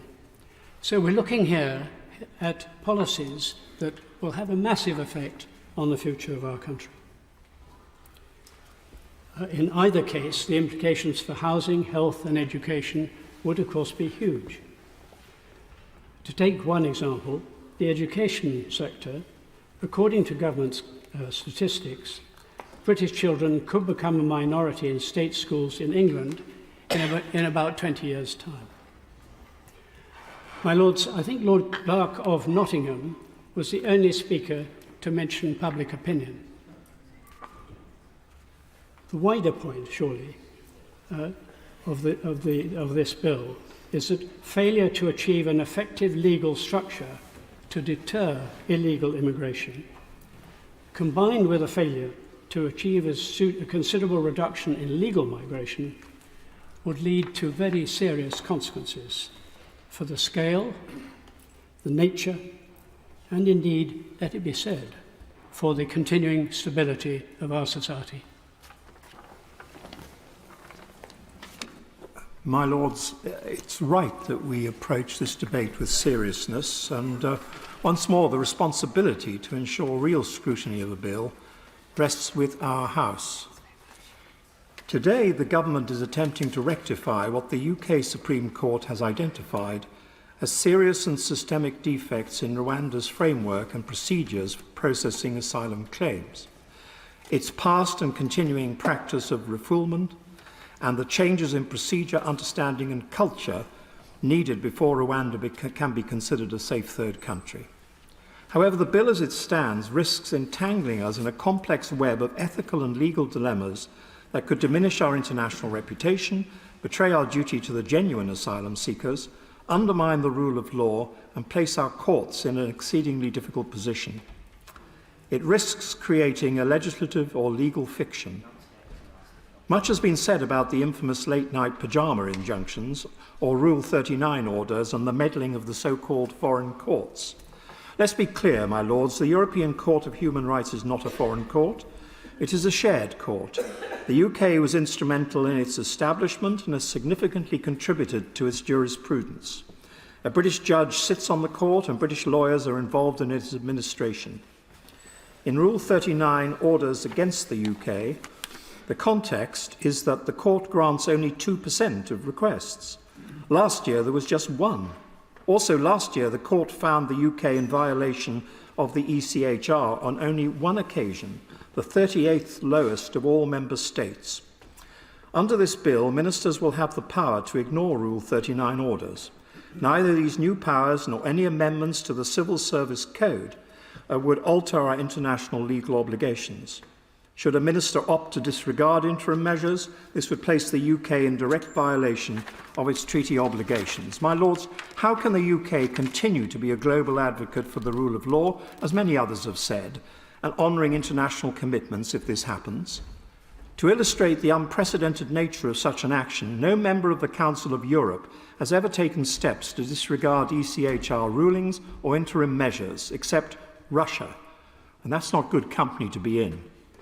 I'm not alone in being perplexed by the inconsistencies this policy and this bill will introduce. Our treaty with them obliges Rwanda to adhere to the Refugee Convention, yet the bill explicitly exempts the Refugee Convention and other international obligations from consideration within the UK. My lords, the government may not thank me for doing so, but I feel compelled to remind the House of the agreement with Rwanda, which included an intent to resettle a portion of Rwanda's most vulnerable refugees here in the UK, a process that, as we know, is already underway with numbers increasing. Even if the plan is enacted and we will finally have refugees going to Rwanda, the numbers will be modest, in the hundreds at most. By comparison, in 2023, almost 30,000 irregular migrants entered the UK via small boats. Even so, my lords, it's perfectly fair to ask those of us who dislike these provisions, how are we going to deal with the rest? My lords, there are many tools available to the government. We simply need to know which tools to use and how to deploy them better. And the government has actually made progress, and I would like to commend them for that. Small boats crossing, as my noble friend the Minister has said, are down by 36% compared to 2022. The grant rate for asylum decisions in 2023 was 67%, down 9% on the year before. But when I was Immigration Minister myself, it was actually 19%, applying the criteria of the 1951 Refugee Convention fairly but firmly. And to clear the backlog, the number of staff working on asylum cases has indeed increased significantly, and 112,000 asylum cases were processed in 2023, the most in any year since 2002. The government has signed an agreement with Albania for removal of their nationals and to strengthen cooperation. To date, 5,500 Albanian migrants have been returned. The deal with France last year has greatly enhanced cooperation between our countries, and further agreements were secured correctly with Bulgaria, Turkey, Italy and Georgia. All of these tools and a number of others have been and will continue to be more effective, my lords, in stopping those boats than these Rwanda proposals. The government should focus on these instead, and I believe the country will be grateful. My remarks today, my lords, stem from a deep sense of regret and disappointment in witnessing how we have become embroiled in what can only be described as an unhealthy obsession with Rwanda. This fixation appears to be an attempt to satisfy certain factions and certain individuals who seem to possess neither the depth of understanding nor the nuanced appreciation of the complexities involved in asylum and immigration matters. For them, my lords, nothing will be enough, neither this bill nor ever more radical ideas. If we are to restore the public confidence in our ability to manage our borders, we should focus on the other tools available and, my lords, avoid the inevitable problems which will ensue, most certainly will ensue, if we persist with these proposals. When researchers and historians come to assess the work of the 2019-2024 Parliament, I suspect they will be completely baffled by the reasoning that led three successive governments, those of Johnson, Truss and Sunak, to rely so heavily in countering the obnoxious human trafficking of migrants across the Channel on a scheme to send those migrants, despite the fact that a majority of them are likely to have legitimate grounds for seeking asylum, off to a small African country which our own Supreme Court has ruled is not a safe destination for them, and that without even considering their case for seeking asylum here. This scheme, the third legislative iteration of which is before the House today for a second reading, is deeply flawed on the grounds of practicality and of value for money. It requires the upending of the unwritten conventions which have governed the relationship between the legislature and the judiciary for centuries by barring our courts from the Supreme Court downwards from intervening. And it makes a bonfire of a large number of this country's international legal commitments and puts others at serious risks of following them onto the fire. Quite a score for one relatively short bill. Now, I don't want to dwell too long on the lack of practicality arguments. We now know that the Prime Minister, when he was Chancellor of the Exchequer, set them out to number 10 pretty cogently. It's argued by the government that this year's Illegal Migration Act has already proved to be an effective deterrent and has reduced the 2023 Channel crossings by 1/3. But that assertion is completely unproven. A substantial part of that reduction has in fact resulted from the very welcome agreement with Albania, which enables nationals of that country to be returned as economic migrants. Nothing to do with the Rwanda scheme.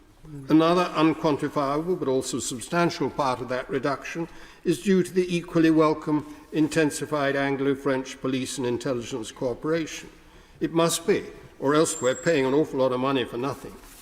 And while the government refuses to say whether there are any limits on the numbers who could be sent to Rwanda under the scheme, they must fall a long way short of those still being brought across the Channel. So the deterrent effect of the Rwanda scheme is moot, to put it very politely. As to the constitutional propriety, others have spoken about that, and I will not extend my remarks on that. And then there's the bonfire being made of our international obligations by the present bill and its predecessors. The Refugee Convention is first among them, as the Supreme Court recognised in its recent ruling. Then there is the Convention Against Torture, the Convention on the Rights of the Child, and other international legal instruments we took pride in signing and ratifying. And that's without taking account of the risk that the bill would empower the government to step out onto a slippery slope which could lead to our departure from the European Convention on Human Rights and from the jurisdiction of its court, so rightly said by the previous speaker, not a foreign court. I am aware that the government asserts we are doing none of these things, but to assert that unilaterally in the face of strong views to the contrary by the bodies set up to interpret and to safeguard those commitments, and on that a reading of the testimony of the UN High Commissioner for Refugees to the Supreme Court, and more recently on this bill, is really salutary. To do that is to make a mockery of the government's otherwise admirable championing of a rules-based international order. So there's a large amount to criticise in the present bill, and little, if anything, to commend it. It is surely a case of the cure being worse than the disease. Cures there are, and they're not simple. All require much closer, more effective cooperation with our European neighbours. They could also be helped if we were prepared to process swiftly and offshore claims for asylum. That's the approach which Italy, Germany and Denmark are said to be contemplating, not the government's choice of denying migrants across the Channel any consideration at all of their asylum claims. My Lords, I'm in favour of the amendment and opposed to this disgraceful and odious bill. Other speakers have and will address the bill's many faults, moral and constitutional. I will try and explain why it is right and necessary for this House to refuse to consider it further. In making the case, I will echo the speech I made on the second reading of the equally abhorrent Illegal Migration Act. Now, we all agree that the House of Commons has a democratic mandate and is entitled to pass whatever legislation it wishes. The issue before us today is the role of this second chamber when presented with legislation such as this bill that is so dreadful and unacceptable. Now, as my noble friend Lord Grocott reminded us earlier, we are a revising chamber. But the reality is, and we all know this, that there is no way this bill can be revised to make it acceptable. And anyway, the government is opposed to any meaningful amendment. This bill is not here as a serious attempt to address the issues raised by immigration. It's here as a cynical political fraud. So we are not just a revising chamber. We have the power, as set out in the provisions of the Parliament Acts, to also act as a delaying chamber. Ultimately, we cannot veto the proposed laws sent to us by the Commons, but we can delay them either for a year or until after an election. So a government that has a majority in the Commons can overrule this House, but that does not require us to always accept their proposals.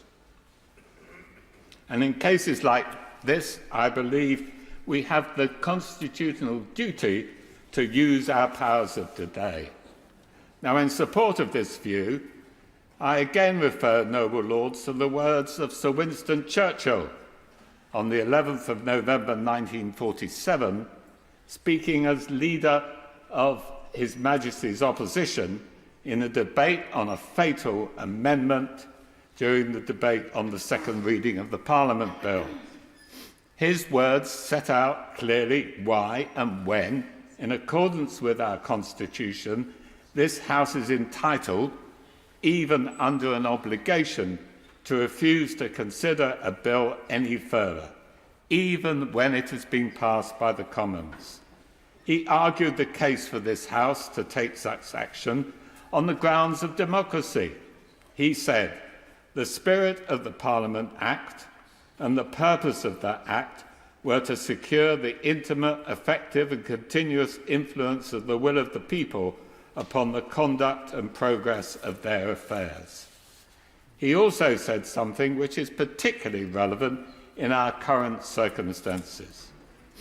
He said, "Is the party opposite really to be entitled to pass laws affecting the whole character of the country in the closing years of this Parliament without any appeal to the people who have the vote and who place them where they are?"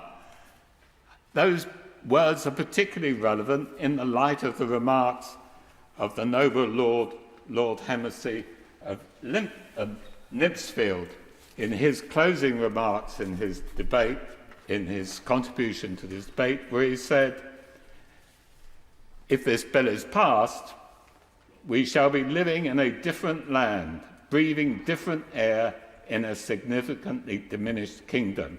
Is that what any of us really wants?" That is exactly the circumstances identified by Sir Winston as to when this House should say no and no further. In other words, the power of this House to delay legislation be used in the interest of democracy. This bill does affect the whole character of the country, and this House to the extent allowed under our Constitution, should delay its passage. My Lords, I'd like to thank the noble Lord Davis of Brixton, for that speech. He didn't pull any punches, which I like, but I didn't like anything else he said. I find myself with Sophie's choice here. This is a bill I intensely dislike, but the opposition arguments against the bill I dislike even more. I'm no fan of the Rwanda plan. For example, the absence of a much-promised review of safe routes means that there's no flexibility about who's permanently deported or any ability to appeal. The bill feels performative, very expensive and unworkable, but mainly I object to a narrow discussion on Rwanda as a substitute for tackling what should be obvious to all by now, that we need a complete overhaul of our current asylum system, a review of often outdated international laws and treaties that are regularly used to limit sovereign lawmaking. And here's my dilemma. Too often, opposition to any or all government proposals on migration, certainly since I've been in this House, mean to sway the immovable blocks, effectively, that tell voters you can't do that. I'm worried when this House plays that role itself of being one of those blocks, and certainly cites treaties and laws internationally made that no one in the UK voted for, that I think feels like a slap against the face of the electorate. I'm glad to hear that across the House there's an understanding that the noble Lord German's amendment is potentially improper overreach, a sort of cancel culture applied to scrutiny of legislation. But despite this, when the noble Lord Ponsonby told the House that Labour benches will treat the bill like any other bill, I'm just not convinced that this bill is being treated like any other bill. In fact, all migration legislations and debates I've sat through have felt less like scrutiny or revising in good faith, and more as though they're opposition because of a fundamental disagreement on immigration. But amendments that are being put forward even now, I fear, will gut the original aim of the legislation, and that seems to me to be anti-democratic. There's been a lot of noise ahead of today's debate. In fact, I was reading Politico, and one anonymous Labour peer told that publication that my Lords have been preparing for, quote, trench warfare. He then listed the bill's sins: overturning the Supreme Court, being contrary to international law and human rights and so on. And he said, quote, all these things are likely to put lead in the Lord's pencil. It's interesting that those tools of governance are what excites the juices of my Lords in this House and get them worked up, whereas actually they seem rather indifferent and rarely reference public concerns. In fact, they often are sneered at, those public concerns, as with a dismissal sneer of the will of the people phrase. The Right Reverend Prelate, the Archbishop of Canterbury, stressed the important issue of individual dignity and the value of each individual, the value of each and every individual. And of course he's right, but that was very much with a focus on those seeking asylum. But can I ask my Lords to broaden their focus, because I would say that it insults the dignity of the British public when their concerns about the potential security posed by those entering the country illegally in the absence of proper checks are given second-class status versus international treaties.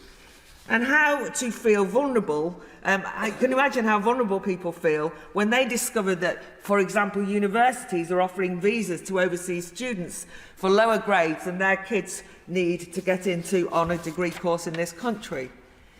There's just a few other issues that are bothering me to finish. Here we are trapped in hours and hours debating the particular safety of one African country, but I feel uncomfortable reading the plethora of briefings sent out by NGOs detailing horror stories from Rwanda, full of human misery, even accusations of torture. But I seriously worry about demonising a country for the purposes of opposing a UK policy and defeating a bill. And maybe I'm being too cynical, but I can't help notice that many of the same NGOs and commentators were cheering on only recently and lionising another African country for taking Israel to The Hague.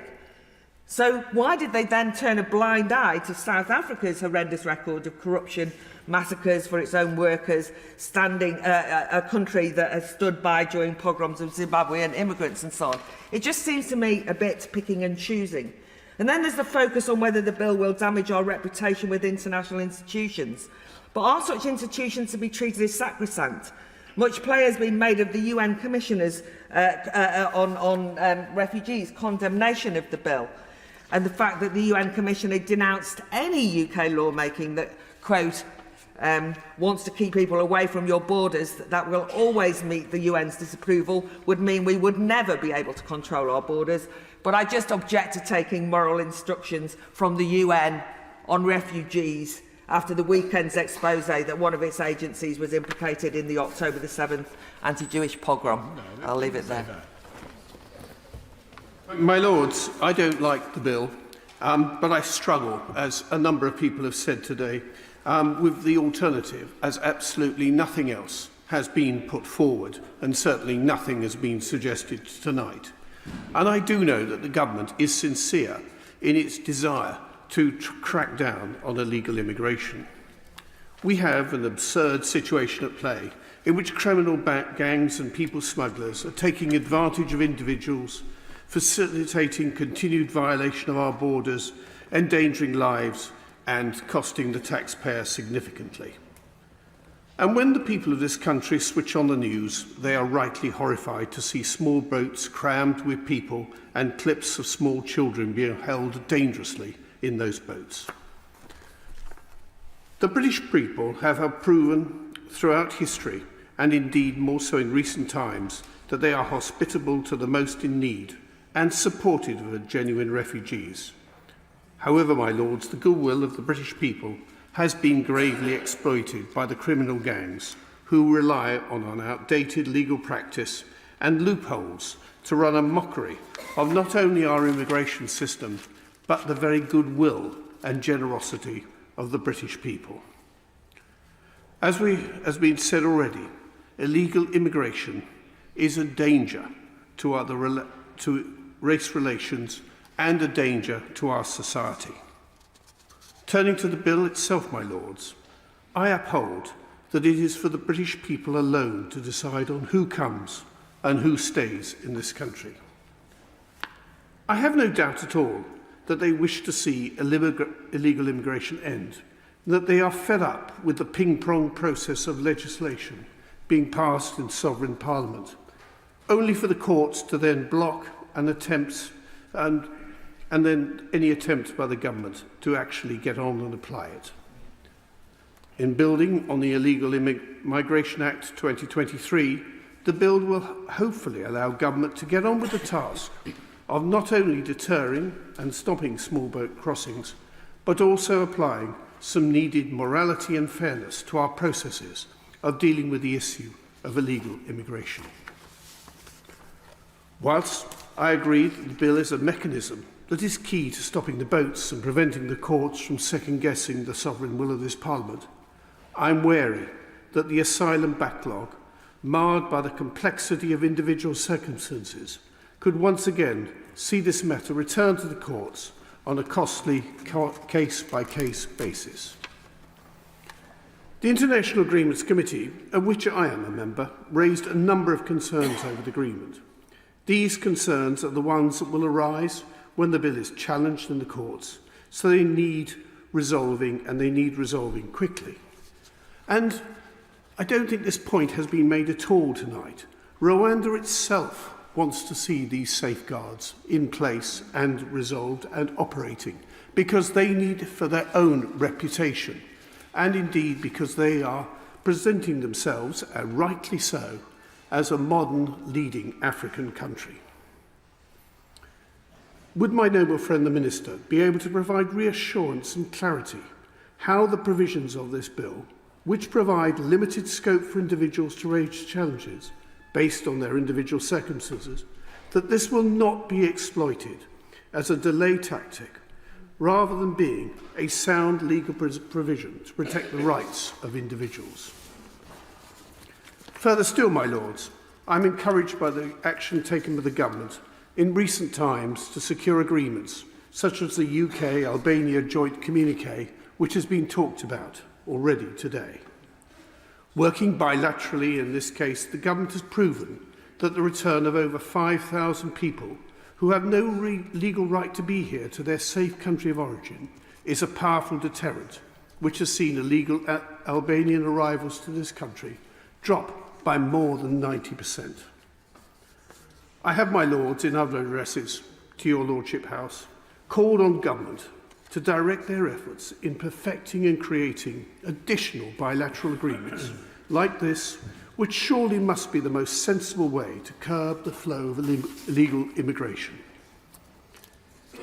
In this ever destabilised world, we need a pragmatic and diplomatic avenue for the UK to continue working bilaterally with other nations to collaboratively address the growing complexity of illegal migration, and I would therefore welcome an update from the Minister on how the government is seeking to further their work in that area.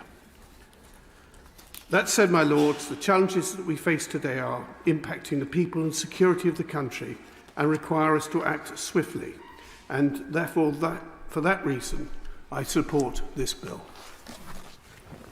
My lords, were it not for the thousands of human tragedies and broken lives that are part of the problem which this bill attempts so clumsily to solve, we'd be looking at surrealism on the point of becoming comic. A scriptwriter suggesting this scenario would be told to go away and come back with something a little more credible. But alas, we are faced with a proposal to put legal fiction into statute.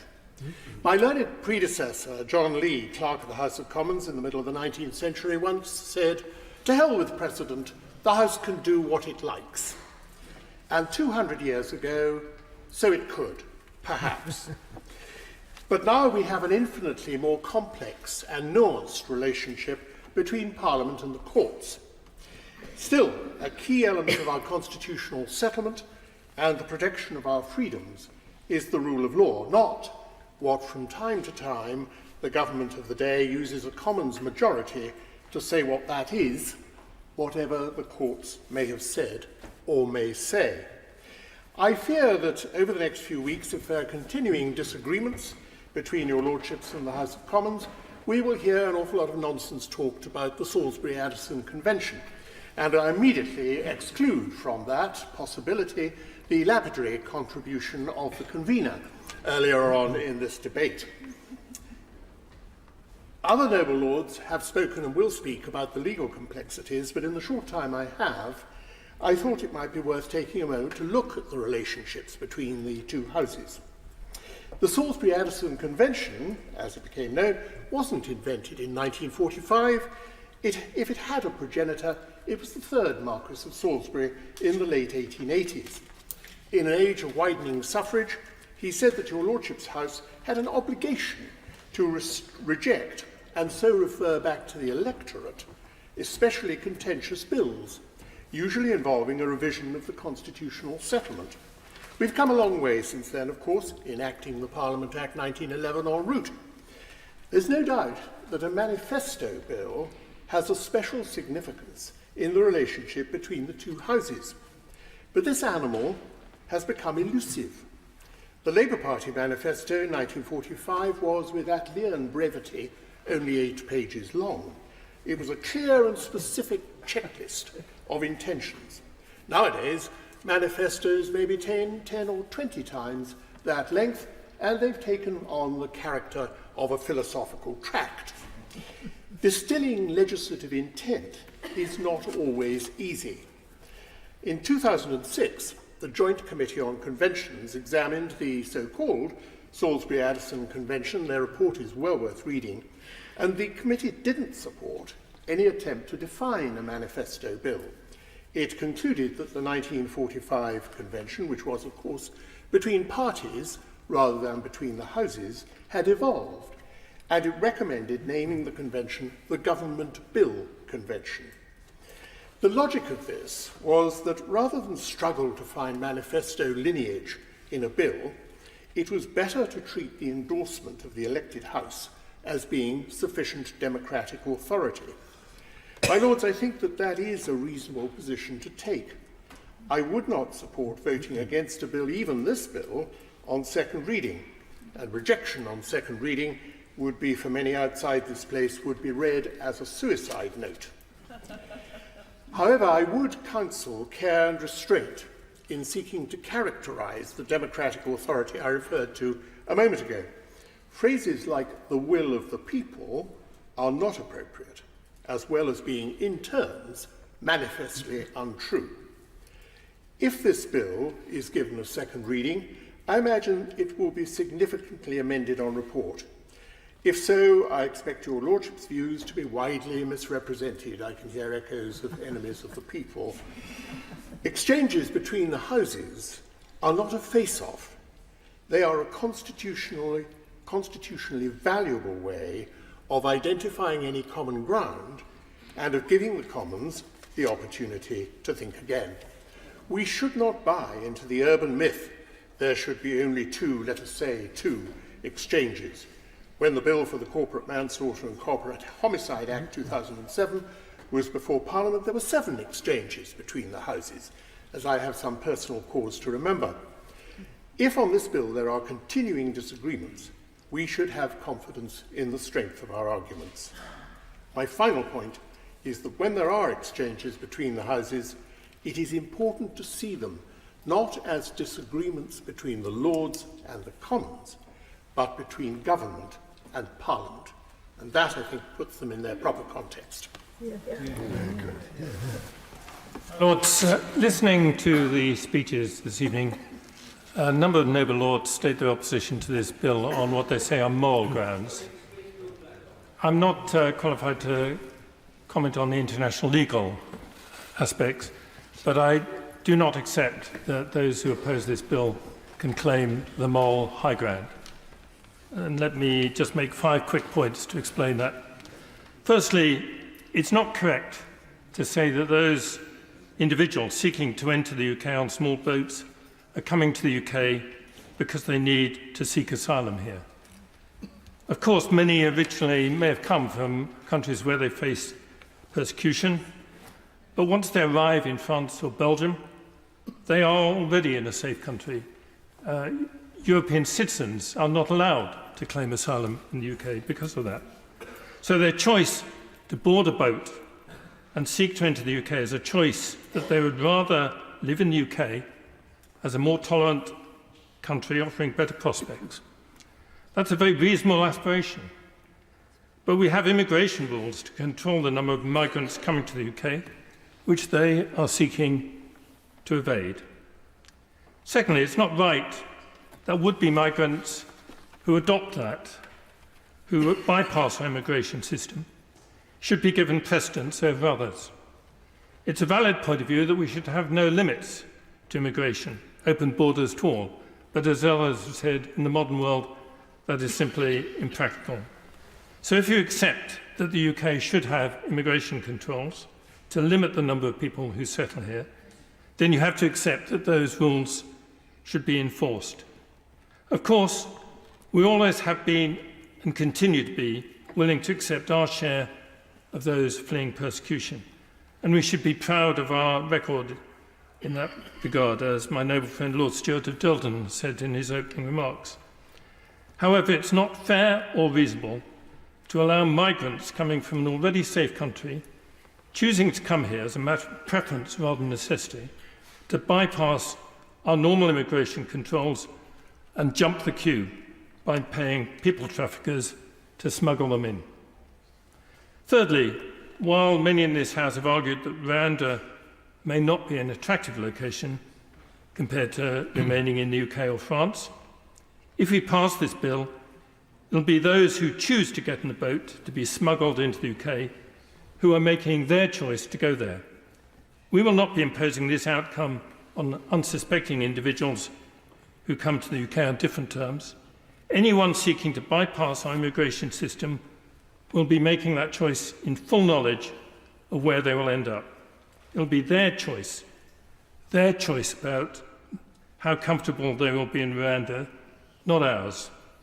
If they're not comfortable, they can safely stay in France and apply to migrate to the UK in the normal way through our normal procedures. And then there are the numbers arguments. Some argue that the policy cannot work because they say thousands of migrants cannot be accommodated in Rwanda. My Lords, that misses the point. If the policy is successful, it will be very few individuals who are actually sent to Rwanda, because the certainty of being removed from the UK will remove the incentive to come here illegally. In fact, the most successful policy would be if no migrants are sent to Rwanda. Finally, there are those who argue the magic bullet, that there's a better solution. But the only alternative offered to stop the flow of small boats is to crack down on criminal gangs.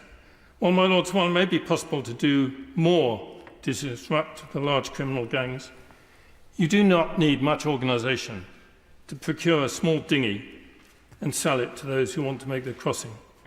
We cannot patrol the whole French coastline. So, my Lords, this alternative is simply not credible. So long as the Channel crossing remains a viable route into the UK, people will keep coming.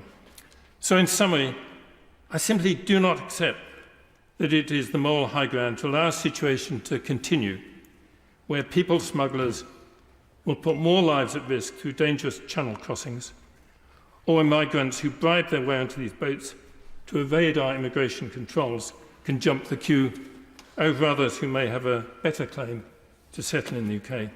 My Lords, that is not moral, but that is what will happen if we block this bill.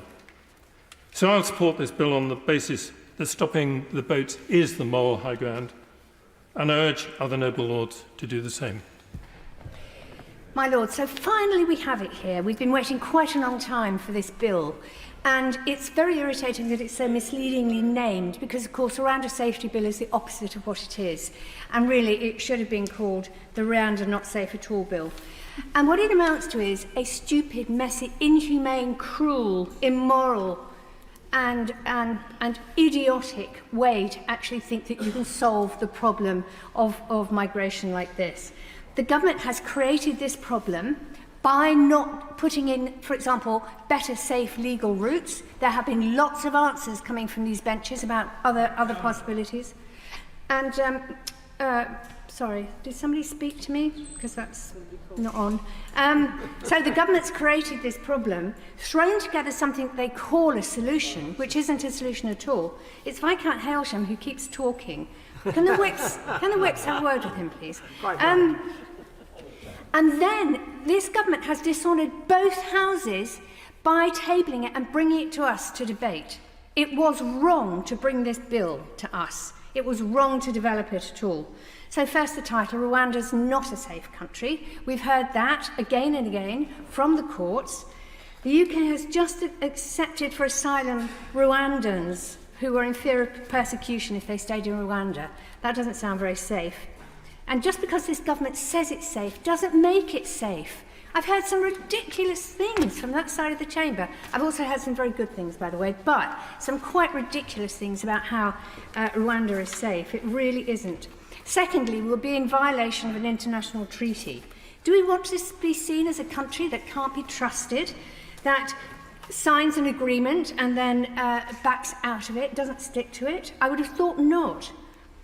This is an exceptional bill that needs us here in your Lordship's House to take exceptional action. Stopping a government with a track record of introducing draconian laws from overruling our courts is what we're here for. It's our job. Today we're talking about the rights of refugees, but if you accept this bill going through, then what's to stop a government with a big majority from disapplying other human rights? The path to a totalitarian state isn't just the government banning strikes and affected protests or restricting the right to vote, all of which have happened. It's ministers pushing through laws that say this group of people deserve no human rights, and the courts are banned from helping them seek justice. Today it's refugees, but tomorrow there'll be another scapegoat to target. Some of them will be vile people doing horrible things, but that's the point of human rights. Human rights are for all of us. They are there to defend everyone's right to justice, whether they're saint or sinner, whether the government likes them or hates them. And Convention is on the side of rejecting this bill. The Labour front bench doesn't like the Lords blocking what MPs have voted for, and I understand that we should use this power sparingly, but Labour, as we have heard, has done it. They had their own successful fatal motion 11 years ago, and so I think they could support today's fatal motion if they just held their noses. Going back a year before that, we rejected, last year I'm proud to say that all the opposition joined together to beat the government on the water pollution rules. And going back a year before that, we rejected outright the 18 pages of government amendments restricting the right to protest, and we forced the government to come back with new legislation. The Rwanda bill wasn't in the Conservative Party manifesto. Disapplying the Human Rights Act was not in the party manifesto. Convention allows us to reject it. And of course, there is the point which someone else did make, that it's going to take us hours. We are going to be sitting here a very long time. And many of us, I think, probably don't have that many hours left. And we really should think, is that how we want to spend them? Fighting this government and not winning and having all of our amendments sent back because that end of Parliament doesn't understand what we're here for. And if the Prime Minister genuinely believes that this is the will of the people, then he should call a general election. Please give the public a chance to have their say about this and about the PPE, corruption, about the mess they've deliberately made of the NHS. Now, I talk to a lot of people outside your Lordship's house, and some people are, of course, concerned about the boats arriving for all sorts of reasons. But on doorsteps, in streets and offices, shops and pubs, the talk is less of stop the boats and much more of stop the Tories. Well done. My Lords, I'm glad to follow Baroness Jones of Molescombe, and I'd like to thank my noble friend the Minister for introducing this bill to deter illegal migrants making the perilous journey across the high seas. Despite the law being there, it has not been executed because of successful legal challenge and will not deter. It remains a hollow threat. The new bill responds to this threat. And the new bill responds, to the legal challenge and the Supreme Court judgment by ruling out any generic challenge based on debate about the safety of Rwanda. But this bill is not without its own problems, and some of them have been referred to today. I'd like to raise two. Will, for instance, a successful challenge on individual circumstances become the prototype for other challenges of the same sort? Will there be a successful challenge to the Strasbourg Court, and what will be the response by a Minister of the Crown to an interim remedy? While I am willing to give the bill a chance, I am concerned it is not a satisfactory basis on which to ask the UK Parliament to pass a law. I'm concerned about an attempt to have it every way, to be within international law, yet disapply certain parts, so that the UK somehow avoids its parameters. I would urge my noble friend to ask the government to exclude clearly and categorically, for the purpose of this bill, the provisions of those international treaties which make it impossible to honour the mandate to the electorate as to control the UK's borders. The attempt to run with the hare and run with the hounds is bad for politics, it's bad for the courts, and it's bad for the constitutional arrangements where Parliament makes the law and the courts interpret it. We have a sea border, we have our own Parliament, we have the finest judiciary in the world. It is time to capitalise on these facts. We need to make our law clear and, if need be, exclude clearly those parts of international law which bind this country and replace them with our own law. Otherwise, we shall reap the constitutional and political instability faced by many Western countries because we seem to be failing to honour the promise the electorate sees as its priority. Across Europe, settled governments are crumbling, political systems have been undermined, constitutional stability and order have been threatened. and voters have lost confidence in the politics of business as usual. The EU is now proposing another measure to control illegal migration, which involves quotas and fines on countries which don't take their quota, and is not set to come into law for I think, a year. That is no answer, and nor do the people of nor do our neighbouring countries consider it sufficient. In Germany, the left coalition seeks control over migration. France finally passed its own immigration law, and within weeks, the Constitutional Court of that country has challenged parts of it. Denmark is trying its own scheme, and in Holland, Geert Wilders was elected because he promises to combat immigration and may undermine the stability of the Rutte government. The UK government should clearly and boldly reject those elements of the existing international treaties which make it impossible for it to act against illegal immigration as the electorate wishes. In my view, it should aim to return to its initial proposal of the coalition years to introduce its own Bill of Rights, which cover these things with the generosity we have always shown to asylum and protection claims from people in need. So far from making itself an international pariah, the UK would show itself to be a leader, the one country brave enough to face today's facts and open the way to solving a problem that concerns almost every developed country. My Lords, I want to start by emphasising that this bill is unlawful. It contravenes international law, it contravenes our own laws, it is unworkable, it is unaffordable, and in my view it is immoral because it involves taking incredible risks with human life. And I just want to quote Lord Sumption, because you'll remember that when the judgment from the Supreme Court came down, Lord Sumption was interviewed by the BBC, and it was suggested to him that already government was saying that it was going to pass this kind of bill.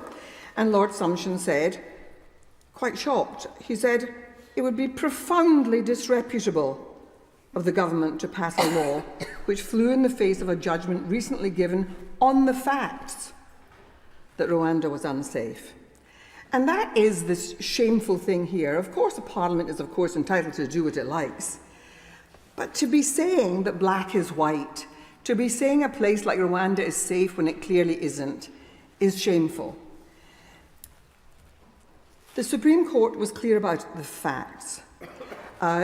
They based much of it on the judgment that came from the Court of Appeal, written by Lord Justice Underhill, a very, very distinguished judge, whose judgment and whose contribution was as long as War and Peace in number of words, describing the failures of Rwanda in the past, its failures in considering applications for asylum, the ways in which it did return people to refoulement, and the climate of fear that exists inside Rwanda, where there's no independent judiciary because, of course, they're captured out of fear of Kagame, who rules with a rod of iron.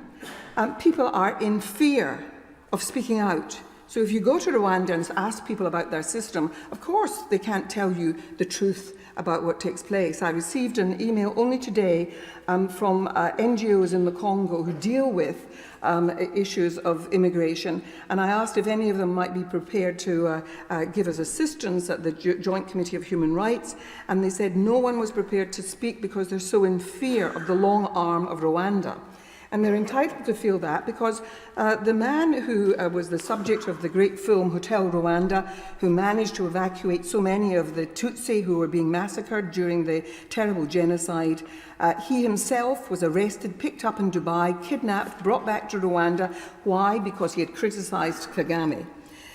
In 2018, 12 Congolese asylum seekers who made a peaceful protest about the rotting food that they were being asked to eat were shot dead by the Rwandan police.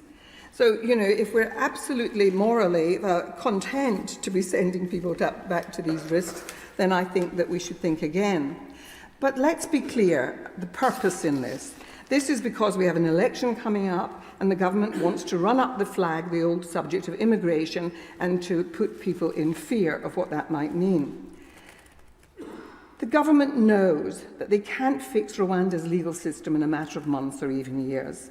So they have basically struck a deal with Rwanda to take everyone we send, and that's economic migrants as well as asylum seekers. A person will get a place in Rwanda irrespective of whether they are an economic migrant or a refugee. All comers are going to be fitted in unless, and here let us talk about the unless, and I was very glad to hear it mentioned by Lord Kirkhope, because in the treaty, as it was in the Memorandum of Understanding, but never mentioned to the general public, there is this special arrangement, which is that Rwanda can send its vulnerable asylum seekers to Britain. Who are these vulnerable asylum seekers, you may ask yourself? Well, one of the problems is that, for example, Rwanda has a problem on issues like homosexuality. Not that they have a law against homosexuals, but a homosexual would have great difficulty getting by and living a life as a homosexual if people were to know that in Rwanda, and the persecution of homosexuals is very real. There is a whole issue about, for example, the Hazara, the Afghani Hazara, who are a minority within the Shia tradition of Islam, totally persecuted by Sunni Afghanis. Is there any risk to them if they were taken there for asylum? And what about people with mental illness?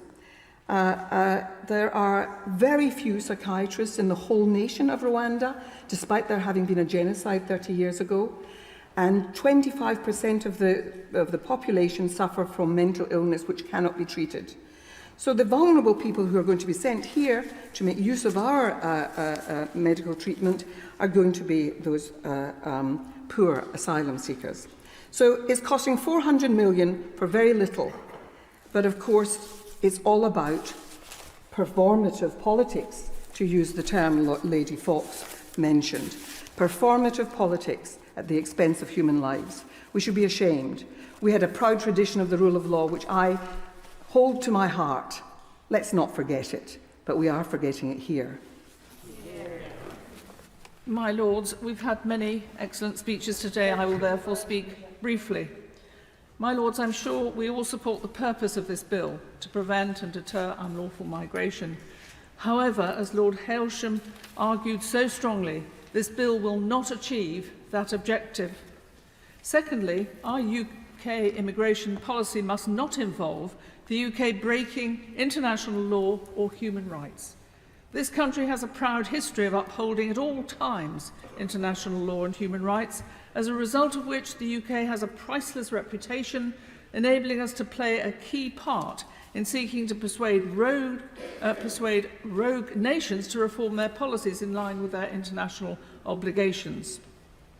Only when Rwanda is a safe country, and truly a safe country, and when the UK Parliament has endorsed this position, can persons be removed from the UK to Rwanda in compliance with all our obligations under international law. In order to satisfy the definition of a safe country, all the provisions of the treaty with Rwanda must be implemented by Rwanda, including the establishment of a non-refoulement commitment, strengthening the monitoring arrangements and strengthening Rwanda's end-to-end asylum process. And all these matters must be bedded in. If this highly questionable policy is to be pursued, and I really have picked up fairly strongly, it is highly questionable, the vital need is for this bill to be delayed until Rwanda has implemented all the provisions of the treaty, and those provisions are bedded in, as I've mentioned. Only then can the bill legitimately refer to Rwanda as a safe country for immigration purposes. My Lords, delay is the role of your Lordship's House in this situation, together with a request to the government to think again.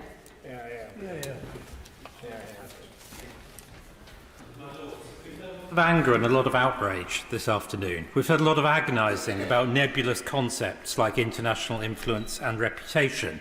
We've heard much effort to side-slip away from our dualist system of international and domestic law. We've heard a lot of advocacy of a purist view of separation of powers that has never actually applied in this country.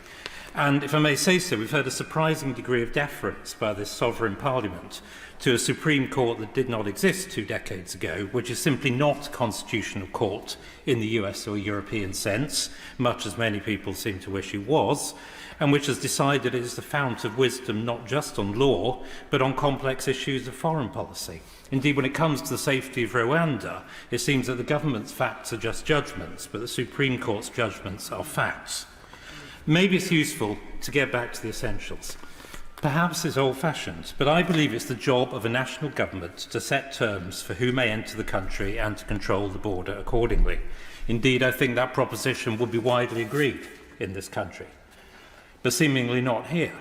Here it's suggested by many noble lords that in significant areas the terms of entry have to be set by international conventions agreed decades ago, by a European court that seems to believe it has the right to define the extent of its own powers, and of course by the people, traffickers and criminals who make it possible for large numbers of people to take advantage of these terms. We're told, in other words, that the British government should not in practice be able to set the terms under which people can come into this country. And I put it that starkly because we can then see that that's not a proposition that would command widespread assent in this country. Now, this current situation cannot, in my view, be sustained in modern conditions. The government is right to do what is necessary to re-establish control. Control must mean that the government defines the conditions for entry into the UK. That one of those conditions is that if you arrive illegally, you don't have the right to stay and must therefore go somewhere else. And that we have no obligation to take in just anybody who shows up and can claim asylum in whatever numbers. And it may well also have to mean that if international law, whether it's the ECHR or any other agreement, says anything different, then so much the worse for international law. Now, all these things may be unpalatable, and I know they are unpalatable to many in this chamber. It's much easier to avoid thinking about them. But if you don't do those things, you don't have control. Now, to the extent I understand the alternatives most widely advocated by noble lords, they seem to involve establishing so-called safe and legal routes for the many people who currently show up here illegally. In other words, to acquiesce in the reality that we don't control our borders and to give up trying to do so. For the truth is that safe and legal routes will be rapidly overwhelmed by the numbers and illegal arrivals will continue. Now, the Most Reverend Primate, the Archbishop, who's in his place, reminds us that all human beings are of great value, and of course I agree with him, and for the same reasons. Of course we should welcome the stranger, but in my very humble view in this area, you can't get from that undoubted existential truth to a political proposition. A proposition that large numbers of people from many, many countries around the world, if they can persuade a criminal trafficker to take them, have the de facto right to settle in this country. Those are propositions, in my view, of a completely different nature and kind. Now, to conclude, it follows logically from all this that, of course, I support the bill and its deterrent purpose. I do admit some doubts as to whether the bill in its current form is going to be robust enough to achieve the desired end. I think it would certainly have been better if it had been amended to strengthen the exclusion of international law as proposed in the Commons. In my view, we will one day have to go there in this area. But it's done now. The Commons debated it fully and has now spoken. I support the government in bringing it into force swiftly, and I hope noble lords would do likewise. My Lords, as I have listened to your Lordships debating today, I have been very much aware that your Lordships are seized of the fact that our role is to scrutinise legislation, not to rubber stamp government proposals, as I think we're being asked to do by number 10 And this is our duty, and I have no doubt your lordships will fulfil that duty with integrity. My lords, last week we voted that the Rwanda Treaty, on which this bill relies for legitimacy, should not be implemented until the mechanisms and processes it establishes have been given effect. For the moment, they're aspirational. And anyone who's been involved in the process of establishing new systems and mechanisms knows that these things aren't done properly, even in a country like the UK, which has the advantage of a long-established judicial and criminal justice system and is familiar with accountability mechanisms. Rwanda is not that type of country. My lords, I know this bill applies only to those who have come to the UK by unsafe and illegal routes, and that the destruction of the human trafficking business, which facilitates access to the UK by these routes, is a very necessary and desirable aim. That, my lords, goes to the heart of this bill. And my lords, the analysis, among others, by research led by the Bingham Centre for the Rule of Law, finds inter alia that the bill and treaty will put the UK in breach of its obligations under Article 4 of the ECHR, Article 10 of ECAT, obligations to identify and assist every potential victim of modern slavery and human trafficking, regardless of immigration status or method of entry. The Northern Ireland Human Rights Commission has said that this bill will deliberately abdicate responsibility under the 1951 Refugee Convention. It will threaten the international refugee protection system and risk the erosion of the UK's standing and ability to collaborate in the multilateral system. My lords, we cannot, by stating something, make it a reality. If Rwanda is not safe for some people, and many noble lords have pointed out why and where it is not safe, and have pointed to the people who have been given asylum here from Rwanda, then the question must rise, what does it mean to say it is a safe country? As the Law Society for England and Wales has said, simply put, the Supreme Court found Rwanda to be unsafe. Legislating the reverse will not change the situation on the ground. We cannot, by legislation, make the statement in Clause 1.5 a reality. We haven't been told what has changed since the Supreme Court judgment, apart from the making of the Rwanda Treaty a few weeks ago, which, as I have said, contains a range of aspirational measures which will require very significant work to become operational. As the Law Society also said, as the bill stands, even if the court is presented with overwhelming evidence that Rwanda is not safe, it would have to ignore that evidence and treat Rwanda as a safe country. Redress, which pursues claims on behalf of survivors of torture, makes the very important point that the bill sends out a dangerous signal that the UK is willing to circumvent the rule of law and so undermines the international rules-based order. It says the UK has historically led the way in establishing the rule of law and should not now contribute to the threats it faces internationally. But, my lords, we know, because we have seen it in your lordship's house, that this government is getting into the habit of disapplying its human rights obligations and of undermining the rule of law. I point yet again to the Legacy Act passed in Northern Ireland, which removes all rights to compensation under the civil law, to inquests and to prosecutions, except in very limited circumstances. The Northern Ireland Human Rights Commission advises that refugees and asylum seekers are protected by Article 2 of the Windsor Framework, and that rights particular to refugees and asylum seekers are within the scope of the Good Friday Agreement, by virtue in particular of the commitment to civil rights and to incorporate the European Convention into domestic law. It cites many measures which are binding on the UK and which continue to set standards for human rights protection, below which the law in Northern Ireland should not fall. Yet this bill seeks to deprive individuals of that protection. It suggests that the current relationship between the UK courts, UK Parliament and international law is balanced, but this bill will create an imbalance. My lords, we've heard so many voices articulating the dangers and indeed perils of this bill. Undoubtedly, we have to find ways to resolve the problem which gave rise to the bill, and to dismantle, if possible, the highly lucrative businesses which are profiting from the plight of those who seek a safer and better life.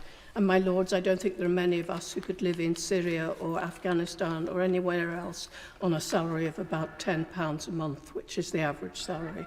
My lords, this bill is not the way forward. At the very least, until Parliament can be assured that the mechanisms and institutions of the Rwanda Treaty are in place, and that there is consideration of each asylum seeker and of any particular vulnerabilities they have, Parliament should not exercise its sovereignty. It should exercise its sovereignty and decline to pass this ill-thought-out bill. As the noble Lord Carlisle pointed out, Government have yet to respond to the decision of your lordships on the Rwanda Treaty, which is so fundamental to this bill. This bill does not stand alone. My lords, we will appear ridiculous if we pass a bill saying that Rwanda is safe, simply to overrule our independent Supreme Court, which has said that it could not be considered a safe country.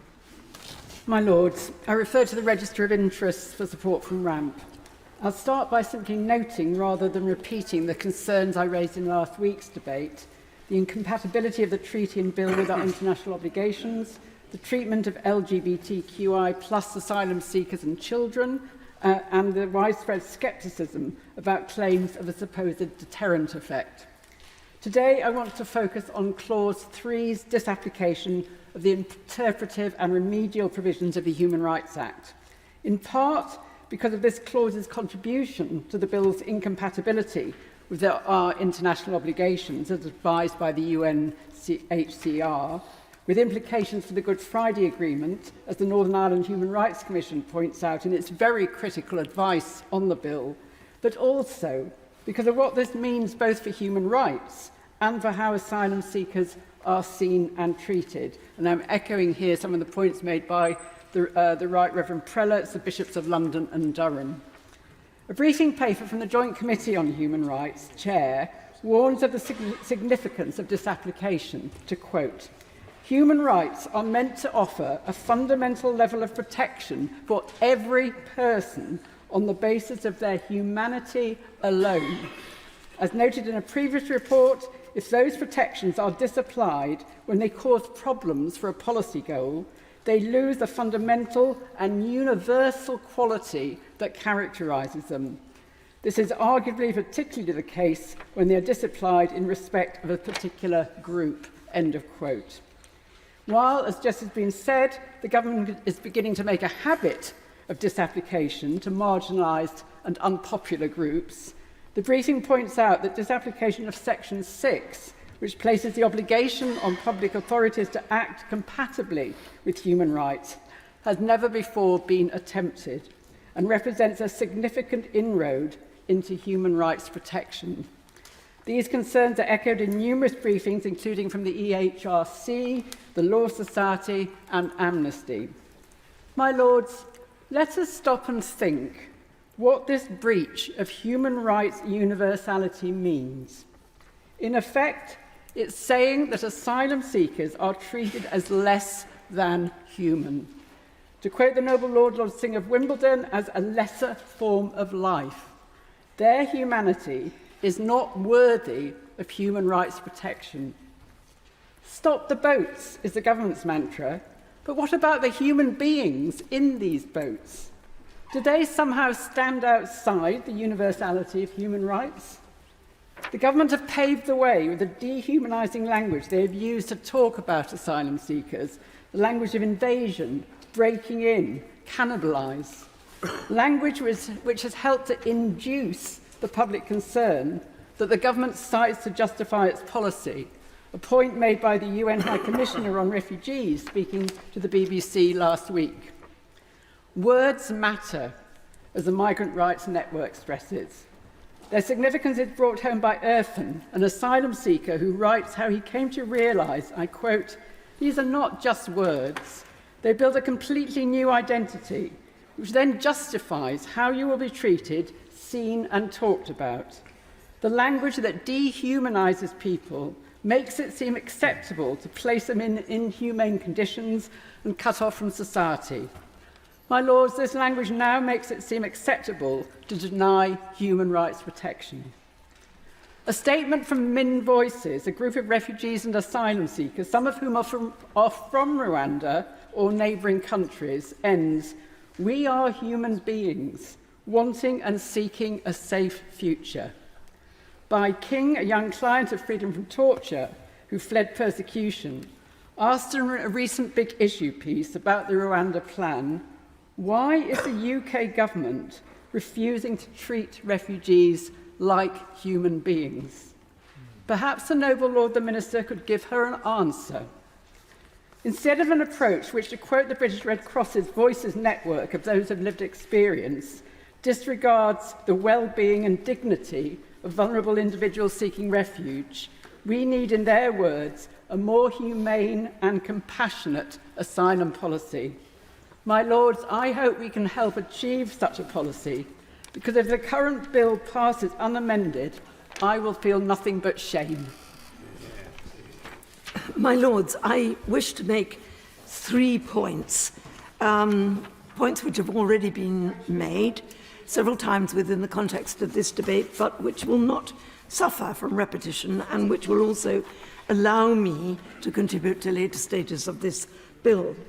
My Lords, I think it is unreasonable that this bill asks parliamentarians to override the rulings of the Supreme Court, thereby touching on a constitutional convention of the separation of powers.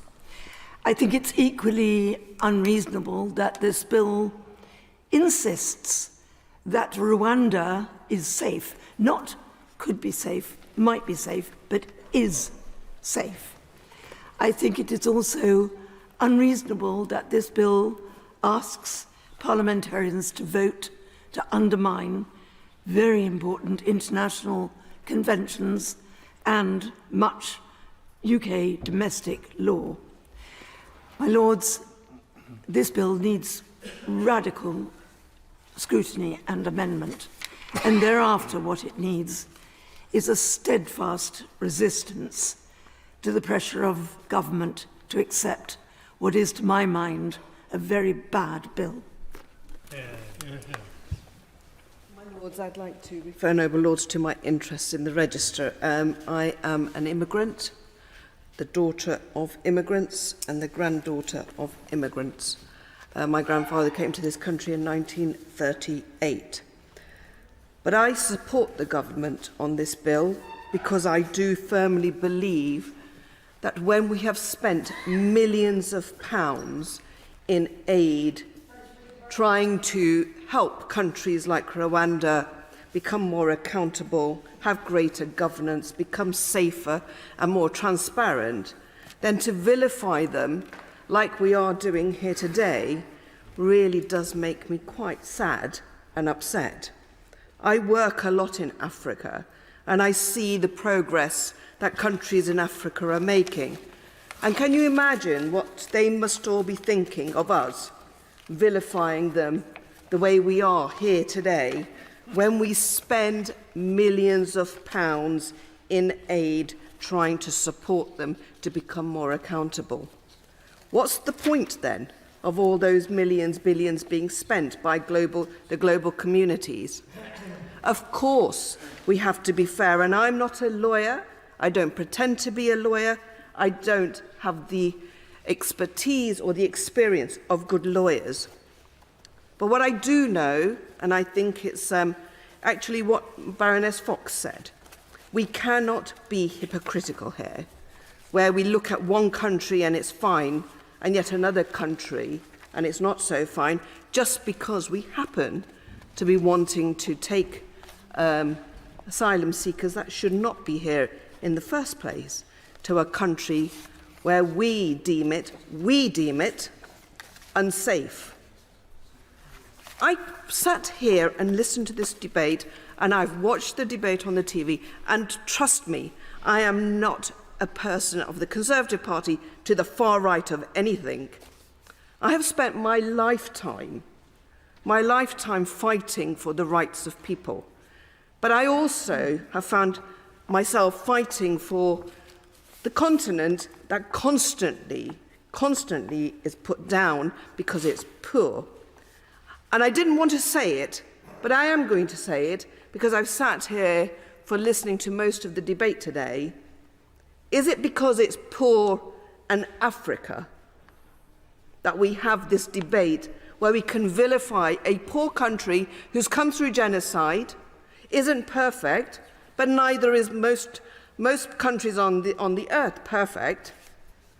But instead of trying to say we will work with Rwanda continuously, we will support Rwanda, we will support the people that are going there, we sit here and constantly call it unsafe. And I think that's unfair on a country that's gone through so much trauma itself. And to the people that have actually, I was looking at the statistics of Rwanda's economic growth. 6.6% GDP growth last year. So they're doing something right, and we need to be encouraging the fact that democracies are trying to become more democratic. But by standing here and vilifying them as unsafe because we deem it so, because in the West we deem who's safe and who's unsafe, perhaps it's time we start to actually have a discussion, an honest discussion with ourselves in what we really want as our place in the world. And our place in the world should be a place where if we work with countries to elevate them up, they become safer and more economically viable, so that people don't want to leave those countries and that they are part of the growth. So, my lords, I'm sorry that I heard the word odious so many times today. I heard the word black and white. And it really does impact on me as somebody who has worked so hard to be part and parcel of this community, to make sure that fairness runs through all of us. But that fairness has to then translate to countries that genuinely want to be on the path of growth. And we sit here in our lens and decide who's safe and who's unsafe without actually saying that we will be part of the solution to make them even safer. There are not many advantages speaking so late in the debate, but one advantage is that you can experience what is the feeling of the House. And I have listened to all of the 55 speakers who have preceded me, and except for 4 or 5 of them when I was out of the House. And of those, my lords, that 37 members of your lordship's House have spoken against this bill, including 5 members of the Conservative benches, who made very powerful speeches, and we all remember the powerful speech of Viscount Lord Hailsham and the powerful speech of Lord Clark of Nottingham. And against that, there have been only 10 speakers who have spoken in favour of this bill. My lords, again at this time of night, I think it's best for me to go straight to give you my reasons why I am strongly opposed to this bill. Let's work on the facts. In the official statistics issued for the year of 2022, it is recorded there were 8,756 Afghan migrants arriving here and who applied for asylum status. Of those, 97% were granted asylum. This is hardly surprising, taking into account the reports we still regularly receive of breaches of human rights by the Taliban. Only on the radio a few days ago, I heard a report that not only were women banned from education, but that they were banned for going out to work, and therefore there were serious problems of supporting families with the mother not being able to go out to work. So let us therefore move to the officials. Let us therefore move to the statistics for 2023. We don't have the official statistics out yet, but we have been told that apparently there's been a drop in the overall figures for the migration of the boat people, and that has gone down from about 45,000 to 30,000. My Lords, it's therefore reasonable to conclude that there are now about 5,000 Afghan migrants eligible for deportation to Rwanda. Look at the journey that those migrants have made. The distance from Kabul to Calais is 4,168 miles, which is nearly double the length of the journey from one coast to the other of the United States of America. I cannot tell your lordships their exact route, but the assumption is that they took a land route. The assumption is that they would have had to go through Pakistan, Iran, Iraq, Syria, and then decide whether to go northeast to enter Europe via Greece, or north or west to enter Europe by Italy. They won't be travelling in any air-conditioned coaches, let alone aeroplanes, and their only means of doing this colossally long journey must be by hitchhiking on lorries. Now, what is going to happen to those 5,000 Rwandans, if they are deported to Rwanda, which will follow from the implementation of this bill, if the illegal migration bill is held to be lawful. There will be the loss of asylum, right, and they will be branded as illegal migrants. If they try to get back here, they will be rejected. Therefore, I ask the whole House, and looking round to all those benches, those who are still here, is this remotely fair or right? Can we possibly allow this to happen when we have the constitutional right to stop it by refusing to allow this bill to pass through this House? Whether we do this now or attempt to do this now for second reading, or whether we attempt to do this later at third reading. My Lords, the Government has stuck with the Rwanda scheme, despite the Rule 39 decision in Strasbourg in June last year, or 22 rather, and despite the Supreme Court's decision which concluded that Rwanda was not safe. The Strasbourg Court's interim ruling has been described as one by a foreign court delivered by a judge in pyjamas. I don't think that's a helpful way of characterising it. All courts need to have the ability to make interim orders, sometimes at inconvenient times of day, and the court is not foreign to us, as long as we remain members. However, the decision was based on Strasbourg Court's own rules, rather than what is in the European Convention. It was made by a still anonymous judge. No reasons were given, and there was no chance for the government to come back on a return date. Now, this breaks just about every rule of natural justice and procedural fairness that normally applies in applications for interim relief. As to the Supreme Court's decision, it said that Parliament should not legislate to reverse the decision of what is the final Court of Appeal in this country. But Parliament has done that precisely in relation to 3 decisions, to my certain knowledge, in the last 2 years. I was chairman of the Independent Review of Administrative Law, and the panel considered carefully whether or not it was appropriate for Parliament to reverse decisions of the Supreme Court. We concluded that Parliament should think long and hard before doing so, but it was perfectly orthodox for Parliament to take such a course. Indeed, the submissions we received from all senior judges did not suggest otherwise. Of this point. Is there not a difference here? That there's a difference between disagreeing with a view and disagreeing with a finding of fact? I'm grateful for that motion. I'm coming on to that particular point. There were certain unusual aspects of the decision of the Supreme Court, which is normally concerned with points of law of general public importance, rather than findings of fact. I think, in fact, it might be better to describe the decision as rather more of a risk assessment based on the evidence before them, rather than a finding of fact. But in any event, The government has since responded to the court's concerns, as your lordships have heard. And I ask the question rhetorically, if the matter were before the Supreme Court today, would the judges come to a different conclusion? One should bear in mind that even before the new steps taken by our government and that of Rwanda, this case was finely balanced.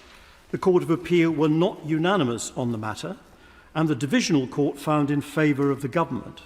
And I also note Lord Sumption's evidence to the Joint Committee on Human Rights acknowledging the government's response to the Supreme Court. The bill tackles some really big legal issues. In the view of the lawyers for the government, it's gone as far as it can go without infringing international law. We know that there remain opportunities for litigation. Lawyers have already announced their intention to take them. But the arguments on the law have to wait to committee stage. At this stage, it's important to consider what the alternatives to the Rwanda scheme are. So I turn to Labour's position, and I would like to mention Sir Keir Starmer. He's been criticised as being a lefty lawyer. Well, I've had the privilege of being against him in court, and if he's a lefty lawyer, he's certainly a good one. I also think it inappropriate to criticise him for the fact that some of his clients would not necessarily feature high on everybody's desired guests at a dinner party. So what is his policy vis-à-vis the boats? There has been some talk of better relationships with France and better safe routes, but at the absolute centre of what is said to be the strategy is apparently Sir Keir himself. He reminds us regularly that he was DPP from 2008 to 2013. He wasn't in charge of the Border Force or the National Crime Agency, he was supervised prosecutions at a very macro level, which is why I am reluctant to blame him for shortcomings in relation to the prosecution of, say, Jimmy Savile or even the poor victims of the Horizon scandal. But he cannot have it both ways. Is it really suggested that on the very arrival of Sir Keir, a former DPP at number 10, the smugglers will simply roll up their rubber dinghies and give up their promising and profitable business model? Is Labour's alternative deterrent none other than Sir Keir himself? Well, I'm afraid I'm unconvinced by that. So it comes to this. Rwanda is at the moment the only game in town. We all agree we must stop the boats. The government has made progress, but needs to go further. This bill will enable the scheme to take effect, courts here and in Strasbourg permitting, and it may, and I admit it may, deter those who sustain the people smugglers' business. Other European countries face the same challenges and are actively considering similar schemes. Of course, your Lordship's House will scrutinise this bill carefully, but we should retain some constitutional modesty. The elected House has passed this bill. There are many people in this country who consider their government should be able to control our borders against illegal migration. We should not ignore them. In the absence of any cogent alternative, while we should strive to improve the bill, we should not wreck it. My Lords, it's a great honour to follow the noble Lord Folkes, and unlike my noble friend Baroness Verma, who I have to say has just given an exceptionally powerful speech, and I was very pleased to be in the chamber to hear it. Unlike her, I have not heard as many speeches in today's debate as I would have liked, because I have been attending to other parliamentary business in the Moses room. But I'm quite sure that there will have been lots of speeches by distinguished noble lords drawing on their expertise, and particularly their legal expertise. My own perspective paints a bigger picture, and whilst it will, I'm sure, go against the majority of opinion that has been expressed in this House so far today, it is a perspective I feel is one that I would like to give. My Lords, earlier this month, in a debate about the standing of parliamentary democracy, I said that the post office scandal illustrates powerfully what is driving many voters' disaffection. Namely, that those of us in positions of authority do not listen or take seriously what voters are telling us if what they say or want does not correspond with what we have decided is right and want to do. The same is true in how we react to the majority's demand for lower levels of legal immigration and an end to the large numbers of illegal migrants entering and staying in our country. Instead of working together over the last 8 years to address one of the underlying causes of Brexit, we've decided the real problem is that, at best, the voters don't understand why they're wrong and can't have what they want, or at worst, they're bigoted for their views. As I've said before in other debates, people do not expect simple solutions to complex problems, but they do expect people such as us to be motivated by the kinds of simple values that any decent, upstanding citizen instinctively shares. We evidence that to them by how we do our job, which must include listening and showing that we understand their experience of the problem only we have the power to fix. The travesty of our collective response to the public's demand that we, the whole of Parliament, get a grip on illegal immigration is that, time and again, convinced that we know better, we have chosen to stand alongside those who enter our country illegally and about whom we know nothing over our fellow citizens who are affected by our decisions and on whom we rely on to pay their taxes, abide by the law and generally keep the country afloat. My Lords, when it comes to immigration, our repeated efforts to thwart what the majority have voted for is the clearest representation of the division between insiders and outsiders that led to Brexit and all the other democratic shocks that have since followed. That a majority of members of this House persist in obstructing at every and any opportunity all measures to deal with illegal immigration shows voters that we've learned nothing and nothing has changed. Now, to those who argue that a majority do not support this bill, I would argue that it's hardly surprising people who want tougher action to prevent illegal immigration are losing faith in our ability to succeed. We've done nothing to show we want to. And just to be clear, it's normal for people who are angry and want us to clamp down hard on illegal migration to be, at the same time, welcoming of those who come to this country via approved schemes. My friends and family in Beeston Rylands, the area where I grew up, and has recently become home to hundreds of people from Hong Kong, are testimony to that. Whether the Rwanda scheme is or not implemented will likely do little to change the Conservative Party's prospects come the next general election. And that's not why I support this bill and doing whatever it takes to deter people attempting to enter our country illegally. For me, this is about our duty to deliver what people voted for, regardless of our own politics. And the fact we are having to consider a bill which is causing so much angst amongst noble lords is, in my view, a result of our collective failure.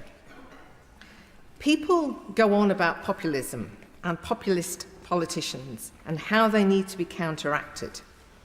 Perhaps those same people should consider why people are pushed towards populism and populist politicians in the first place.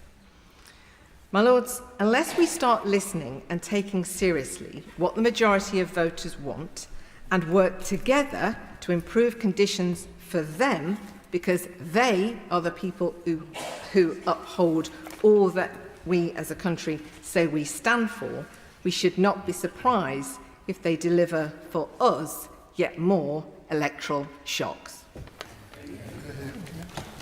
My Lords, I would like just to begin with an anecdote which has some tangential connection with what the noble Baroness was saying.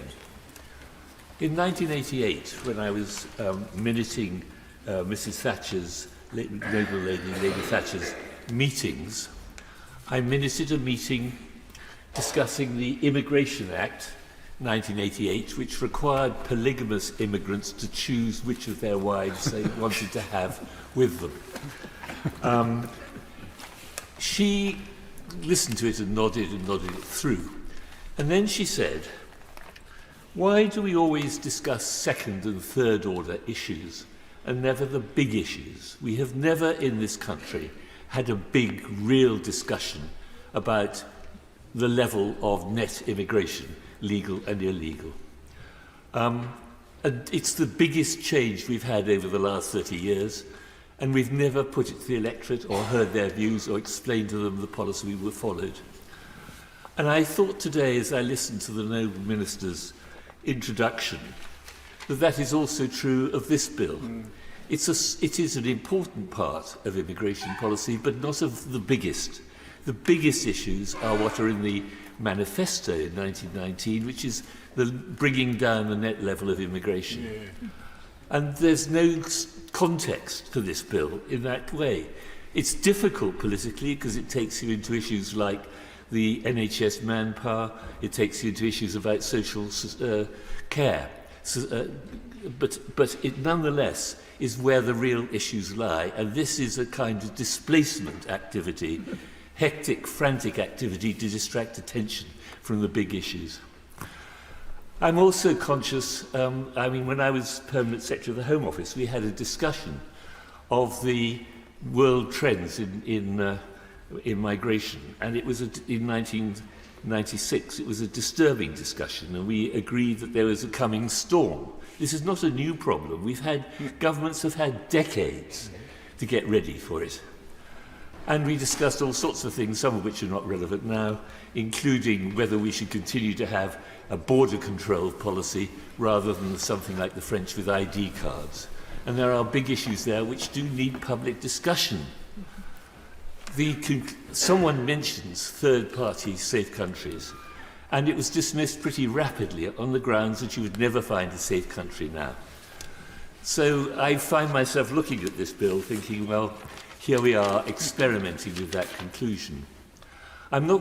I am opposed to this bill. I think we've heard some very powerful speeches, which I support. I hope when we come to committee stage, because I think we will have to go through to committee stage, I don't think we'll pass the Noble Lord Jones motion.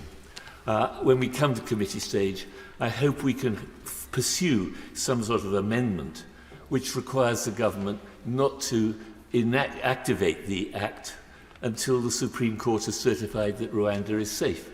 I think there is scope there for some sort of deal. You can phrase it as you want. But in the meantime, I'd just like to ask the Minister, the Noble Minister, Noble Lord the Minister, a few questions. Would he please give a reply to my noble friend Lord Kerr about why exactly the Rwanda option is considered likely to be an effective deterrent? What is going on in the imaginary mind of the immigrant who's suddenly at the Channel changes his mind and stays in France? What is it that's putting him or her off after they've been through mountain ranges, plains, wars, famine, desert, goodness knows what? One small final risk before they get to their desired objective, the UK. What is it about Rwanda that is likely to put them off? That's the first. I think we need to get inside the mind of the imaginary immigrant. Secondly, I am disturbed deeply by the constitutional implications of this bill, which have been put out far more adequately than I could. I'd just like to know the limits in the government's mind of this new power, I think it's new, to declare fact by legislation, even where the facts are untrue. I mean, for instance, would it allow the government to pass or propose a bill which said that every returning officer in a general election must conclusively treat every vote for the Labour candidate as a vote for the Conservative candidate? I mean, or the other way around, if you wish. There's a sense in which you cannot use legislation to tell lies. And I think it's a very worrying, and it's a lie in the sense that nobody knows whether Rwanda is safe or not. And I think it's very worrying new innovation. And finally, does the Minister think that ministers should be able to instruct civil servants not to comply with international law? Those are three questions I'd like answers to. My Lords, it's a great pleasure to follow the noble Lord Wilson of Dinton and his vast experience of Whitehall and the formation of policy. I want to concentrate on Section 5 of the bill and a legal issue at the very heart of it, which is whether a minister should be able to refuse to abide by an interim order of the European Court of Human Rights made under its Rule 39 procedure. The President of the Strasbourg Court, in a media interview given only last week, asserted that her court does have the power to grant interim relief and that Member States have an obligation to comply. But the contrary position had been powerfully presented only the previous evening by Professor Eakins giving the 37th Atkin Lecture in this city. The present Rule 39 dates from 2013 and provides that the full court or a single duty judge, quotes, may indicate to the parties any interim measures which they consider should be adopted. That doesn't sound like a legal obligation, and that's for a simple reason. The 1950 Convention contains no, I repeat, no provision for a single judge or even the full court to grant interim relief to any person. And that omission was not an oversight. There was an attempt in 1950 to give the court such a power, and that attempt was rejected. And on every subsequent attempt to give the court that power, the Member States have refused. Now, that's not to say, as the noble Lord Folk said, that a power to grant interim orders might not be useful or sensible or desirable. But that's not the question. The question is whether the court has that power, and the Member States repeatedly decided that it should not. And for a time, the Strasbourg Court itself agreed that it did not have a power to grant interim relief. It so ruled authoritatively in 1991. It ruled to the same effect a decade later, in 2001. But in 2005, the Strasbourg Court performed a jurisdictional U-turn. It held that by failing to comply with an interim measure ordered under Rule 39 to prevent a deportation, Turkey had breached Article 34. That's the article which provides that Member States must not hinder the right of an individual to access the court. Now, perhaps that case was rightly decided on its own facts, although I doubt it. If the deportation was a breach of Article 34, then whether there was a breach of Rule 39 as well doesn't really make any difference. But that decision became the very slender basis for the court to assert in a later case in 2009 that any non-compliance with the Rule 39 order necessarily also amounted to a breach of the Convention. Why the change of heart by the court in 2005? It appears to be what one might call judicial envy. The International Court of Justice had held a few years earlier, in 2001, that states had to abide by its interim measures, and it seems that the Strasbourg Court decided that what was good enough for The Hague was also good for Strasbourg. But there's a critical difference. Article 41 of the statute establishing the International Court of Justice specifically provides for provisional measures. In other words, the ICJ statute contains in terms precisely the power which the Member States had consistently refused to agree to give to the Strasbourg Court. Now, as the noble Lord Folks explained, there are also severe procedural problems with the approach the Strasbourg Court takes. Those problems are not my concern this evening. I welcome the fact that the Strasbourg Court is trying to address those procedural problems. But none of that addresses the underlying jurisprudential issue, which is whether the Strasbourg Court has the legal power to issue binding interim relief in the first place. In the absence of locating that power in the Convention itself, it's been suggested that over the years, state practice has given the court this power. I do not find that argument persuasive. I don't have the time now, but that state practice is neither uniform nor consistent. The details are set out between pages 35 and 41 of Professor Eakin's paper on this topic for Policy Exchange, which repays reading in any event. I'm sure we'll come back to it in committee. So far as the UK specifically is concerned, we have said, rightly and for good political reasons, that compliance with Rule 39 orders is our usual policy, and all other things being equal, so it should be. But accepting compliance as our usual policy is quite different from accepting a Rule 39 direction as a legal obligation, which we should not do because it is not. Noble friends, Lord Jermyn and Lord Thomas, told us that we have a bill in front of us that the government is asking us to support, which compels decision makers to treat as facts things that have already been found to be false, and to bar courts and tribunals from considering any evidence or arguments to the contrary. I've listened carefully to every contribution in this debate. They have not been contradicted. In addition, these benches can't support a bill which states in Clause 1 that both Houses of Parliament considers a country to be safe, when actually one House of Parliament last week conclusively stated we cannot yet make that judgment and refused to do so. So it's not only that we are asked to consider alternative facts for Rwanda, we are now even being asked to legislate a false record of our own votes. But we are not alone in saying that we cannot make this judgment about Rwanda. So did the Supreme Court. And as we heard, so did the Home Office officials, who have subsequently judged, since the government said that Rwanda should only be considered a safe country, have themselves determined that Rwanda is unsafe for 4 of their nationals who we have given asylum to, whilst the Home Office itself was drafting this bill to determine Rwanda safe. So I'd be grateful if the Minister can confirm that that is indeed the case. The government has said that the treaty addresses the Supreme Court's concerns, but is now asking us to bar the Supreme Court from judging whether it does. These benches reject this. Lord Stewart said at the start that the Supreme Court used out-of-date information when it came to its judgment.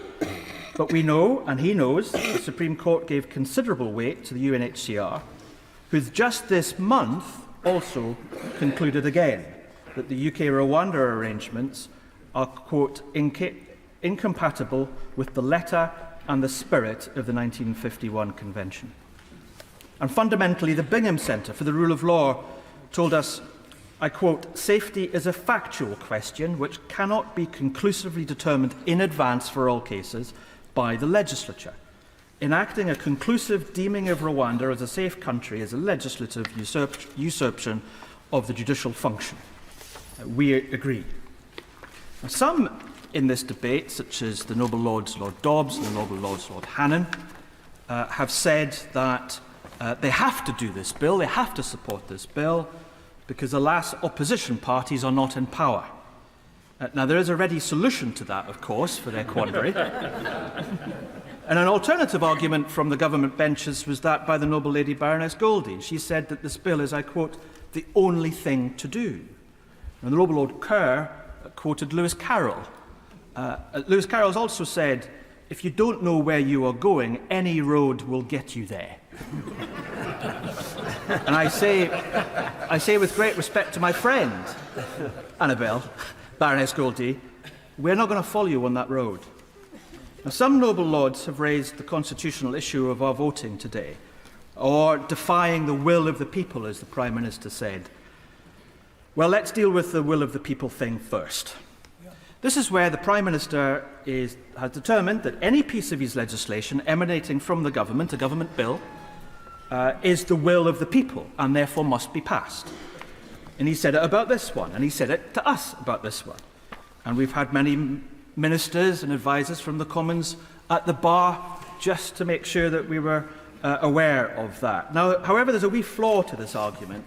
as according to the Hansard Society, in the last session of Parliament, the government itself defied the will of the people by withdrawing a whopping 10% of its own legislative programme, or 6 bills, 4 of which had actually been in the 2022 Queen's Speech. So if the government itself is so defiant of the will of the people to such an extent, we're being modest with just suggesting that this one should be withdrawn. The second argument is voting on second reading. This is unusual. Of course it is, as my noble friend Lord Jermyn said, but it's not unheard of.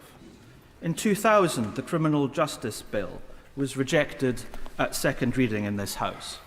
On that occasion, my noble friends joined the Conservatives and some crossbench peers in voting down a bill at second reading in this House. And then, as my noble friend indicated in 2011, on the Health and Social Care Bill, Labour voted against a bill that had just passed the House of Commons on second reading. And I respect him greatly. I'm not sure if he's in his place, but the noble Lord Grocott intervened on my noble friend to complain about that process. The noble Lord Grocott forgot that he'd voted in that division, as did 5 of his colleagues who've spoken this evening on the Labour benches.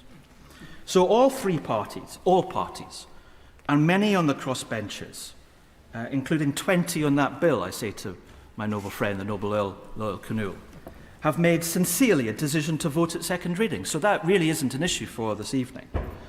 Others have referred to the Salisbury-Addison Convention. I am not an expert, as the noble Lord Lisvane is, of course. But even if this bill got close to being anything like something that was in the 2019 Government Manifesto, these benches have never adhered to that convention. But if that bill wasn't in the 2019 Conservative Manifesto, it might be worth reminding ourselves just briefly, regarding immigration, what was. Page 20. Australian-style Ponce-based immigration system. The commitment, I quote, there will be fewer lower-skilled migrants and overall numbers will come down, close quote.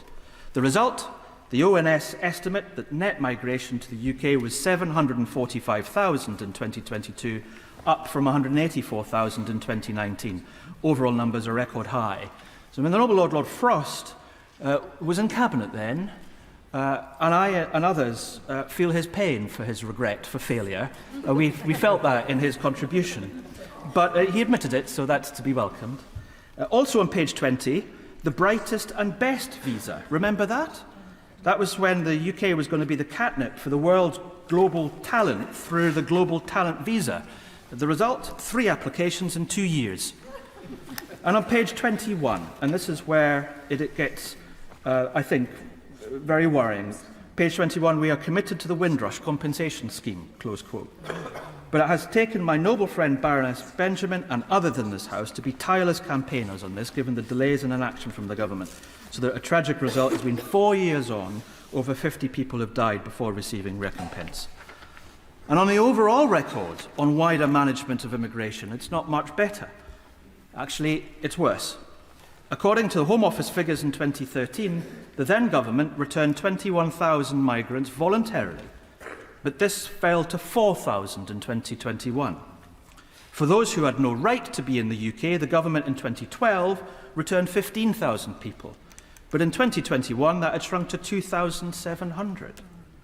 The Lord Dobbs said, we cannot wait. We need this bill because we cannot wait. Well, on these benches, we've been impatient for years for action on this, and the government has not acted. And it wasn't just us complaining, because the independent review in 2019 by the Chief Inspector of Borders and Immigration warned of consequences of poor data sharing and low morale among Home Office staff. Warnings unheeded. And if I make a personal plea this evening of this contribution that we heard this evening with a warning that we should heed, it would be from the noble Lord Hennessy, who is a moral and intellectual guardian of our Constitution, and we should heed his warnings. But the government now seeks to present the whole issue as that of just for those seeking asylum. We know that there is a much lower share of failed asylum seekers as part of returnees. 8% in 2021 compared to 2010, where it was 23%. So we know that those who are arriving here, no matter how they arrive, have a higher cause, and the government has considered that cause, and the government has given refuge to them. Not under 1951 rules, but under 2020 rules. And the noble Baroness Stowell said the government had been blocked all along to have this solution. The government has had every single migration measure it wanted passed. It is that side's issue, not ours. So the Home Office itself shows us that those seeking refuge are a smaller part of the problem than over a decade ago. But that we know that returns are a much bigger problem because of the government's own mismanagement. Yeah. And now £290 million was spent, and a further £78 million on a notice for tender last autumn for nothing, as the Lord MacDonald said. But now we have a policy which is meant to be a deterrent. But the noble Lord Green was right. How successful will it be if a government issues a press release in the morning saying that their migration policies are a deterrent, but then admits in the afternoon that they gave 12,000 refugees without face-to-face interview right to leave for 5 years and potentially right to work? How will that be successful? Now, a perfectly legal and acceptable returns agreement with Albania is working, but the government has failed to agree other legal return and resettlement agreements. The very agreements that the noble Lord Bellamy said in the illegal migration bill proceedings would be necessary, the noble Lord Hannan said would be desirable, but the then Minister Lord Murray told me was not a silver bullet, and we've not seen any progress since. And we are not alone to also highlight the issues. The National Order Office report on immigration enforcement ended with the words, "The Department's success in meeting its mission to prevent illegal immigration through greater compliance with immigration laws is unclear." But on this bill, the government's position today depends on the treaty to sufficiently conclude that there is no risk of Rwanda deviating from its terms. But the Supreme Court found obligations which Rwanda had previously breached were already contained in its agreements and in binding international law. But as the noble Baroness Fairhead had said, we don't then set aside the ability to question this in any other treaty that we have signed, including a trade treaty that we've said. Not only that, we've not made any concerns unchallengeable. Parliament is being asked to judge Rwanda safe in a primary legislation in perpetuity, but the government's own admission is that it will only be in that situation when the treaty is fully operational. But the Minister opening this debate was not able to answer the simplest question from the noble Lord Carlisle. When will it be operational? The Minister told us that we have to have no doubt Rwanda is to be a safe country, but the Minister had plenty doubt in answering when. So how will we in Parliament know? We've been told time and time again that treaty making and treaty keeping is a prerogative power, not a parliamentary one. Now apparently it is our power. And given that a key part of the Supreme Court's ruling was that Rwanda had agreements already in place but didn't adhere to them, how will we know? The government says it's a monitoring committee, but the monitoring committee in Article 15 of the treaty has no powers of enforcement. It can simply report to the joint committee, who only has advisory powers itself. My Lords, before I close, I just wish to pick up on a point from my noble friend Baroness Northover and the Bishop of Durham with regards to trafficking.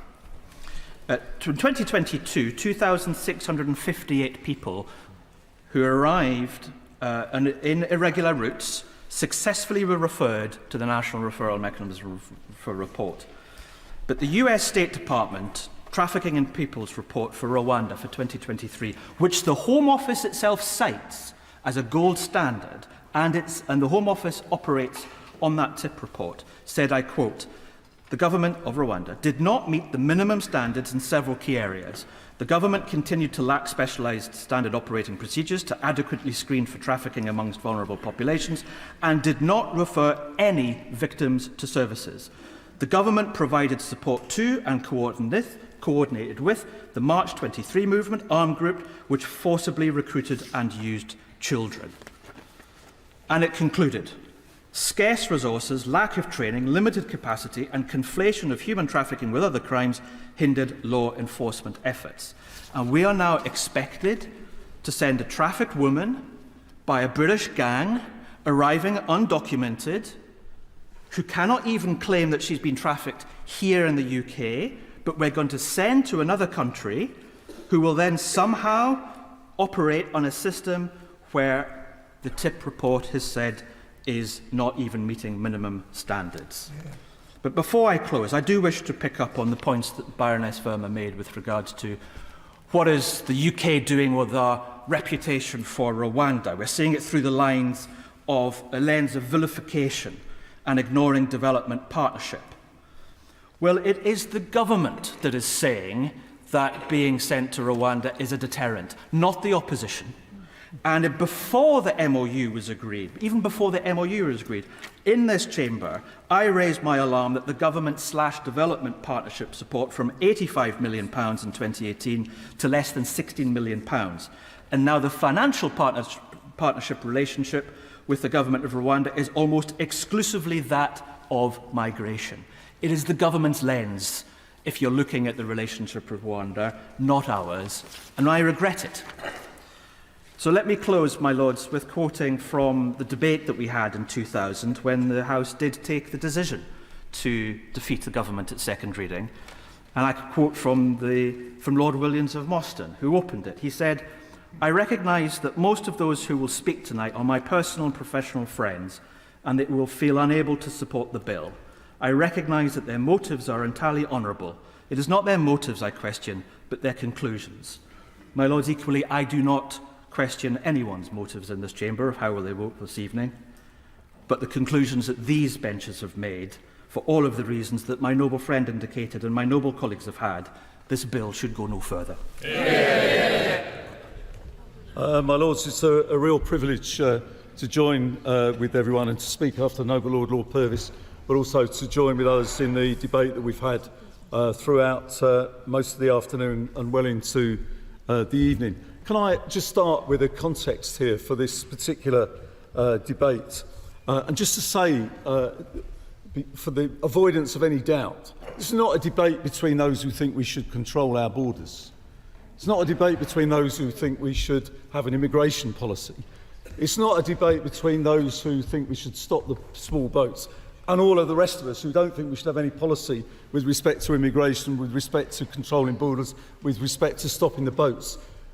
Everyone accepts there's an issue around all of those particular challenges for us. But the context of this debate is what is the right way to go about dealing with that particular problem. And therefore, that is what is before us today. And I think that if we get to a point where you're either in favour of stopping the small boats or you're not, it does nothing for the legislative progress that we would all wish to make. I want to say from the outset that we've opposed this bill at every stage in the other place, and we continue to oppose the bill and the measures contained within it. We don't think they'll work, we think they're unaffordable, and they have real questions with respect to the rule of law. But let me also say that we, as His Majesty's opposition, believe that it is not appropriate for us at this stage to pass a fatal motion and to support the fatal motion, and we will not do that, because we do not think that that is the appropriate way for us to act. And Lord Purvis has laid out, as he's quite obviously entitled to do, and said he respects everybody's opinion. And of course we respect everybody's opinion, but we do not believe that at this stage it is appropriate for the House of Lords to do that. We believe that the revision, the way of scrutinising the legislation, that this is the traditional role of the House, is the way forward for us. And I just gently say to noble lords opposite, who remind me of the constitutional proprieties with respect to this, that I look forward to them, if there is to be a change of government, I look forward to them voting for, or failing rather, not to block or get in the way or unnecessarily delay a number of Labour bills that will be brought before your lordships, including the ending of the re-establishment, rather, of employment rights from day one. I look forward to noble lords welcoming that with open arms and not wishing to delay that at all. I look forward to them on votes at 16, in particular, being of something that they can vote for. But the serious point to be made is that there is a proper role for this House, and we believe that that is to scrutinise and to amend, but not to block. And can I just say, I thought Lord Baker's point was the one that we take on board. The opinion we want to change, the battle we want to win, and the vote we want to win is at a general election where we can vote for a change in government.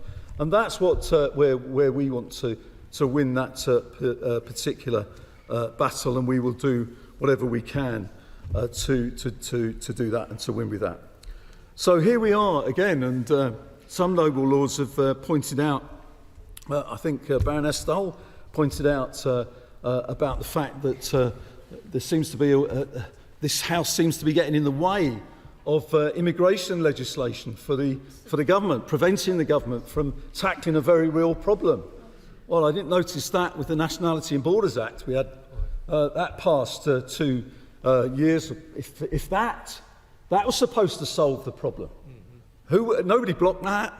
We made suggestions about it, but nobody in this House blocked it. We only had the Illegal Migrants Act a year or so ago. That was supposed to solve all the problems.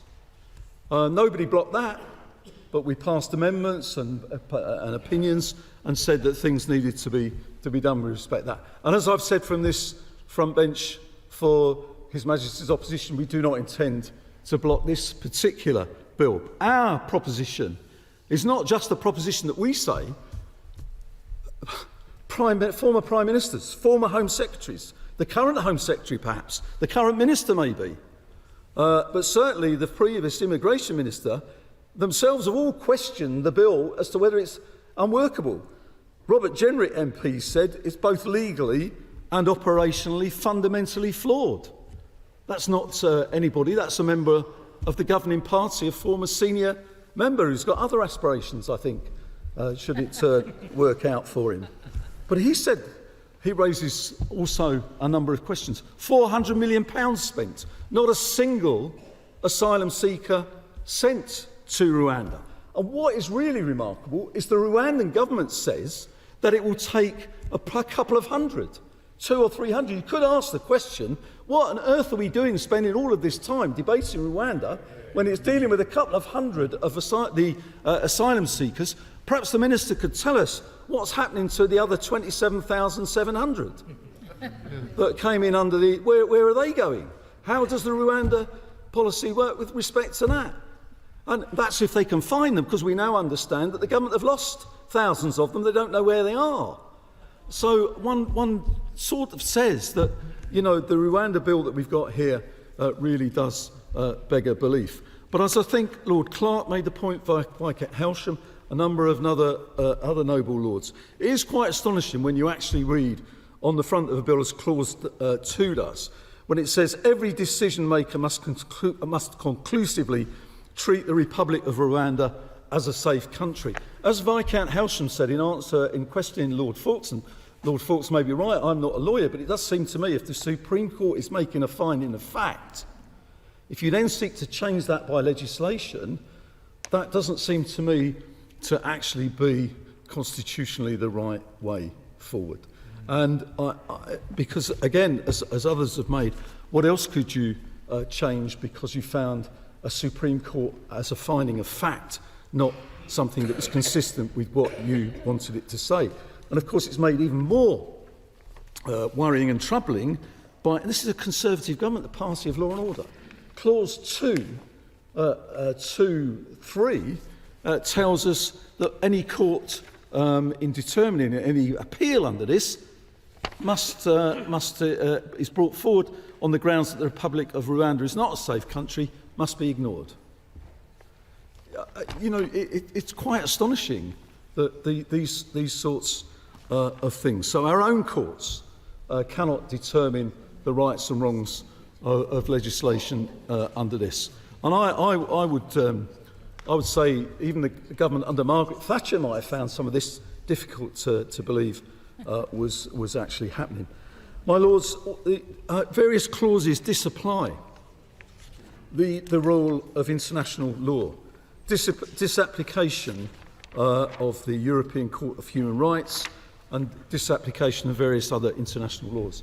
Let me just say this with the UNHCR. There are some who say that it doesn't matter that we are accused and stand accused of breaking international law, that the UNHCR says that the Rwanda Bill and the treaty are inconsistent with the Refugee Convention, are inconsistent with the European Court of Human Rights, are inconsistent with other international laws. We're told by some that this doesn't matter, that this is of no consequence. But many noble lords have talked about the importance of our global standing, our international reputation. I think that matters.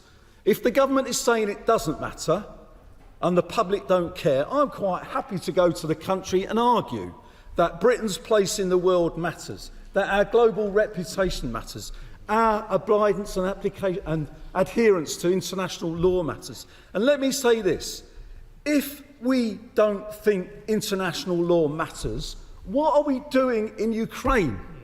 What are we doing in the Red Sea with respect to the Houthis? What are we doing with respect to what we're saying with respect to China? And there's some of the applications, some of the policies that they've got with respect to Taiwan and the operation of there in the South Pacific. If international law and conventions don't matter, and you can disregard them when you want, what does that say for the international rules-based order? And our country, of which we are all proud, is a country should be and is right at the forefront of actually standing up for that as a senior member of the United Nations, of NATO, and so on. So I say that does matter. Some say that that is irrelevant to the British people and to public opinion. I say that it's not. So, my lords, there are to be and will be amendments, and we read, even in the government as included in 1.3, many of the obligations that it expects the government of Rwanda to take up to ensure that it's a safe country. But of course it says agree to fulfil the following obligations. As noble lord after noble lord after noble lord has said in this debate, as many noble baronesses have said in this debate, we have no way of knowing whether these obligations are actually going to be fulfilled or not. It's said they will be, but we don't know. It will be an act of faith. It will be a belief it's going to happen. It will be, well, we hope it will. And yet there is no mechanism within the bill with which we can actually ensure that we hold the Rwandan government to account so that we know that the things that we want to happen will happen. And I suspect that the amendments will seek to address that particular point, that will seek to say, is there not some way that we can at least make a reality of the various things that have been put in the bill? As I say, my lords, there is no difference between any of us in wanting to deal with this problem. The Labour Party is continually goaded by the fact, on the basis that if the Conservative government, His Majesty's government rather, continually says we have no plan, then sooner or later people will think we've no plan. Now, it may be that you don't agree, that noble lords don't agree with what we're saying, but time after time, I've said in this chamber, and my noble friend Baroness Smith has said, and many others have said, that we believe that there should be tough measures to tackle the criminal gangs. We do believe we should establish new agreements with other countries. We do believe in the establishment of safe and legal routes. We do believe that the asylum system and process should be speeded up so that applications are dealt with speedily and effectively. And as the Archbishop continually points out, we also believe that it's necessary for problems to be dealt with at source through a new way of looking at that together, so there's a sharing of the particular problem. That's the plan. If people don't agree with that, argue about it. Say it won't work, as we say about the governments that it won't work. But I'm quite happy to go and put before people that 5-point plan as a better way of dealing with those problems than what the government lay before us. My lords, what we have, we need to ensure that above all, my lords, we have a system that is built on our traditions of fairness, of openness, of recognising that this issue needs cooperation and sharing, not the offloading of responsibility to others. It also needs a system rooted in a system of international law and respect, a system our great country helped to establish. This bill deserves to be amended to protect those principles as far as possible. The government will get its bill, as I say, even if amended, but the reward will not only be an unworkable system, but with a cost to our international standing and reputation. Now is the time not for us to panic, not to ditch our principles, but to put forward an asylum system and an immigration and asylum law that will work and be based on the principles on which this country has always been proud. Yeah. My Lords, I'm grateful to all noble lords who've spoken today and have shared their thoughts on this legislation. We've heard many thoughtful speeches from many noble lords, but I particularly welcome the valued insights of my noble friends, the Baronesses Goldie and Verma, and Lords Wolfson, Dobbs, Horam and Murray in particular. It is clear from across the benches that there is common ground in needing to find a solution to the challenges that we are facing.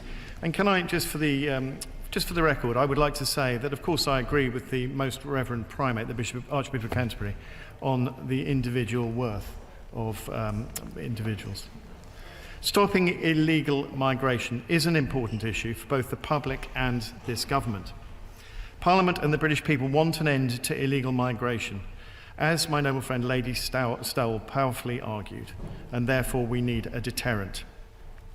As noble lords have heard me say last week, we made progress towards stopping the boats, but we must do more to break the business model of the criminal gangs and deter illegal migrants. And I would say to the noble Lord Kerr, there is evidence of deterrence. There's evidence that it works. And I'm grateful to my noble friends Lord Udney, Lister and Horam for reminding us of Albania and the Australian example. The dangerous channel crossings are often made by young, fit men in search of better life opportunities. Many of those have travelled through safe countries in order to reach the UK, as my noble friend Lord Hannan set out. And they've paid substantial amounts of money to the criminal gangs to facilitate their journey. As the noble Baroness Lady Goldie highlighted, these criminal gangs could not care less about the safety of migrants. They only care about the money. And I think noble lords are in agreement that we cannot let this continue. The Most Reverend Primate, the Archbishop of Canterbury, and other noble lords were right to place this bill in its moral context. But proceeding with this bill is the moral course, as my noble friend Lord Blackwell powerfully noted. We must put a stop to the dangerous channel crossings that are putting lives at risk, and we must put an end to this mass trafficking of people to save lives. That is the humane thing to do, and it is the fair thing to do, as my noble friend Lady Verma argued. By delivering our key partnership, relocating those with no right to be in the UK to Rwanda and not allowing them to stay in the UK, we will deter people making these journeys and we will save those lives. We also need to ensure that we are meeting our international obligations. And so the treaty the Home Secretary signed in December last year sets out to Parliament and the courts why Rwanda is and will remain safe for those relocated there. This bill makes it unambiguously clear that Rwanda is safe and will prevent the courts from second-guessing Parliament's assessments. The Prime Minister has been clear that he will not let a foreign court block flights. We simply cannot let Strasbourg dictate our border security and stop us from establishing a deterrent. I will now turn to the matters raised in the debate, including the points addressed in the amendment moved by the noble Lord German. So a number of noble lords asked why the legislation seeks to confirm that Rwanda is safe when the treaty simply sets out the aspirations of what should happen and the measures are not in place. My lords, the Supreme Court recognised that changes may be delivered in the future which could address the conclusions they came to. We've been working closely with Rwanda on these changes. The partnership with Rwanda is now set out in a new treaty, binding in international law, with specific provisions to address the court's findings. Since the evidential position considered by the UK domestic courts in the summer of 2022, we have obtained further specific information, evidence and assurances from the government of Rwanda to explicitly address the challenges raised by the claimants and the UNHCR in the litigation, and the findings of the Supreme Court following its judgment in November. This primarily takes the form of detailed standard operating procedures, reviews of contracts for services the government of Rwanda have procured, for example with accommodation facilities and medical insurance companies, and new and revised training programs. My lords, the noble lords Purvis and Coker mentioned this all in the context of the UNHCR. Rwanda has successfully hosted over 135,000 refugees and asylum seekers in collaboration with the UNHCR and other organisations. That is not including the nearly 2,000 supported in Rwanda by the emergency transit mechanism to evacuate to safety refugees and asylum seekers trapped in or fleeing civil war in Libya. That is also supported by the EU, which will support the operation of the ETM until 2026. And the EU also announced a further €22 million support package for it. As recently as December 2023, the UNHCR evacuated 153 asylum seekers from Libya to Rwanda. And the European ambassador to Rwanda described the scheme as, and I quote, a crucial life-saving initiative to evacuate people facing major threats and inhumane conditions in Libya to safety in Rwanda. He went on to say, it is a significant example of African solidarity and of partnership with the European Union. We are grateful to the government of Rwanda for hosting these men, women and children. My Lords, regarding our own agreement with Rwanda, we have taken crucial steps forward to respond to the Supreme Court findings, which recognise that changes could be delivered to address their conclusions. Both the Court of Appeal and the High Court found that the principle of relocating individuals to safe third countries for their protection claims to be assessed was consistent with the UK's obligations under the Refugee Convention, and the Supreme Court did not disturb this. My Lords, it is imperative that we continue to work at pace to stop the boats, save lives, and break the business models of the evil criminal gangs. And the fundamental accusation that Rwanda isn't capable of making good decisions and is somehow not committed to this partnership is wrong, as Lady Verma pointed out. I disagree with that, my Lords. Rwandans, perhaps more than most, understand the importance of providing protections to those needing it. I would at this point say to the Noble Lord Coker that the monitoring of all of this is of course dealt with by the treaty, which we debated at some length last week. My Lords, turning to the early intervention from the Noble Lord Carlisle on the motion set down by this House not to ratify the treaty. My Lords, you'll be aware that a resolution made in this House of the treaty does not necessarily stop its progress.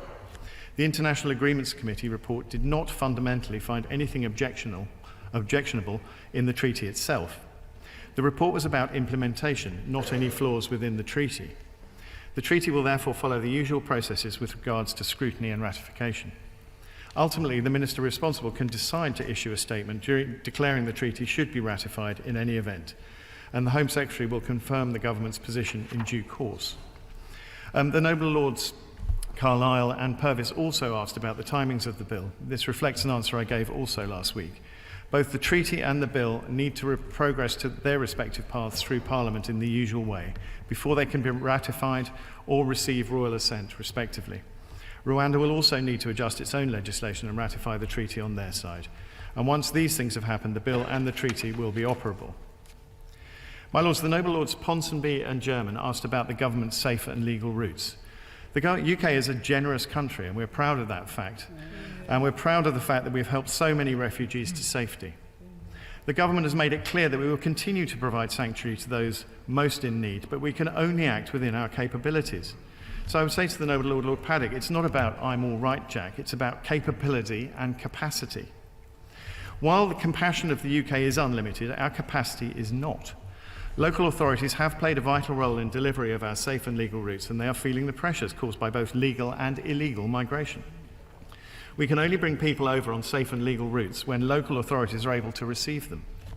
We do remain committed to looking at new or expanded safe and legal routes to the UK for those most vulnerable, but only once we have drastically reduced the unacceptable number of illegal, dangerous and simply unnecessary small boats crossing, which are putting huge amounts of pressure on our public services. The Noble Lord would answer the simple question I put at the early part of this debate. If that is true, why does the government not accept that those who are accorded refugee status through the process that this government wished to apply in Rwanda should be allowed back into the United Kingdom? My Lords, I will come back to that. On the 20th of October 2023, the Home Office launched the consultation on the cap on safe and legal routes to understand local authority capacity. This consultation closed on the 9th of January 2024. Home Office officials are currently reviewing those responses and are planning further engagement with the respondents through a series of regional dialogues to validate responses and to determine a capacity estimate. We will produce a summary of the consultation by the spring, and in the summer of 2024, the government will lay a statutory instrument in Parliament, which will then be debated and voted on, before the cap comes into force from 2025. So in answer to the Noble Lord Blunkett, I would say we have to wait for all of those things to take effect, and I have no doubt that this matter will be up for debate again after 2025. The Noble Baronesses Lady Whittaker and Lady Brinton asked how we can deem Rwanda to be safe if we are granting Rwandan nationals refugee status in the UK. My lords, Rwanda is a safe country, which is what this bill asserts, and the meaning of what it is to be a safe country is set out in clause 1.5. However, our obligation when an asylum claim is lawfully lodged and admitted to the UK asylum process for consideration is to carry out individualised assessment of a person's particular individual circumstances. If after that assessment there is found to be a reason why a person, based on these individual circumstances, cannot be returned to their country of origin, then it is correct that we grant them protection. It is important to stress that people from many different nationalities apply for asylum in the UK, and this includes... My Lord, may I ask this question? Will it be possible under Clause 4 for an individual seeking the court's ruling on whether their individual circumstances might give them a reason to not be sent to Rwanda? Is that because they are able to argue that it may generally be safe, but it's not safe for me? Will they be able to argue it's not safe for me? Meaning that they're homosexual, or that they are ill, or that it's not safe for me. My Lords, quoting from the bill in answer to the Noble Baroness, it is the person in question based on compelling evidence relating specifically to the person's particular individual circumstances, rather than on the grounds that the Republic of Rwanda is not a safe country in general. Pretty straightforward. My Lords, it is important to stress that people from many... My Lords, I did actually ask what were the grounds that people from Rwanda were given asylum here for. What was their well-grounded fear of persecution about? My Lords, each individual case is different. I don't know the particular circumstances of them. It is important to stress that people from many different nationalities apply for asylum in the UK. This includes nationals from some of our closest European neighbours and other safe countries around the world. So that is why there are a small number of cases where we have granted asylum to individuals from countries that we would otherwise consider safe. This is a reflection of our system working, my lords. An individual claim is not a reflection of the country as a whole, and this process also reflects the safeguards which the bill provides to individuals, which I've just read out from clause 4. Each case will be considered on its individual merits by caseworkers who receive extensive training. All available evidence is carefully and sensitively considered in the light of published country information, but I can't comment on the specifics of individual cases. My Lords, the Right Reverend Prelate, the Bishop of London, and the Noble Lord Blunkett asked what support will be available for those who are particularly vulnerable. Rwandan officials will have due regard to the psychological and physical signs of vulnerability of all relocated persons at any stage of the application and integration process. Screening interviews to identify vulnerabilities will be conducted by protection officers in Rwanda who have received the relevant training and are equipped to competently handle safeguarding referrals. Interpreters will be available as required to ensure relocated individuals can make their needs known, and all interviews will be conducted with sensitivity for the individual's well-being. The government of Rwanda has processes in place to safeguard relocated individuals with a range of vulnerabilities, including those concerning mental health, gender-based violence and addiction. All relocated individuals will receive appropriate protection and assistance according to their needs, including referral to specialist services as appropriate to protect their welfare. Article 13 of the treaty makes specific provision that Rwanda will have regard to information provided about a relocated individual relating to any special needs that may arise as a result of their being a victim of modern slavery or human trafficking, and shall take all necessary steps to ensure that these needs are accommodated. How will they know? The Illegal Migration Act prevents someone who may well have been trafficked from even starting the process of claiming that they've been trafficked here. So how will the Rwandans know? Because we are not collecting that information. My Lords, as I've just said, the treaty makes specific provision that Rwanda will have regard to information provided about a relocated individual by the United Kingdom. I'm grateful, but that's prohibited in the Illegal Migration Act. My Lords, I'll have to write to the Noble Lord on that very specific point. These are also detailed in the standard operating procedures as part of the evidence pack released on the 11th of January in support of the bill. Furthermore, my Lords, the UK is also providing additional expertise to support the development of Rwanda's capacity to safeguard vulnerable persons. The Noble Lords, Lord Cashman and Etherton, asked about the treatment of LGBT persons if sent to Rwanda. Rwandan legal protection for LGBT rights is generally considered more progressive than that of neighbouring countries. The Constitution of Rwanda includes a broad prohibition of discrimination and does not criminalise or discriminate against sexual orientation in law or policy. As set out in paragraph 36 of the government's published policy statement, the Constitution of Rwanda prohibits at Article 16 discrimination of any kind based on, amongst other things, ethnic origin, family or ancestry, clan, skin colour or race, sex, region, economic categories, religion or faith, opinion, fortune, cultural differences, language, economic status, physical or mental disability.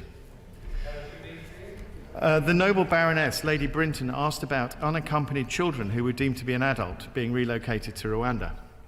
As the treaty sets out in Article 3, paragraph 4, we will not seek to relocate unaccompanied individuals who are deemed to be under the age of 18 to Rwanda. Any unaccompanied individual who, subsequent to relocation, is deemed by a court or tribunal in the UK to either be under the age of 18 or to be treated temporarily as being under the age of 18 shall be returned to the UK. Any person who has been relocated to Rwanda... I'm sure that the Noble Lord the Minister wants to be accurate. And is it not the case that he should recognise that homosexuality is illegal in Rwanda? The penal code criminalises same-sex sexual activity, and individuals found guilty of engaging in such activity can face imprisonment. If that is right, is Rwanda really a safe country? Well, my Lords, I'm not familiar with that part, I'm afraid. However, I have just read out the relevant clause in this particular bill, which deals with specific individual circumstances.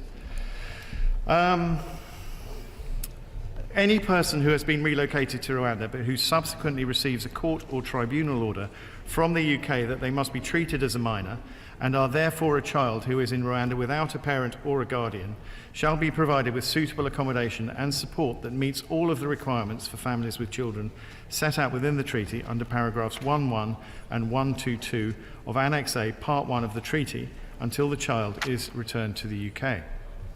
With regards to concerns about the impacts of the policy on children treated as an adult, let me reassure my Lords that there are safeguards in place to prevent that from happening. The Home Office will only treat an individual claiming to be a child as an adult without conducting further inquiries if two officers, one of at least Chief Immigration Officer grade or equivalent, have separately determined that the individual's physical appearance and demeanour very strongly suggest they are significantly over 18 years of age. If doubt remains about whether the claimant is an adult or a child, they are treated as a child for immigration purposes until a further assessment of their age by a local authority or the National Age Assessment Board. This will usually entail a careful, holistic age assessment known as a Merton-compliant age assessment. And only once this assessment is complete could the individual then be treated as an adult if found to be so. My Lords, many noble Lords have asked whether this bill will comply with international law. The provisions are consistent with our international law obligations. They retain rights challenged based on compelling evidence of serious and irreversible harm in specific individual circumstances, which will arise in narrow circumstances. So in response to the points made by Lord Jermyn and Lord Howarth, the bill makes clear that it is only for a Minister of the Crown to determine whether to comply with an interim measure of the Strasbourg Court. I'm grateful to my noble friend Lord Wolfson and the noble Lord Fawkes for their comments on this. I'm not going to get drawn into speculation about hypothetical scenarios, but the international binding treaty agreed between the UK and Rwanda contains binding commitments to ensure the scheme is compliant with international law, including the ECHR. And it also makes clear that domestic courts may not have regard to the existence of any interim measures when considering any domestic application flowing from a decision to relocate a person to Rwanda in accordance with the treaty. The Permanent Secretary for the Home Office has confirmed that if we receive a Rule 39, instead of deferring removal immediately, as the guidance currently indicates, officials will refer the Rule 39 to the Minister for an immediate decision. And in answer to the noble Lord Wilson, the Cabinet Office has confirmed that it is the responsibility of civil servants under the Civil Service Code to deliver that decision. Consideration will be on a case-by-case basis, depending on the facts. And I'd also remind noble lords that as the government has set out, both the UK and Rwanda are committed to making this partnership work. As my noble friend Lord Murray set out, the Section 19(1)b statement is not specific to one provision. It applies to the bill as a whole. A statement under Section 19(1)b makes clear in this instance that the Home Secretary is not able to state now that the bill's provisions are more likely than not compatible with convention rights. There is nothing improper or unprecedented about pursuing bills with a Section 19(1)b statement. It does not mean the bill is unlawful or that the government will necessarily lose any legal challenges on human rights grounds. Parliament clearly intended Section 19(1)b to be used as it is included in the Human Rights Act of 1998. It's an important measure to safeguard parliamentary sovereignty. Section 19(1)b statements have been used by governments of all stripes before. For example, the bill that became the Communications Act of 2003 included a provision banning paid political advertising on TV. The use in this case recognises the novel and ambitious approach taken by this bill and the fact there is room for argument both ways. We are testing the limits but remain satisfied that this bill is compatible with international law. My lords, the bill allows decision makers and the courts to consider claims that Rwanda is unsafe for a person due to their particular individual circumstances, as we have discussed. As the Right Reverend Prelate, the Bishop of London, noted, the bill does not disapply Section 4, Declaration of Incompatibility, DOI, as this is the only substantive remedy against the conclusive presumption that Rwanda is safe. So retaining DOIs allows the courts to respond to changing circumstances in the future and for this question to be brought back for parliamentary consideration. But of course the final say on the matter will remain with Parliament and the government because Section 4(6) of the Human Rights Act make clear that a declaration cannot affect the operation or validity of domestic legislation. The effect of retaining this Section 4 is therefore beneficial in terms of limiting domestic and international legal challenge and crucially does not undermine the operation of the bill and in doing so reaffirms parliamentary sovereignty. The court could not grant interim relief on the basis of a DOI having been granted because of the clear and unambiguous language of Section 4(6) of the Human Rights Act. The noble lady Baroness O'Lone asked about the impact of the bill in Northern Ireland. This bill will apply fully in Northern Ireland in the same way as it does in the rest of the United Kingdom, and this is explicit on the face of the bill and will always be the case, reflecting that immigration policy is a UK-wide matter. There is nothing in the Windsor Framework, including Article 2 or the Trade Continuity Agreement, that affects this. The provisions in this bill do not diminish the rights and commitments we have made on the Convention on Human Rights in the Belfast Agreement, and the government remains fully committed to that agreement in all its parts. The government is unshakable in its commitment to the Belfast Good Friday Agreement, and the bill does not undermine this. The noble Lord Ponsonby asked about the costs of this. Noble Lord, if he'd actually read the Northern Ireland Human Rights Commission advice on this matter and has taken cognizance of a number of measures which he lists which are affected and the fact that it is an Article 2 obligation under the Windsor Framework. I've just set out to the noble lady, the government takes a different view from those opinions. My lords, the noble Lord Ponsonby asked about the costs of this partnership. The spend on the MEDP with Rwanda so far is £240 million. Further funding will be provided to Rwanda once the partnership is operational. Costs and payments will depend on the number of people relocated, the timing of when this happens, and the outcomes of individual cases. Spending will continue to be reported as part of the annual Home Office reports and accounts in the usual way. Those focusing solely on the cost of this partnership are missing the point. It is incredibly frustrating for the British people and the taxpayer to spend billions to house illegal migrants in hotels. The daily cost of hotels to migrants is 8 million, and the cost of the UK's asylum system has roughly doubled in the last year and now stands at £4 billion. Criminal smuggling gangs are continuing to turn a profit using small boats. We must bring an end to this. The government recognises the extraordinary level of interest in this partnership, and we take our responsibility to be transparent seriously. However, that must be balanced with the nuances of managing our international relationships and respecting commercial sensitivities. We've said we'll do what it takes to curb illegal migration and stop the boats. And as we explore avenues of doing this, it would be against our direct interests to release all financial information. Costs and payments will of course depend on the number of people relocated, the timing of when this happens, and the outcomes of individual cases. Every individual's needs are different, and funding will only be provided while an individual remains in Rwanda. Spending will be reported as part of the annual Home Office reports and accounts in the usual way. My Lords, I'm getting to the end. Lords have asked whether this bill will, by disapplying international law, have a knock-on impact on wider international treaties and potentially worsen the UK's relationship with the ECHR. My Lords, we have a long and diverse history of freedoms in this country, and we are proud of the UK's heritage and culture on human rights and democracy. But no country has all the answers to global human rights challenges. We continue to engage others about our ongoing journey on these issues, a point made by many noble lords, and actually emphasised by my noble friend the Foreign Secretary on the 16th of January. My Lords, I'm again thankful for all the contributions made to today's debate.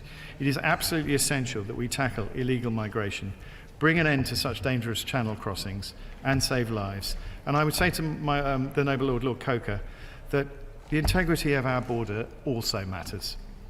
I therefore urge noble lords to support the government in delivering the partnership with Rwanda and our wider plans to take control of our borders and stop the boats. These are difficult choices to make with regards to tackling this issue, and that is what this government is doing, and we will continue to do so. The bill will enable us to stop the boats, and I commend it to the House. And I invite noble lords to reject the amendment standing in the name of the noble Lord, Lord Jermyn. My Lords, I have just read a report of the debate from a senior broadcast journalist. He says that the majority of peers in this House regard this bill as an unholy abomination. I think, therefore, in order to sort this matter out, I beg leave to test the opinion of the House. The question is that the amendment in the name of Lord Jermyn be agreed to. As many as are of that opinion will say content. To the contrary, not content. Not content. The question will be decided by a division. I will advise the House when voting is open.